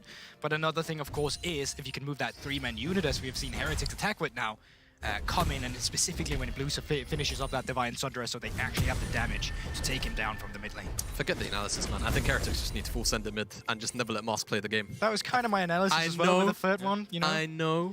But I want the Divine Sundra first. You do want the Divine Sundra. I feel like... agree on that? Yeah, I feel like, honestly, Wukong is such a strong champion that as long as bot side doesn't have priority for Unicorns, they can just consistently make this play happen. The problem is, so far, bot side has had priority for Unicorns for most of the game, apart from that dive. So it feels like Heretics kind of have their hands tied behind their back until the items come in, right, I guess. So for now, with Unicorns having that first dragon, you expect them to put priority on the next. It's actually just about tracking Blue Azor and making sure you know where he wants to potentially put the Herald down. Ibo. So yeah, he's just trying to clear the way before the Demolish Pot could come out, because he knows Venor gets the tower plate if the Demolish Pot comes out. The Demolish happens. Venor gets the plate, and in the end, it's just ultimate traded in. But I mean, it's perfectly fine, because there's no objective for the next 3 minutes. You know what? No one's going to come top. Let's just be real, guys. No one's going to go top. So does it really matter? No, not really. And Ibo just really doesn't like Venor getting any gold, and I don't necessarily blame him. He's probably getting a little bit bored up in the top side. Do you know what I call it, actually? What's when top lanes get bored? I call it Darius syndrome. Okay. Because I feel like Dariuses seem to be the kinds of players in the top side where it's like, if they don't get a kill either before 6 or like at 6, they just start doing stupid stuff. It's melee madness. It's melee madness. Yes, yeah, okay, cool. yes. But for top laners. We can call it melee. Like, whenever it gets to level 6 and I'm playing Nautilus into a Lulu and we haven't killed that champ yet, I'm like, I'm going. I don't care if the jungler's here. I feel you. Mad medic syndrome. We'll see if Lexix and Funky feel the call of the fight. He said they will just back away. Don't need to go in, don't need to fight, can just continue to scale, have an 800 gold lead here on the Jinx. Well, they have the setup for it with the Graviton, but I think that's really what they're looking for here as well. So if they can get it down, they do, but I mean, then, you know, they're just backed off and now they're no longer in kill range. That's a little bad from Heretics. Marlon should have checked that bush before Blue Resort spent all of his time coming in. They might just be heralding anyway, and that's what they're going to do. Peach is trying to come across. Svero's going to do the same. Concussive blows down onto Blue Resort, already down to 250 HP. The Unbreakable coming out. Marlon chunked away as well. I don't think he did. I mean, no, maybe he did because the gold has turned back a little bit, but Funky's going to try and turn the damage back. Flash forward by Lessig. Peach going in as well.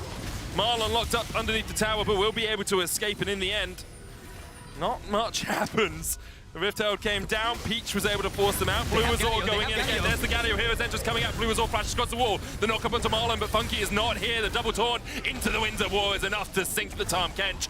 And Tipper's counter used there, but Mars so tanky already with the Rod of Ages. Yeah, I mean, Unicorns again, they just have Galio in their back pocket. I was going to say, in the extended, they could push this wave in, maybe even dive if people try and stay for the wave itself, but it just happens above the tower. Mars comes down and more kills follow into the pockets. And this is why we wanted Heretics to attack on the mid lane instead of attacking for the bot side, because even when you move with priority, like we saw from Swaro here, it just doesn't matter. Galio mitigates tempo. He completely neutralizes it. And once again, that means that Unicorns of Love gets a favorable skirmish out of the Galio. Yeah, and no Annie Ultimate, no Cyclone, no Moonlight Vigil for the fight in 30 seconds around the Chemdrake. See the Rift Herald go down. I think Flacker does get gold for this.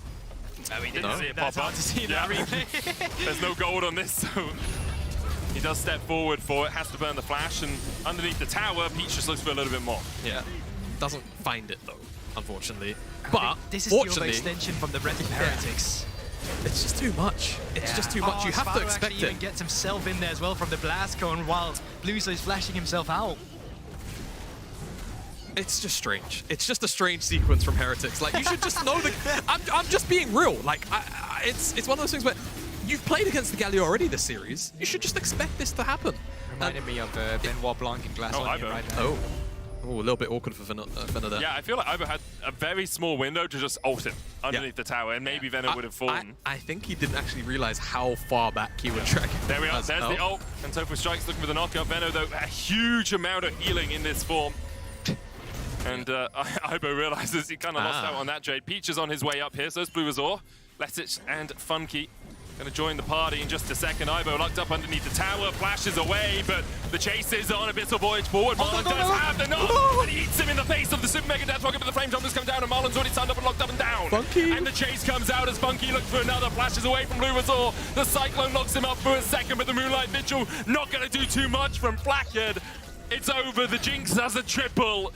And now Unicorns of Love Sexy Edition can taste finals. And now it's the mid lane pressure that mattered. They had Funky and Lexus in there. They pushes it in immediately, then moves up towards topside. Flackett, stuck still collecting the wave, is late to the plate on topside. And then, as you said it, triple kill to Funky. Just out of nowhere in a play where we're finally attacking topside, but just brought in every single member, didn't it? Do you know what saves Ibo here? His passive comes back up at the start of the dive. Otherwise, he'd probably be dead. Marlon eventually comes in, just eats him out. I've got to say, the start of this is really well played from Heretics, but there's just more numbers and more damage. Funky gets the first, Funky gets the first reset into the second, able to flash out and then get the third. And Flackett being late, like you said, of having to collect the wave, means that he's not able to potentially play cleaner. Well, the net gain for Heretics is they do get this Rift Herald because of the reset timers from the Unicorns of Love Sexy Edition. They did get the last dragon as well, so they evened out that score, but a 2,000 gold lead now has been established for Unicorns. You can see that Jinx is at the top of the gold charts, and that is not a sight you ever want to see if they're on the opposing team. Yep, so it's a rough one. Now up towards the top side, Heretics does own most of the map. You can see it from the vision. They have that Rift Herald. Gonna funnel some gold. Will actually just bring 4 members up here. They might be looking to continue with the push. No, they actually cancel it off. They see members in the mid lane. Ibo, as you say. Oh, that's the tank. He's got a Sunfire Cape already, but Concussive blows for the first stun. Then they'll look for the second stun with the Permafrost. Abyssal Voyage comes in for Marlon. Funky keeping his distance. Ibo down to about a third HP. Unstoppable Force being used. Venor's on his way across, and the Glacial Fissure locks Flackhead up as well, and he'll be killed for another double. Marlon trying to get Peach. He will, in the end, take him out. But the Unicorns are absolutely stampeding over this game. Blue Resort has to use the Cyclone just to disengage. Yeah, and in that choke there, it looked so good. If Heretics had the ultimates on Flacker than Marlon, they were 5, 6, 7 seconds of coming off cooldown. And unfortunately, Unicorn's able to punish that. And again, Funky just picks up more kills. 502, 600 gold bounty now. Yeah, Kraken Slayer coming through with the value. Might be a tank, but no plated steel caps either. Those are the mercs. And with that, Funky's still able to cut through. Speaking of other tanks, let's see what this one does. I mean, Hero's End just comes out, and Sphero realizes, even with Tibbers, your teddy bear can't save you from this nightmare. They're not going to be able to get to the blast cone as well. And the Unicorns now well and truly in command of the game. Yeah, once again, it's just a Galio effect on the top side there. Svado even had the flash, but decided not to utilize it. And while he is a tank, that's a lot of CC, okay? It's the stun initially from the Sejuani ultimate, then it's the Flint Winter Spite, then it's the Chompers. And I actually believe that Sejuani passive comes up again later to actually get some stuns down. Maybe that's just on the rest of them, but yeah, super easy to clean up in this chokehold as soon as the Excited comes out. Yeah, and you can see right here, as Marlon dies, boom. Devour comes back up, Moonlight Vigil comes back up, and it's just like, well, if they had those tools, maybe Ivo is actually able to reposition and just get out. Maybe more Chakrams come in for Flacker, then he's able to actually dish out the damage, but just isn't able to, and overzealously giving Unicorns more resources and more gold towards that AD carry. Maybe, we may never know, but right now they are gearing up for a potential setup on the Drake. There is 1 minute for it. You can see it now. Lexus recalling, needs more wards, only sitting on 1. Got pink wards right now in the inventory of Peach and Mask. Mask currently still up towards the top side, so probably just collecting 1 more wave before he's moving down towards the bot side. Does have to be careful of not getting cross-mapped, as Blue Soy is up here as well, but should just be a standard setup around the Drake. Yep, no reason for it not to be. Vision coming down.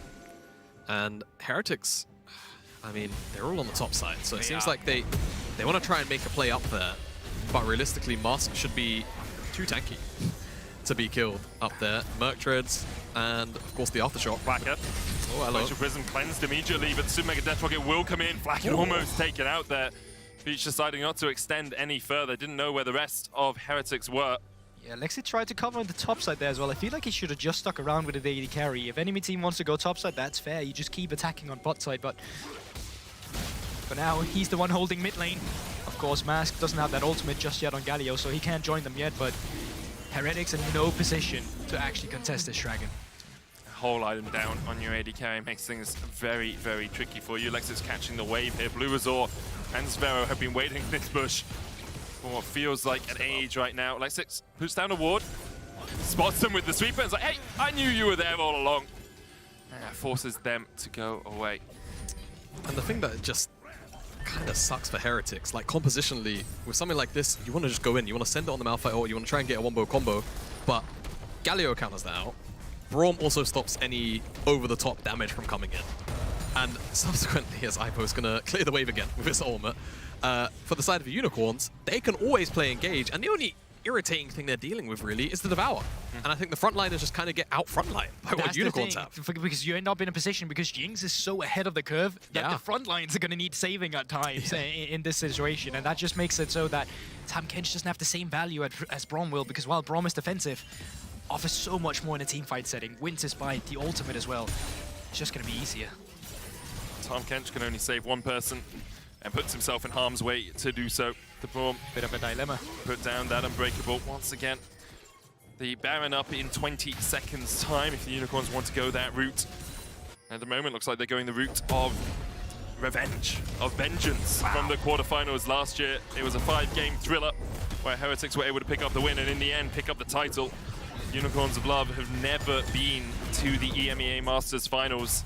This could be their first time. Yeah, might have been a thriller in the past, but this game could turn out to be a horror later on if they don't find their footing soon as well. Because Unicorns of Love, oh, I say that, Lexus. It's fine. Yep. He's Did out. have to burn the ultimate to be fine, but he was fine in the end. The problem is, the big thing is Glacial Fissure doesn't really matter, right? You have so many other peel tools. And you're not fighting for 3 minutes, right? Like, unless you want to try and force a Baron, just wait for the next Hextech Drake. I wouldn't mind just loading into the Rift right now and just play the Jinx. Like, I think it's going to be a real fun time. I mean, I would, in so hard if I did that. Okay, fair enough, but I think it would be fun. I'm a support main, man. I have support main mechanics. I'm Gulborg and I'm the main character. I'll always succeed. I mean, it would be a fun time. You're correct. It would probably be fun. enjoyable. Yeah, wouldn't it? I just don't trust myself to not int. I trust you if you don't trust yourself. You know, I don't trust Gulborg to play AD carry. Oh, that's fair. I've seen him do You know it. who I do trust to play AD carry? Funky. I mean, you have to remember, it was him diving in on the Zeri in the last game around that dragon fight that basically won, or at least kept Unicorns in the game for them to subsequently win it. I feel like as well he's earned it. Remember that game where he was 1-6 because they kept picking on him again and again and again and again? This is finally him getting to play the game. It really is. On his way to that Infinity Edge, Unicorns setting up around the Baron right now. They have control of it. And control wards. Ivo's just going to step up in the face. If Peachy can do that, it's a pretty big tank. I do wonder if Funky maybe would look towards Lord Doms before IE, but when you're this accelerated, more damage usually makes more sense. You don't really care too much about the Malphite who has 1 armor item, 2 if you count the Aegis, and you know your front line will give you enough time to work through them. 3 items now for Funky.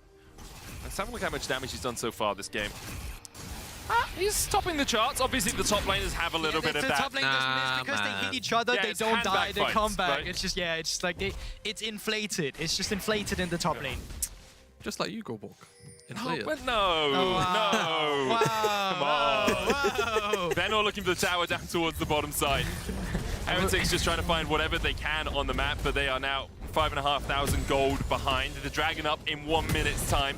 The Baron's still a possibility for the Unicorns if they want to go for it. Heretics looking for these death bushes. They get onto Peach, not going to burn the Cyclone for the Sejuani. They probably hope there was Funky coming around there, but seeing the Sejuani, I mean, you're not going to do a lot, are you? Have the Randium's, not Randium, Warmog's armor too, so yeah, we'll even heal it up. Exactly. Now, for Unicorns, with this 3-item AD carry, I have always said 2 items, rule of thumb, AD carry, Baron, pretty easy. This one has an IE on top of the 2 items. Yep. So whenever Unicorns feel like it, they certainly can. I feel like, obviously, you just run the issue of, you know, being inside the pit against Malphite, against Wukong. So this should probably make Unicorns be quite hesitant and apprehensive about starting this up.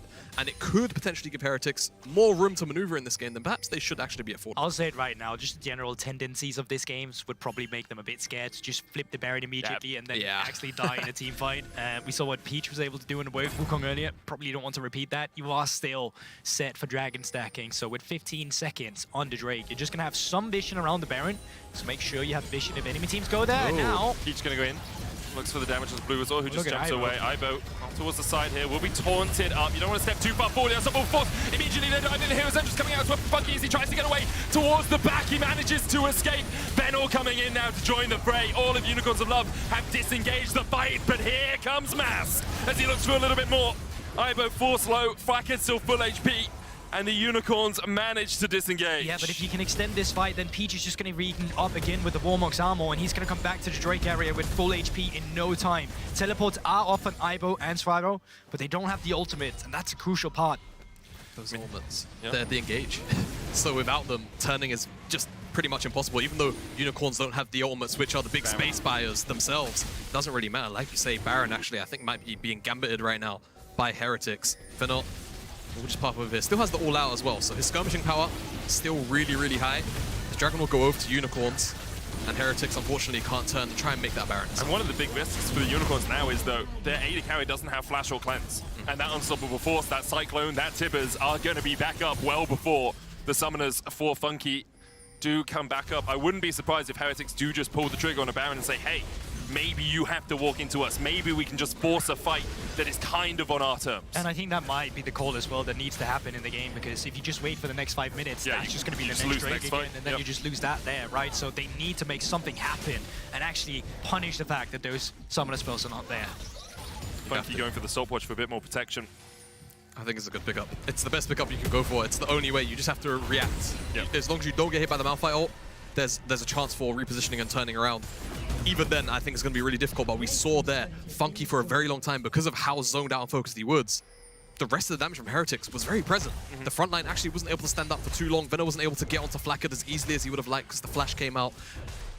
It's definitely doable for Heretics, but they have to do it in this window where Funky doesn't have flash, and they also, I feel like, have to get the Baron in that same window. Oh, Mask is actually going to start up the Baron here. Well, he's going to try to. Funky's coming across. There's the TP from Ibo. And then just Benor going for Marlon. Ibo's joining the fray here. Marlon down to half HP, knocked back with the Intopus strikes, Glacial Prism coming out as well, but Funky can't step forward. You cannot step forward as the AD carry here, because Blue Resort can always just dash in on towards that backline. Unicorns of Love using a lot, not getting a lot. Peach goes back in onto Ivo, double stun with the Tibbers. Funky still waiting. Peach down to half HP, and the Warmogs won't save you here. Unstoppable force use. Ivo now knocked back. Funky trying to open up from the side. Ivo locked down, but Venor is now in the midst of the fray, and he gets him out, and that's a couple for Heretics. A double for Flacker. The Hero's Entrance tries to disengage here from Mars. In the end, Heretics won't be able to fight too much more. Super Mega Death Rocket flashed away by Marlon, but in all honesty, that was disastrous for the Unicorns. Terrible decision making. Let's see if they can actually get something on the back of it. There's the taunt. Get excited. Oh no! Marlon next on the menu. The crit finds his mark. Blackett falls as well. All Heretics had to do was not be tempted by the big purple worm. But in the end, it's damn delicious for the Unicorns. Oh, they get away with murder after that one as well, coming in to pick up the triple kill, because initially you get the TP, be happy. This is so pointless. This is a fight against the Malphite that does absolutely nothing. Funky's still not in a position to actually hit. And I think actually Venor here, by ulting the Malphite out, just seals his own fate and saves Ivo for them to continue the fight on Lexus. Yeah, and the issue is Venor, he's not tanky to the point where he can just stand in the middle of 5 members. So as soon as he does it, he gets one shot, and the turnaround is possible. Funky can never walk into that choke because he knows he will just get one shot, and it means that so much of the damage is just dead for too long, effectively. Eventually, however, Heretics overstep here and they give the resets over. And the stopwatch does save Funky in the extended. It's a really difficult decision to make in the moment because you're riding that high of we just got a few kills on our Aphelios, we've just killed 3 of them, we can go for the Baron, but you just can't do it. You just can't risk it against the Jinx because all it takes is a single kill for her to get excited and start ripping through you. And now the Baron on the Unicorns of Love, and the game returns to the state it was in about 2 minutes ago. It does, but this time around so much easier for Unicorns of Love to set up because of that Baron buff they have to actually get the pressure in those lanes. And 1 minute now for the Drake. I'm just gonna call it. They get this Drake, that's game over. Jinx already 3k ahead. Hextech on the slows that's gonna come out here, and the team fights as well. Like it's just gonna be too hard to deal with. It's big body bruisers, and I think with all of the Hextech Soul slows and just the general, you know, wash pit that a lot of these team fights should turn into, it's gonna be too much to deal with. And I think you're right, that will be critical mass. I think they've practically already hit it, to be entirely honest with you. Again, if they can somehow manage to blow the summoner spells of Funky, it's possible, it's plausible, but you know, the last time took a miracle. They tried to find the window, they found it, but then, you know, they couldn't climb back out instead quick enough. And last game, they're in a position like this where they stayed along too much for the mid lane, but this time around, should just go down on this one. 30 seconds till Drake. Afterwards then, just set up the vision, put yourself in that favorable spot for the Drake. There goes the mid lane turret. What will Unicorns of Love do with their resources now? Funky has the G8 as well. Mask splitting down towards the bottom side with the Hero's Entrance, can join his team at a moment's notice. Peach trying to trade here with Blue Resort. Ivo going in as well, but Funky tags him with the zap, and now Ivo stunned up for a second. Flashback, knockback, stunned up, locked up, devoured. The tank spit back towards his own base. Ivo will retreat, but the Unicorns get that ultimate out and can set up around the dragon. And that right there is just a situation we talked about where do you actually have to use Devour on the front line? The answer is yes at this point in time. Heretics push so far back into their base. Those are the borders of their country right now. And it's not looking good for Spain as they lose more and more land of the Summoner's Rift. Not looking good at all. And Unicorns. No one expects a Spanish Inquisition falling. But for Unicorns, last year, summer, it was supposed to be their tournament. Out of all of the teams, outside of, you know, Heretics making the fairy tale run, outside of the LFL, they were the team a lot of people were expecting to make it to finals. This time, they're on the cusp of actually fulfilling that prophecy. Mask is going to eat a lot of damage here, but should be able to just eventually get away. The Rylai slow does make it quite obnoxious, but will do just that. A different lineup, of course, for the Unicorns, but still Sheepy at the helm. Continues to guide his team. Wow. Yeah, cleanse away from Flacker. That's all you're really looking for there. The Glacial Prison. Peach's ultimate, a much shorter cooldown than the cleanse. Unicorns of Love do not have the Baron, but they do have the Hex Soul. And they have the win in their eyes. Currently, though, Heretics doing a good job of making sure this is only one lane of pressure. Their side waves pushed out. Top lane is all the way up towards the tier 2 for Unicorns. Mars trying to catch that bottom wave and pull it in, but for the moment, Heretics can invest 5 players, a very small portion of the map, to make sure their defense holds strong. They don't have that Baron, so it does makes it harder now coming in and actually picking up the turrets. Does it? On Peach, stopwatch. Who's going to get here in time? The Flame Chopper's down, and Svero is down as well. A godlike Jinx, and Bunky just steps back and lets his tanks do the talking. Marlon locked up, Super Mega Death Rocket, not enough to take him out, but the inhibitor does fall. Oh, Bunky! The GA blocked by the Unbreakable by Lexi. And now Funky gets to keep his Guardian Angel. Lexis living up to that one. And Tofu strikes, knocks back Ivo as he jumps away with the Unstoppable Force, but Blackhead is caught, the Devour comes out. Heretics last stand, last defense. As the Unicorns start to step forward, they kill the clone. And alongside it, looks like they'll try and kill this mid lane in here. The blood is in the water, isn't it? The Heretics right now, they are wounded. And Unicorns, they're surrounding them like sharks. First inhib goes down, second one gone as well. And like you said, Guardian Angel kept for Funky is just so crucial, because he didn't even blow summoner spells in that exchange either, so the difficulty of killing him is still very much there. And Heretics, they lost the summoners on Flacket. Yeah. He is the one that's going to have to deal so much of this damage. And Heretics still have to hop over this mountain of actually getting on top of the Jinx. And it's just going to be even harder now as well, because they're going to be put in their base for all the supers that's coming in from the mid lane and the bottom lane. There's 1 minute till Drake, or Baron rather, comes around. And when you have so much pressure on the map right now, as Unicorns of Love do, it shouldn't be a way to contest it. Like, their ways back into this game, they're so minuscule, and I just don't see it happening. It's going to take an act of God, or perhaps the hand of Flackard, to get them back in this. A good flash stun from Zvero into an Unstoppable Force might be enough, at least to get the GA, but will the follow-up be there? A lot lies on the shoulders of the XG2 player.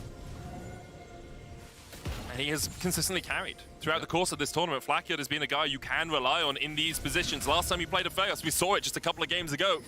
Absolutely shredded. And here's so much weight on his shoulders as Unicorns of Love start to push in at the bottom lane. Mask in mid has that hero's entrance to join.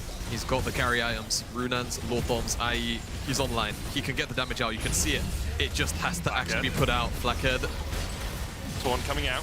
Bluazor caught Ivo as well. Peach coming in from the side, and Bluazor and Ivo. Ivo locked up. He goes in with an Unstoppable Force. The Funky flashes it. Hero's entrance coming out as well, and Ivo's going to be stunned once again. Svero is down. Ivo short to follow as he's locked underneath the tower. And Blackhead tries to do it all. He gets one, but he just can't get enough. Funky still alive. Bluazor down. And the Unicorns with the Nexus in their eyes. With that fight, the dreams of the repeat for the Superliga region will fall. Unicorns, they want to fulfill the prophecy that they should have fulfilled about 8 months ago. They will take down the Nexus, they will take down the final Super League representative, and they'll win the series 3-1. Unicorns of Love marking leaving their mark for now on this semi-finals as well, making it all the way to finals, and 3-1. Better than their quarterfinals as well, which are a bit more back and forth. But it feels like they're really finding their style the more they go further into the tournament. I think as well, looking forward, the Scalio, it has to be shut down because it becomes so easy for them to actually play the game. Whenever mid lane's around and can just instantly collapse on bot side, it just becomes too easy for them to actually rotate around the map and actually never lose out on any tempo. Yeah, and you know, not to look forward too far too quickly, but it just has to be a removal, I think, throughout the entirety of the finals. Honestly, it's such a problem. But you can see it as well from the way they learned, because at first they were saving it for the second hand phase after the second ban phase, but then they got into the later stages in our series, and then they're like, no, we're just gonna third pick it. Like, there's no reason for us to even risk it getting taken away, and that's just what they do. Yeah, great performance by the Unicorns. You can see dismay. Commiserations, of course, for Heretics not being able to defend your title, especially against the new TCL, who just joined the EMEA Masters this year. Against the Istanbul Wildcats would have been a battle for the ages, but the Unicorns now stampeding their way to a title shot. You can see, you know, not as much jubilation as perhaps after their quarterfinals when Sheepy was on the floor because of how close those games were, but they still have a job to do. On Saturday, they have a game to play and a series to try and win the EMEA Masters Spring. Job's not finished. Yeah. Why should they be happy? Job's not finished. I mean, they still won today. You can be happy Yeah, for like you can 30 be happy- seconds. you can be happy for like 30 seconds. You have a little bit of time where you can be happy, Jamada. This sad some man over emotion here. We're going to over hand it here. over to someone who is happy. It's Sheepy. And welcome back on this side of the studio for the Victory Lap. Before we dive into this series a bit deeper, we have Sheepy, the Victory Sheepy, with us to talk about this game and series. Sheepy, congrats. Thanks for joining us. Bonjour, hello. Bonjour. Thank you for having us. For Well, having me. finals, revenge also from the quarterfinals from last year against Heretics. First question, easy one. How do you feel right now? How are the players? Man, I'm very, very happy. We've been working really hard this week, especially for the last game, because the Heretics likes to kill people. They drop always a lot of damage. And especially our carries, I was trying to like put into their head all the time that we have to know where's the enemy and what cooldowns they have. And they did it fantastically. So like I'm just overjoyed. Mentioning carries, honestly, massive props to Funky, especially for the responsibility he had throughout the entire series with the Jinx, other champions as well. Can you give me some insights on his communication, his mindset, and how he's taking on all these responsibilities as the main carry for the team? I mean, his communication is I think he says the most important stuff and not more. And when if he's feeling good, he will ask a little bit more. So yeah, I think he likes to also listen to the rest of the team. He respects the call of everybody else. So sometimes he's like, I don't want to say something, because there can be something. And he focused a lot on his plays. But yeah, honestly, there was so much weight on his shoulders. Especially, I mean, his story is incredible. He went from the team that was last place and then exploded and it doesn't exist anymore, from Penta over to our team, and then having like a star performance, won his first split, and then also now in the finals in EMEA Masters. I mean, he honestly an insane player. Hi, Hippie. Congratulations again for the victory. I wanted to ask you a bit about your approach towards the Galio, because I kind of felt it was so important, the Galio, the way he pushed it towards the middle lane, and also supported. No matter where the fights happened, there was Mask with the Galio. I want to know your thoughts about that pick and why, the insights that you, of course, you can give us onto that pick. I mean, a lot of this information is, of course, classified, but I will open the black box a little bit and let you guys peek inside. We know that the enemy really likes to kill somebody, and that somebody is Funky.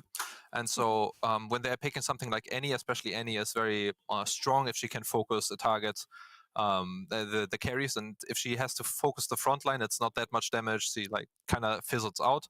So we know that if we're picking the Galio and we have a Sejuani, it's like such a tanky, beefy frontline. So Annie just doesn't like to play the game. Wukong also wants to reach our backline, has to go through all of this tanky nonsense. Cassandra on top lane. So yeah, we're just picking those kind of champions to throw them in the way so that Funky in the back is like, guys, I'm alive. Maybe everybody else died, like we saw at the Nasher, but at least now I can carry that they have 0 cooldowns. So yeah, that was the game plan and kind of worked. And maybe it can also work versus a certain someone's in the top lane, Kennen, for example. I'm just saying. Shipe, congrats from me as well. I wanted to touch a little bit on what you said to Laura about Funky listening mainly to the other comms around the map. And I know you have a little bit of a soft spot for really talented Korean players, aka Ruby last year. Now you've got another mid jungle. How is the communication rolling with English in the team? I mean, that was a hurdle for sure in the beginning, I will say. I had to try to motivate Mask and Peach to talk, especially Peach, because he is such a, happy person. He's just nice, and they're so fluffy, and I want to cuddle them all the time. But they don't talk that much. So I needed to make Peach like the killer that he is now in jungle. And yeah, so I go to them. I think they played phenomenally.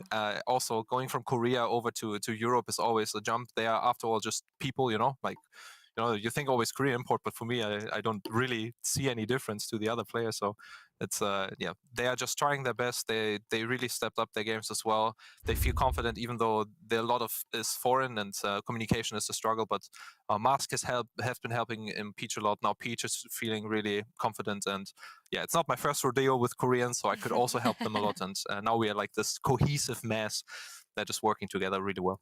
And Shippy, congrats on always coming up with some of the best rosters that we've seen over in EROs, but also Div 1 with Unicorns of Love. Now I wanted to ask you, how does someone qualify to be on your roster? What is like your top criteria for choosing these people to get them in your team? Look at her scouting. Yeah, I mean, the scouting is incredibly hard. I've been doing it now for 10 years almost, and it's always a mix out of everything. I have to say I have a really great support staff. Sleet, our manager, is like a giga brain if it goes to recruiting as well. And Invi, my guy stuck in Moscow, is helping me all the time as well. So with that crew behind my back, I can like kind of go out into scouting, and then just insane amount of time that you have to spend like watching all of the replays, watching everything that's going on when they are playing in their scrims and communication, and then talking with agents and all this kind of stuff. So, but yeah, I mean, quality-wise, if you really want to be in this kind of team, the thing that for me is the most important, that you have the will and the drive to survive. Because I say to all of the players when they start joining our team that either you become the best or you get kicked out of the team. And yeah, so here we're on this way to. Yeah, but we had, of course, altercations. I don't know, like maybe that sounds so hardcore, but we had, of course, differences in opinions sometimes, and I had to make very clear. And there were potential times where people could have left the team, and they were fighting for it. And yeah, you can see the effort that they were putting in the end. So it's not an easy route that the guys have to take, but yeah, I think the most important thing is having the love for the game, being aware that I will push you a lot and then survive through it. It's impossible not to love Unicorns a lot, right? Honestly, it's like totally impossible. I wanted to ask you a bit about that, honestly, because it's not only that the scouting, of course, it's important, but how do you manage, to keep motivated these players, this roster after roster, keep being, a successful brand, not only here in the EMEA Masters right now, also in the Prime League, in the former LCL. How do you manage, because the split is so long and a lot of things may happen. How do you manage, to handle all the situations and keep the roster together? It's kind of, if you guys watched the anime Slime something, it's like I see what other people are doing and I'm like kind of copying it. So I have like unlimited energy from Romain Bijard. Because when I was starting the first time, I was like, sleazy, and I was like introverted, and I was like not confident. So I was learning from this, and then from Hilly. Especially Hilly has been motivating. He won now the splits and he's winning everything over there. So I'm just like, I have to step up. I cannot lose to my old comrades over from Unicorn. So, from him I learned like speaking up for what you want, and, that you can ask for something and then you can be strict. Like if people didn't trust Hilly, then he will go after them like, why didn't you trust me? Why don't you go in? You don't like me or something. And then, yeah. And then, of course, I have my entire family behind me. My father is the CEO. My sister is the manager. And, my mother is the mascot, the cheerleader. And they're all, like, supporting me. Joanna, like, Merle, everybody's just helping me. Colin, our sports psychologist as well. I mean, I have this amazing staff around me. And, I don't know, like, everything just comes together and makes us the great experience, and that's why I also love League of Legends, and I think that helps as well. Family business at the end of the day, and I've always been really admirative of everything you achieved over the years. You found success in the LCS back then. You found success in the Russian League. Now bringing the Prime League to their first finals in the last 3 years. Congratulations on that. That's a huge success, and I'm just wondering how you anticipate these finals to go on Saturday, but also what it means to you to find success once again with the Unicorns. I mean, I'm kind of confident, kind of not confident at all. I was tweeting about it before that. I sometimes feel like I have imposter syndrome, and I just feel like, not good enough, especially if I see Hilly winning everything there. I'm like, he's winning the finals and so on. Like maybe he was the reason a lot we won the games, and all of those kind of intrusive thoughts come in. So sometimes it gets a little bit heavy, but I think in the end, I just try always to focus on what I can do best and motivate the guys. And now, getting to finals is like, I think people who understand like how I feel, it's like you need constant like approval and pat on the back and kind of success achievements so that you feel like valuable. And so making it to finals just is a dream come true.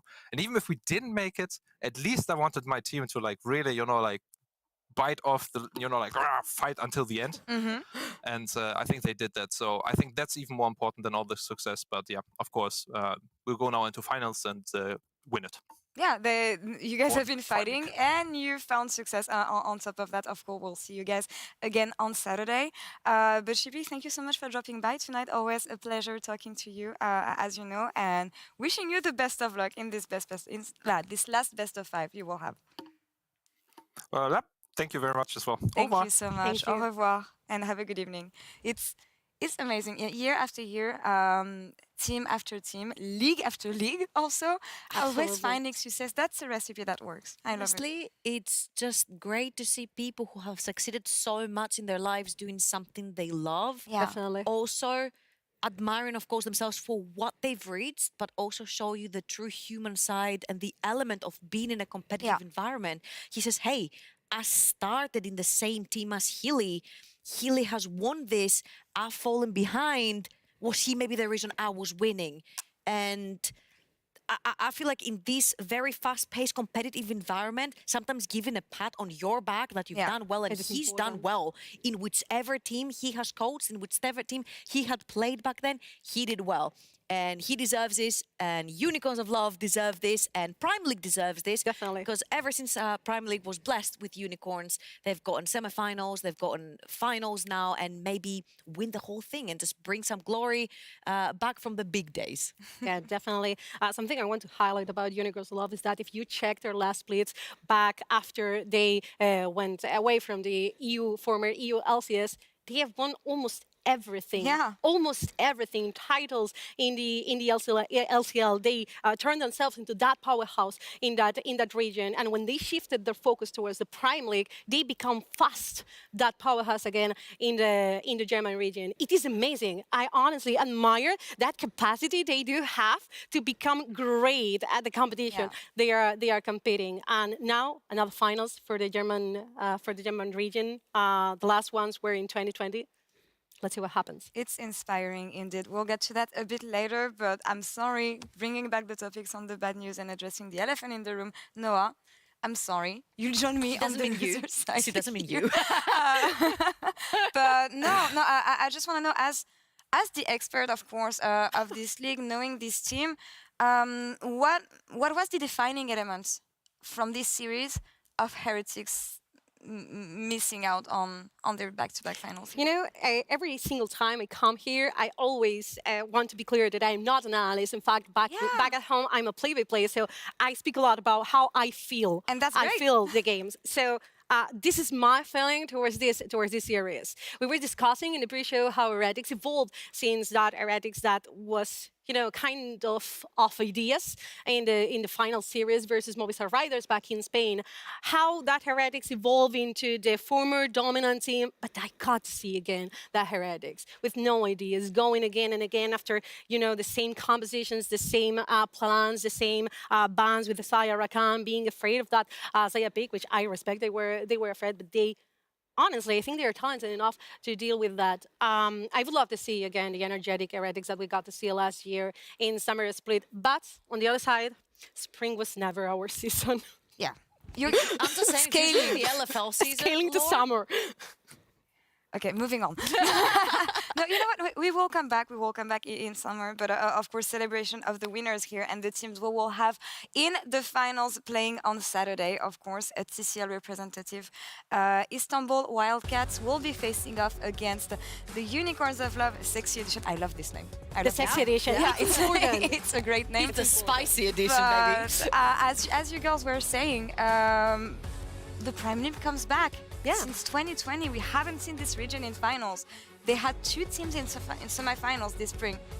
improvement from the region as a whole. I just want to say that the last time Prime League went in the finals, back in 2020, they faced a super team of a Go Rogue, of Ultraliga, where 4 out of 5 players of that team ended up in the LEC. instantly ended up in the LEC next season. And right now, I think it's no different because a TCL team is waiting for them in the finals. This could be an MSI team.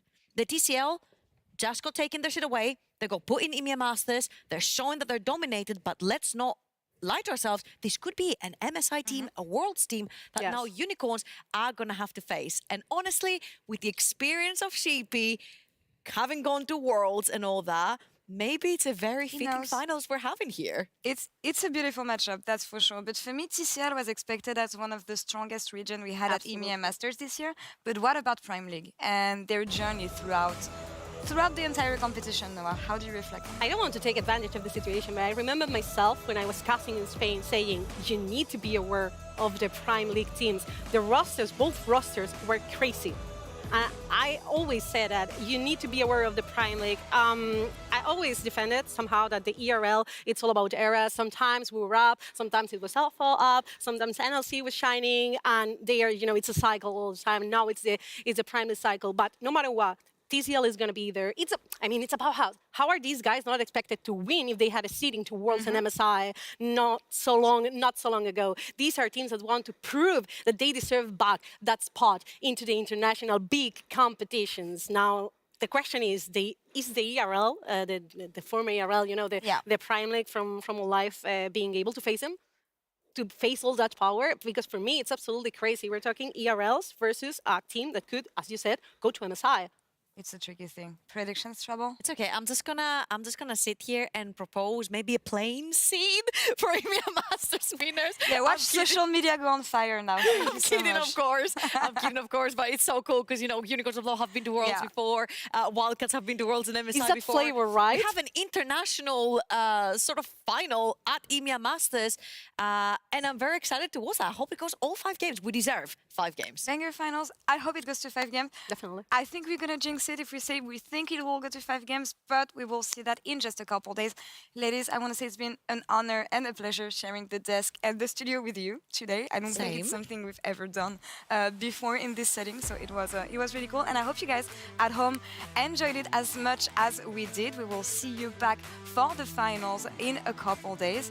Noah and Trouble, thank you so much again. Thank you. Thank you. And see you soon, guys.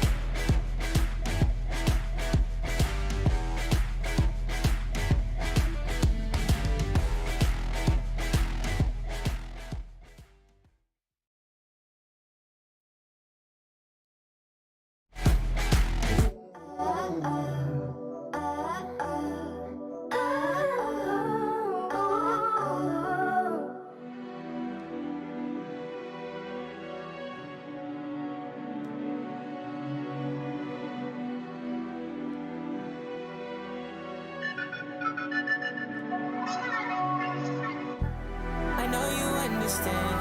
I can't leave you alone. I give you my time, but you can't pick up the phone. Life done been so tragic, huh? If only me alone. Try not to be obsessed. I messed up, oh girl, I know. I know, I know. I messed up, oh girl, I know. I know, I know. I messed up, oh girl, I know. I know, I know. I messed up, oh girl, I know.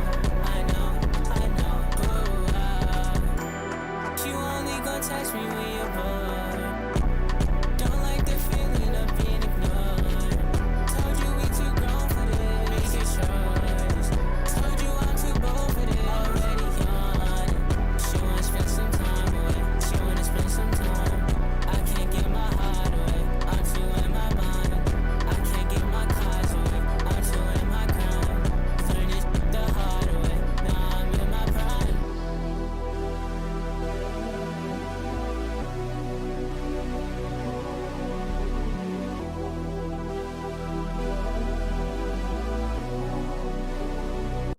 I messed up, oh girl, I know, I know, I know. I messed up, oh girl, I know, I know, I know. I messed up, oh girl, I know, I know, I know. I messed up, oh girl, I know, I know, I know. I messed up, oh girl, I know, I know, I know. I messed up, oh girl, I know, I know, I know. I messed up, oh girl, I know, I know, I know. I messed up, oh girl, I know, I know, I know.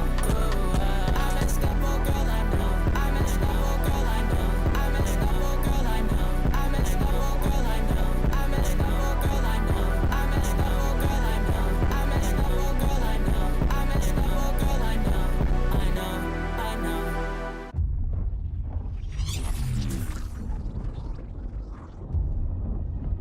Tuve una caída en mi carrera, pero he vuelto más fuerte que nunca. Pero ojo con Supa, va a reventar a Marlon. Se atreve ahora con el 1 contra Flaque. No debería de ganar el tetón.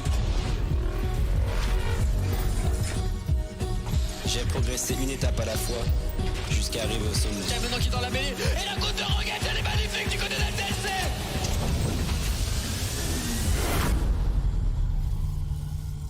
Ich weiß, ich kann der Beste sein, jetzt muss ich es nur allen zeigen.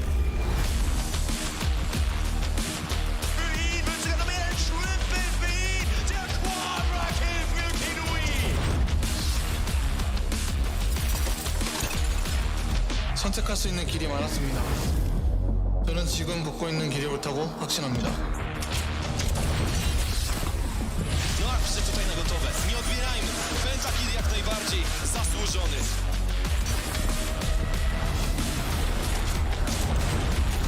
Orada sıfır bir değişim. Ayakta kalan son isim Erdemir. Uzun zamandır bekliyordum, şimdi benim zamanım.